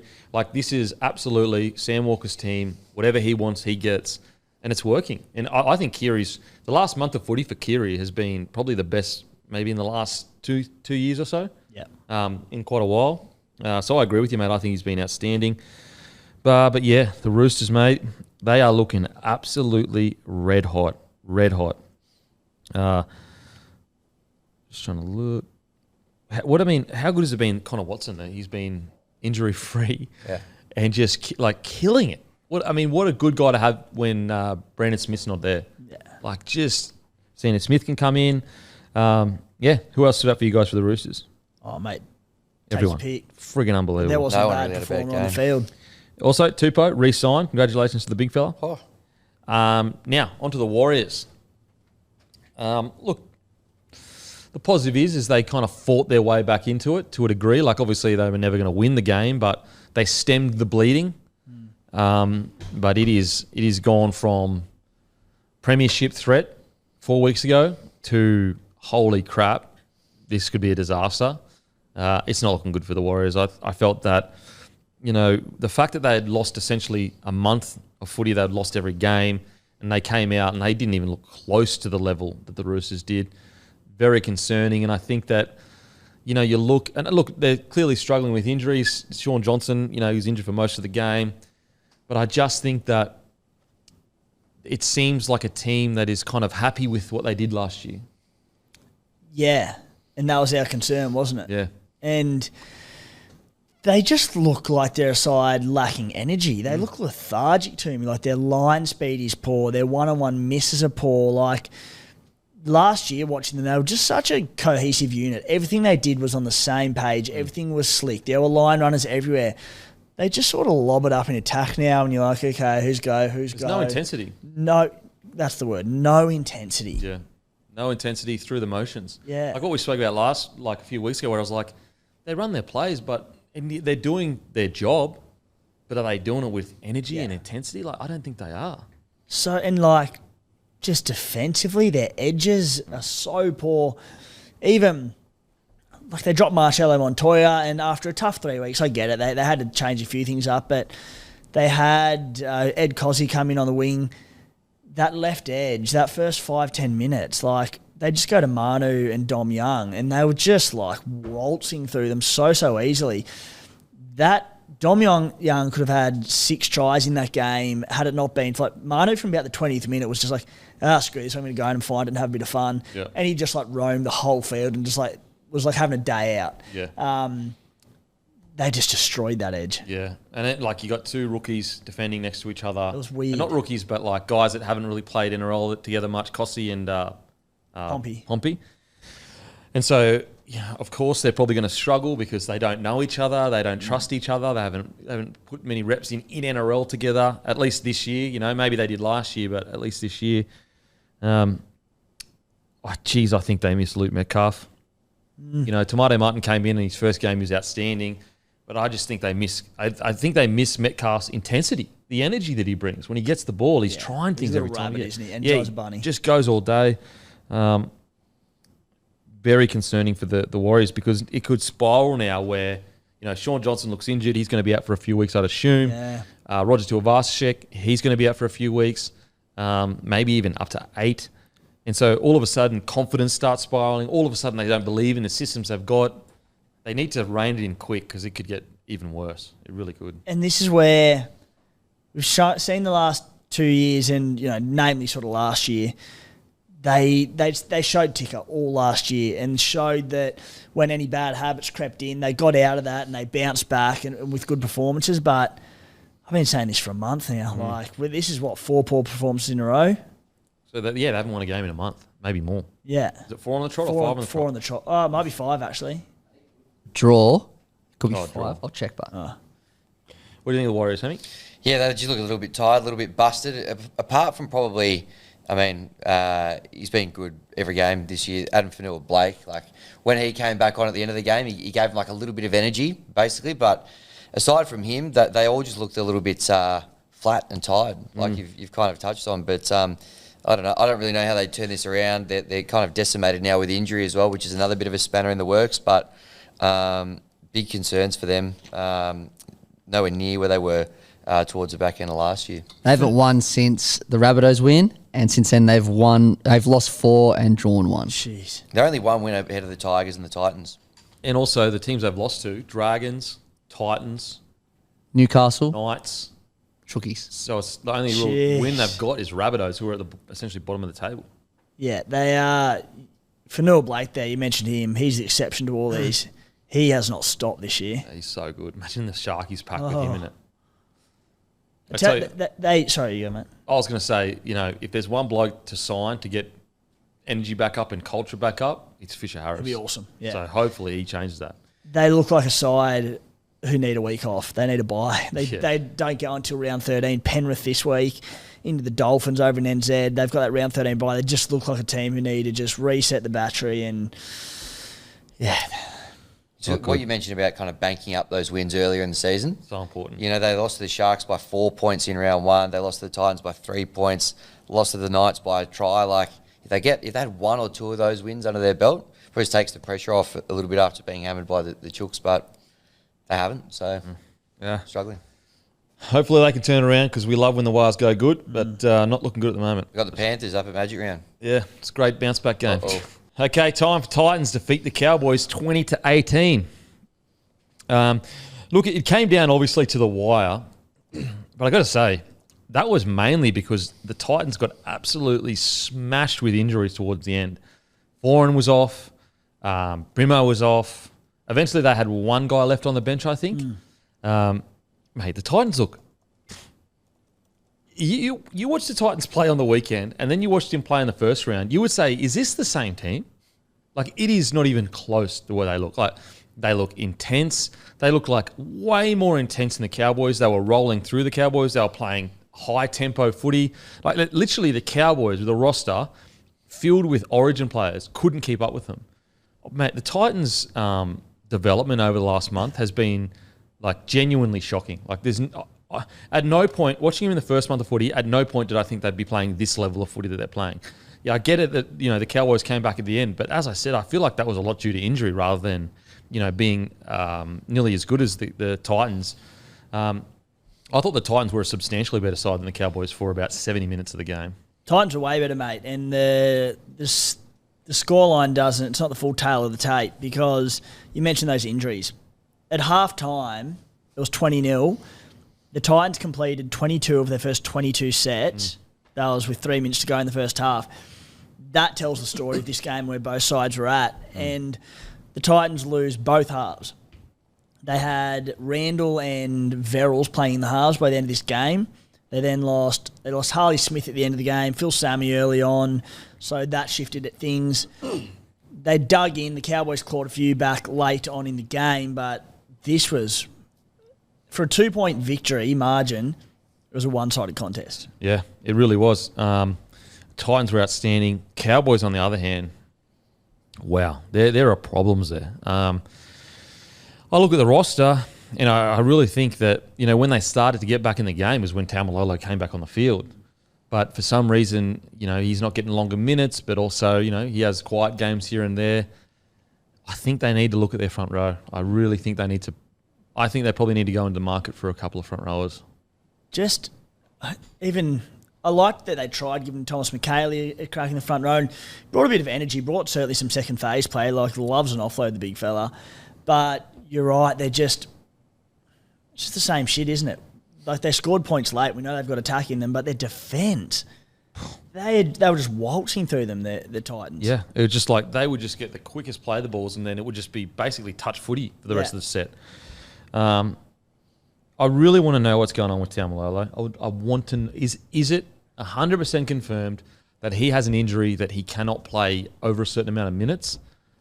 If that is the case, is that medical retirement areas? Like, you know what I mean? Like, if you can't do your job, but then you hear other reports and it's like, oh, actually, no, it's not that.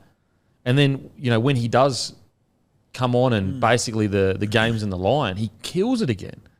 And so I'd really love to know what's going on around them, because I do think that they either need to find a way to get more minutes out of him and his best form back, or at least close to it, or they just have they have to find a way. That's $1 million they have in their cap that's currently not really impacting the game the way he used to, which is understandable. Look, even though Tamalolo hasn't had the best year this year, I still think the deal was worth it. I really do. That was how they kept him at the club. It was only 2-3 years ago. For most of the contract period so far, he's been their best player. But I do think that there clearly has to be a conversation, because either Tamalolo just doesn't work well under Payton, and it hasn't. Although he's had some good years, I think the first year that Payton came, again, pure speculation, but that always has seemed to be this kind of like, I don't know, something seems to be there. Yeah. I don't know what it is. Well, from day dot when he got there, and called him out. Yeah, called him out. And since then, it's just been a curious case of him, hasn't it? It's weird, because at the start of the year, he came out and he looked injured. He looked slow. Payton didn't want to put good minutes into him. And you're like, what's going on? Then there was the news of the knee injury and the ongoing knee injury that would mean that he could only play X amount of minutes. He'd get spells whenever he could in games. Then the last 3 weeks, granted, tighter score lines, but 49, 43, and 45 minutes. So, and 14 runs, 160 metres, 67 post contact. And he's looked awesome. Incredible. They said he changed the game when he came back on the weekend. So you go, that's what I mean. We need to know what's going on there, because otherwise it's like you've got this front rower who he's still got it in him. He proves it. Last month he's proven it. But at the same time, it's like, why is there so much smoke around it? And if there is an issue, then they need to go in the market and find. Put it this way: even with Tamalolo still at the club, I think they need to go in the market for another front rower. I just think that at the moment, Tamalolo, although playing outstanding the last month, he's not the player he was a few years ago, and you need another front rower that's going to help him get through that work. And I think that, at the moment, their front row just is a little bit slow to the modern slow game. Is what comes to mind for me. A little bit slow for the modern game. Yeah, which is funny, because you got they're lucky they've got not lucky, but Ruben Cotter in the middle. He is a mobile middle and plenty of leg speed and all that. But between Neem, McKaylee, McLean when he's there, Tamalolo, there's a lot of big boppers, and they do look slow. See, Griffin Neem, I think he's a bloody great front rower, but I just think that when you've got this big boppers, this amount, you got to mix in some smaller front rowers in today's day and age. I really do. They looked quite slow through the middle. There's no other way to explain it. If they could get Ruben Cotter, and no, don't get me wrong, I love Ruben Cotter as a lock, and the role's very similar. We know that, but if they could get Ruben Cotter starting prop and get one of these the smaller lock types, Kurt Mann, Kurt Mann or Watson, something, 100%. One of them just to have just a bit more agility through the middle. And then basically the good thing about that is if you put Cotter, in front row, he doesn't have to make 50, 60 tackles a game and can do more in attack. Yeah. And you get someone like a Kurt Mann or someone like that that's a bit smaller, that can do all the clean-up work that's, fit enough to do it. So, I don't know. Because I look, where else would you change, bro? Backline, good. When it's at full strength. Yeah, when you add in a few faces there, obviously had injuries. 9, Origin, 6, 7, Townsend, it's the end of his career, but he had 3 tries on the weekend, so he's still got it in him. Edge back rows, outstanding. So it's I really do think it's the middle that they need to sort out, whether it's moving Cotter to front row and bringing in a smaller lock. Do you try Granville at lock? Interesting. He'd fit the mould, wouldn't he? He's bigger minutes, because he basically comes on and plays as a middle anyway, but you'd try and start him and get more minutes into him. He is the mould, whether or not he's he's 35 years old, whether or not he's the man to do it and play the bigger minutes, I don't think so, but he is, that's the prototype lock that I think they need. Yeah. So it's just, What happens if they go another year without playing finals? It's just the way they're losing. And their lack of, just defensively, they're so fragile. And I haven't seen any signs at any stage this season that have gone, okay, they've improved that little bit or that little bit. It looks like they're getting weaker defensively with every game. I don't see how they turn that around. And also, I just kind of feel like when they want to turn it on, they do turn it on. And so it's like, I don't know, they have the roster to be playing finals footy. It's really that simple. Definitely. It's not even close. So, yeah, I seriously don't know what the go is. I don't know what the defensive systems are. I don't know whether it's just a defensive system that doesn't suit the current roster they've got, or whether it's just one of those. They're a team that just almost similar to Manly, where they just go, we're just going to outscore our position, rely on our attack. Yeah, but what's surprising is this team is littered full of battlers. Like Reece Robson's a battler, Dearden's a battler, Cotter's a battler. You know what I'm saying? It's not like he doesn't have the DNA of battlers. It's got it throughout the whole thing. But yeah, just really really disappointing for the Cowboys. Some positives though, as we alluded to. I thought Taumalolo, especially his second stint, was outstanding. Really just showed that he's still got it in him, can still bust teams apart. Cotter got through a bunch of work, as he always does. Yeah, I don't know what else to say about the Cowboys, to be honest. They're kind of stumping me.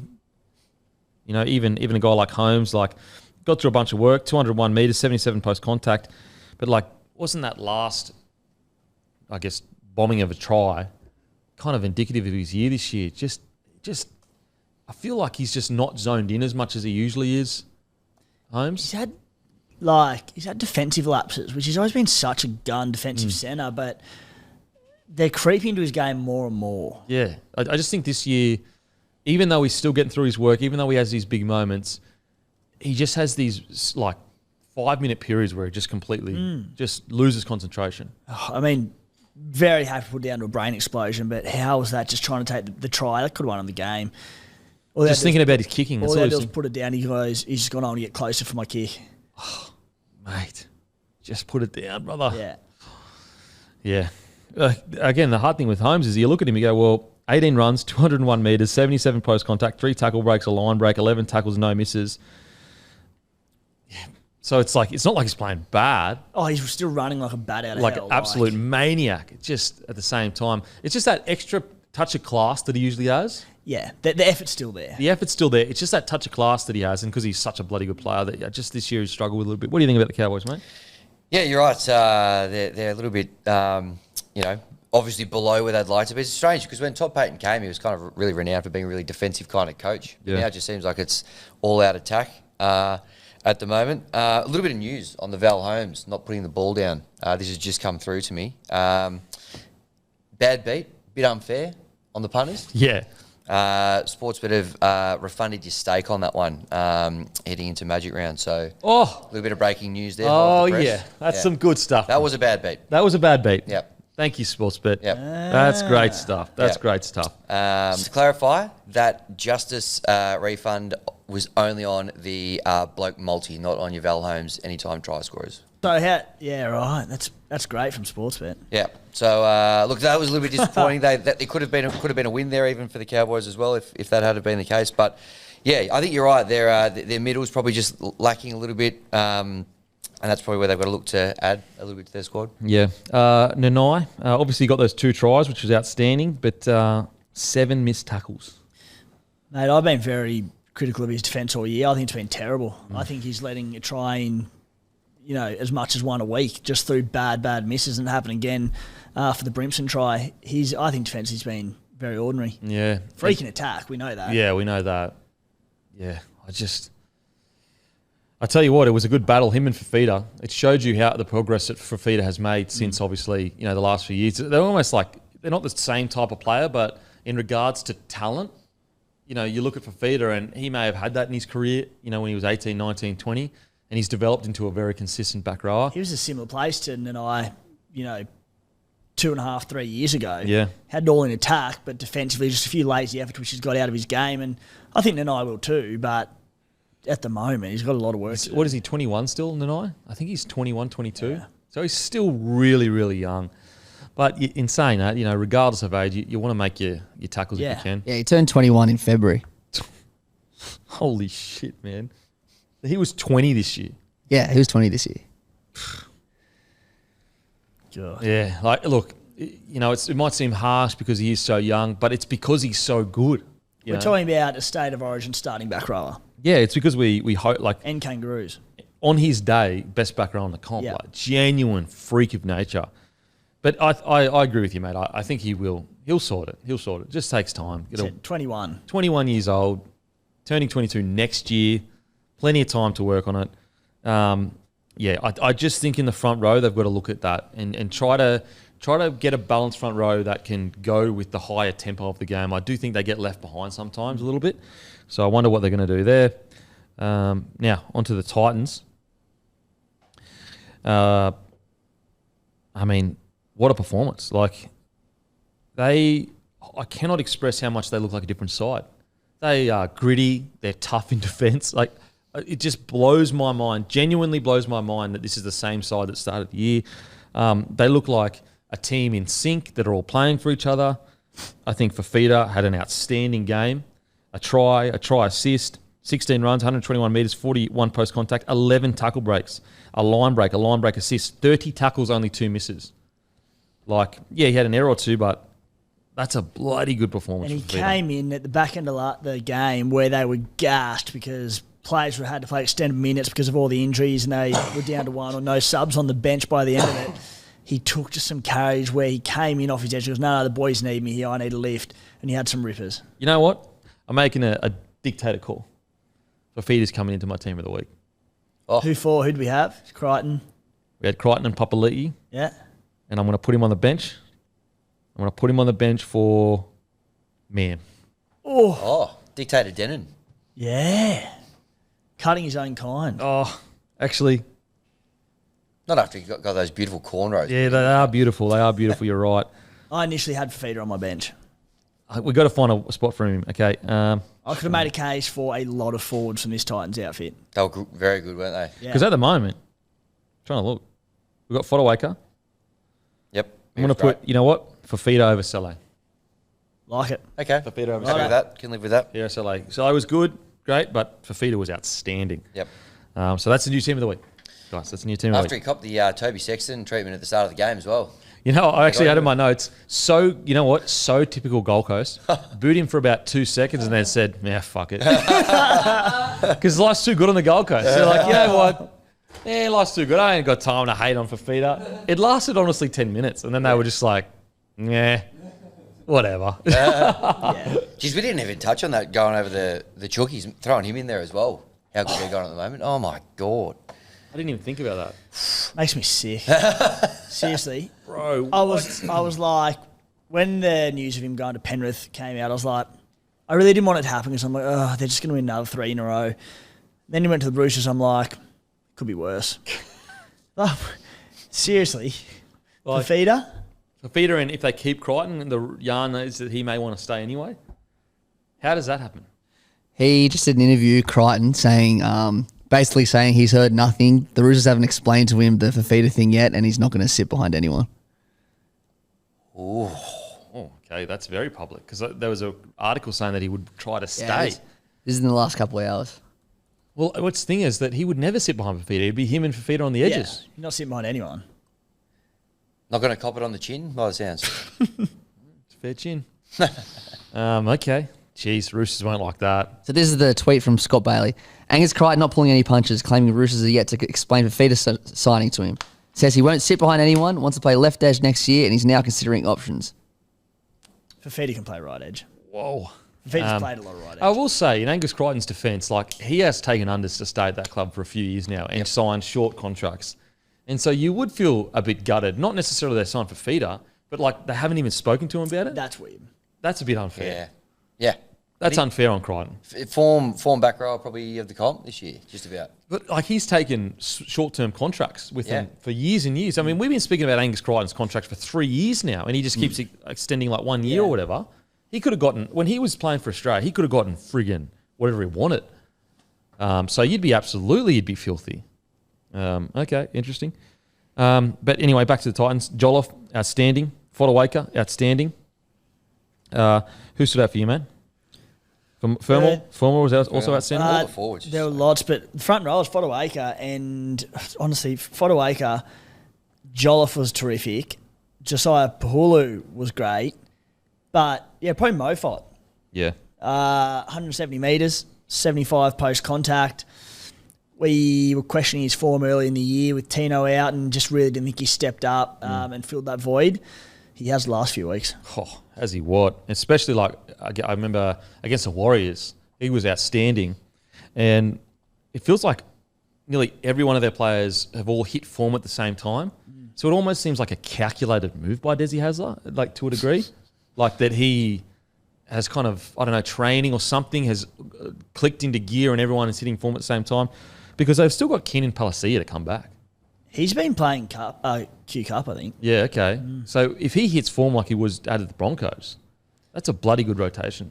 It's such a shame. I feel so sorry for them. They get into this, I suppose you call it a rich vein of form, at least been turned a corner massively. And then Lose Foz goes Grimson and Foz. Like, I think it was maybe groin for Brimo, Hammy for Foz. That could be longer term. Like, oh, yeah. Disaster. and then they've got, I think Tommy Weaver's injured. Tanner Boyd's injured. Their halves are shot. Who will they? They have to play Randall there. Probably play Randall as one, and then Just probably a big back rower to put in there. Like not a big one. I'm not sure. Because Verrills will have to start. Hooker. Yeah, Randall will go to the halves. When does Campbell get back? Yeah, I was going to Campbell's due back the next couple of weeks, so it could be back this week. Jeez. Maybe Aaron Clark at 6? Probably have to be Aaron Clark, won't Might it? have to unless there's any other halves in the system, but I want to give a Cleese Haas. I thought he was great. He's really improved. He's really improved as a player. 103 metres, 12 runs, 47 post contact, 43 tackles, only 1 miss, but 3 offloads. He's a guy that initially came in great, and you could tell there was a lot of talent there, but he didn't know when to take a run and when to tackle. And I remember there's like a memes going around where I think he had like 1 run or something like that. And yeah. But you could tell he was a young guy that was just trying to do his job. He was trying to stay on his edge, get through his tackles, and if the ball came to him, he did. I think he's really starting to find that balance because, I thought he was really good on the weekend, as I said. He's put it this way, he's always been good in defence. His defence has always been really good. 43 tackles, only 1 miss, 12 runs, 103 metres. As I said, the 3 offloads is a really interesting one because it's the most offloads for anyone in the game. So he's one to watch, I think. He's one to watch, especially under Desi. So, look, great win for the Titans. Devastating the injury toll it's taken. But the good thing is that roster is reacting to Desi Hasler. And lucky last, our boy Jojo Fafita. Mate, that try saver on Val, sure it was Val with a brain explosion, but Jojo came from the other side of the field to knock that out. That was a remarkable play. And that's one of the things where 9 out of 10 times you come across the other side of the field, you don't even tackle him, he scores a try, nothing happens. But in the one time where you make that effort, you save the game. And that's why, coaches always tell players, like, just get across there. Like, yes, we understand. Like, for example, when players make breaks and, like, no one chases them, that pisses coaches off because, like, something could happen. Or, at the very least, for example, let's say Holmes does score the try. At least it's on the friggin' touchline instead of being under the post. And that's just pure effort. And that in that one time where the big play can happen, because he put himself in that position, he made it happen. Yeah. He made it happen. So, yeah, really good stuff for the Titans. Showing some really good signs. They really are. I'm really happy for them. Just trying to look quickly. So Smith Shield's gone, yeah. Alrighty, let's get into some tips brought to you by Sportsbet. I want to face a bit of the music, but music in the future. Yep. All right, Magic Round kicking off on Friday. Friday, 6 p.m. Your boys, Timmy the Raiders, up against the Dogs. We're looking all right at the moment. Shout out the women's game, the women's origin. It's Thursday. Yeah. 3 games. So make sure, tune in for that. Absolutely. Raiders, 227. Dogs, $1.64. The line is 2.5 points in this one. Dogs. What was the line? 2.5. Raiders. Doggies. Yeah, I'm going dogs to covering that one as well. Then we've got Big game for you, Kempy. Manly $3.70 against the Broncos, $1.28. Manly home game, of course, up at Suncorp Stadium. But hey, mate, we're batless, mate. We barely get any home games. Yeah, you've mentioned. 11.5 points is the line in this one as well.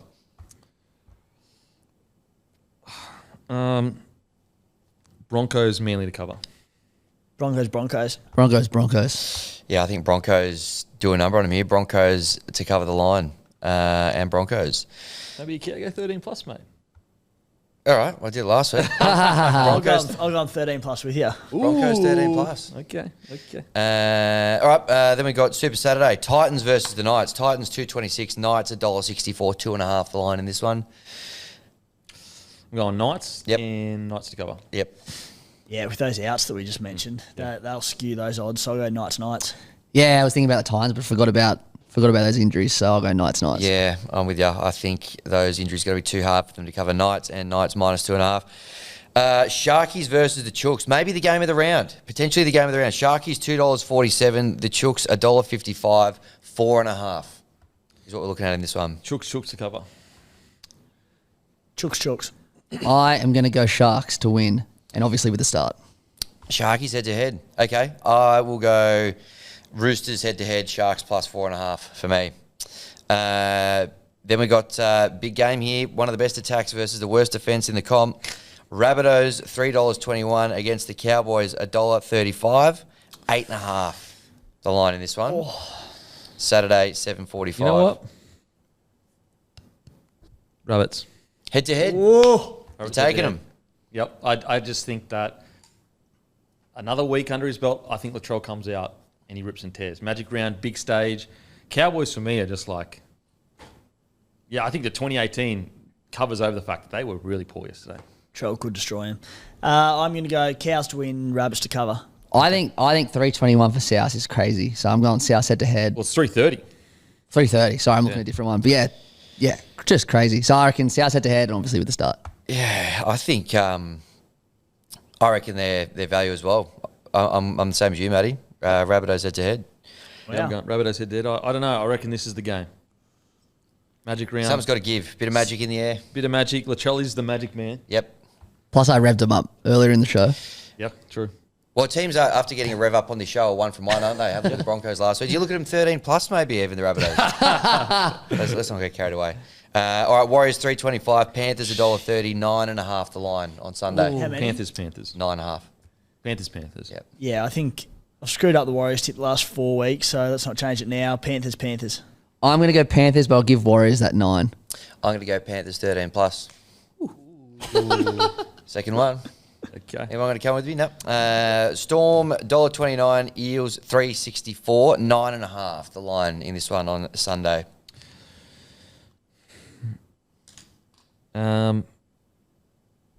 Storm 13 plus. Storm 13 plus. What was the line? 9.5. Storm 13 plus gets you $2.12 for those playing at home. Is she Moses back? Potentially, yeah. Oh, fuck. Okay. Oh. Take it back. I take it back. I take it back. But he might not be back. We'll find out tomorrow. Storm. Yep. No, not 13 plus anymore. Not 13 plus anymore. I'll go Storm and then Eels to cover. I'll go Storm. I just remember Storm lighting up Parrot Magic Round a few years ago. Yeah, same with me. They lit them up. Yeah. Was happy they did it though. So. Yeah, I reckon Storm and Storm cover the minus 9.5 as well. And then the big one that we've all been waiting for, the headline act at Magic Round, 6:20 p.m. Australian Eastern Standard Time on Sunday. West Tigers $3.25 when they take on the Dolphins $1.35. The line's 8.5 points. Oh, Dolphins.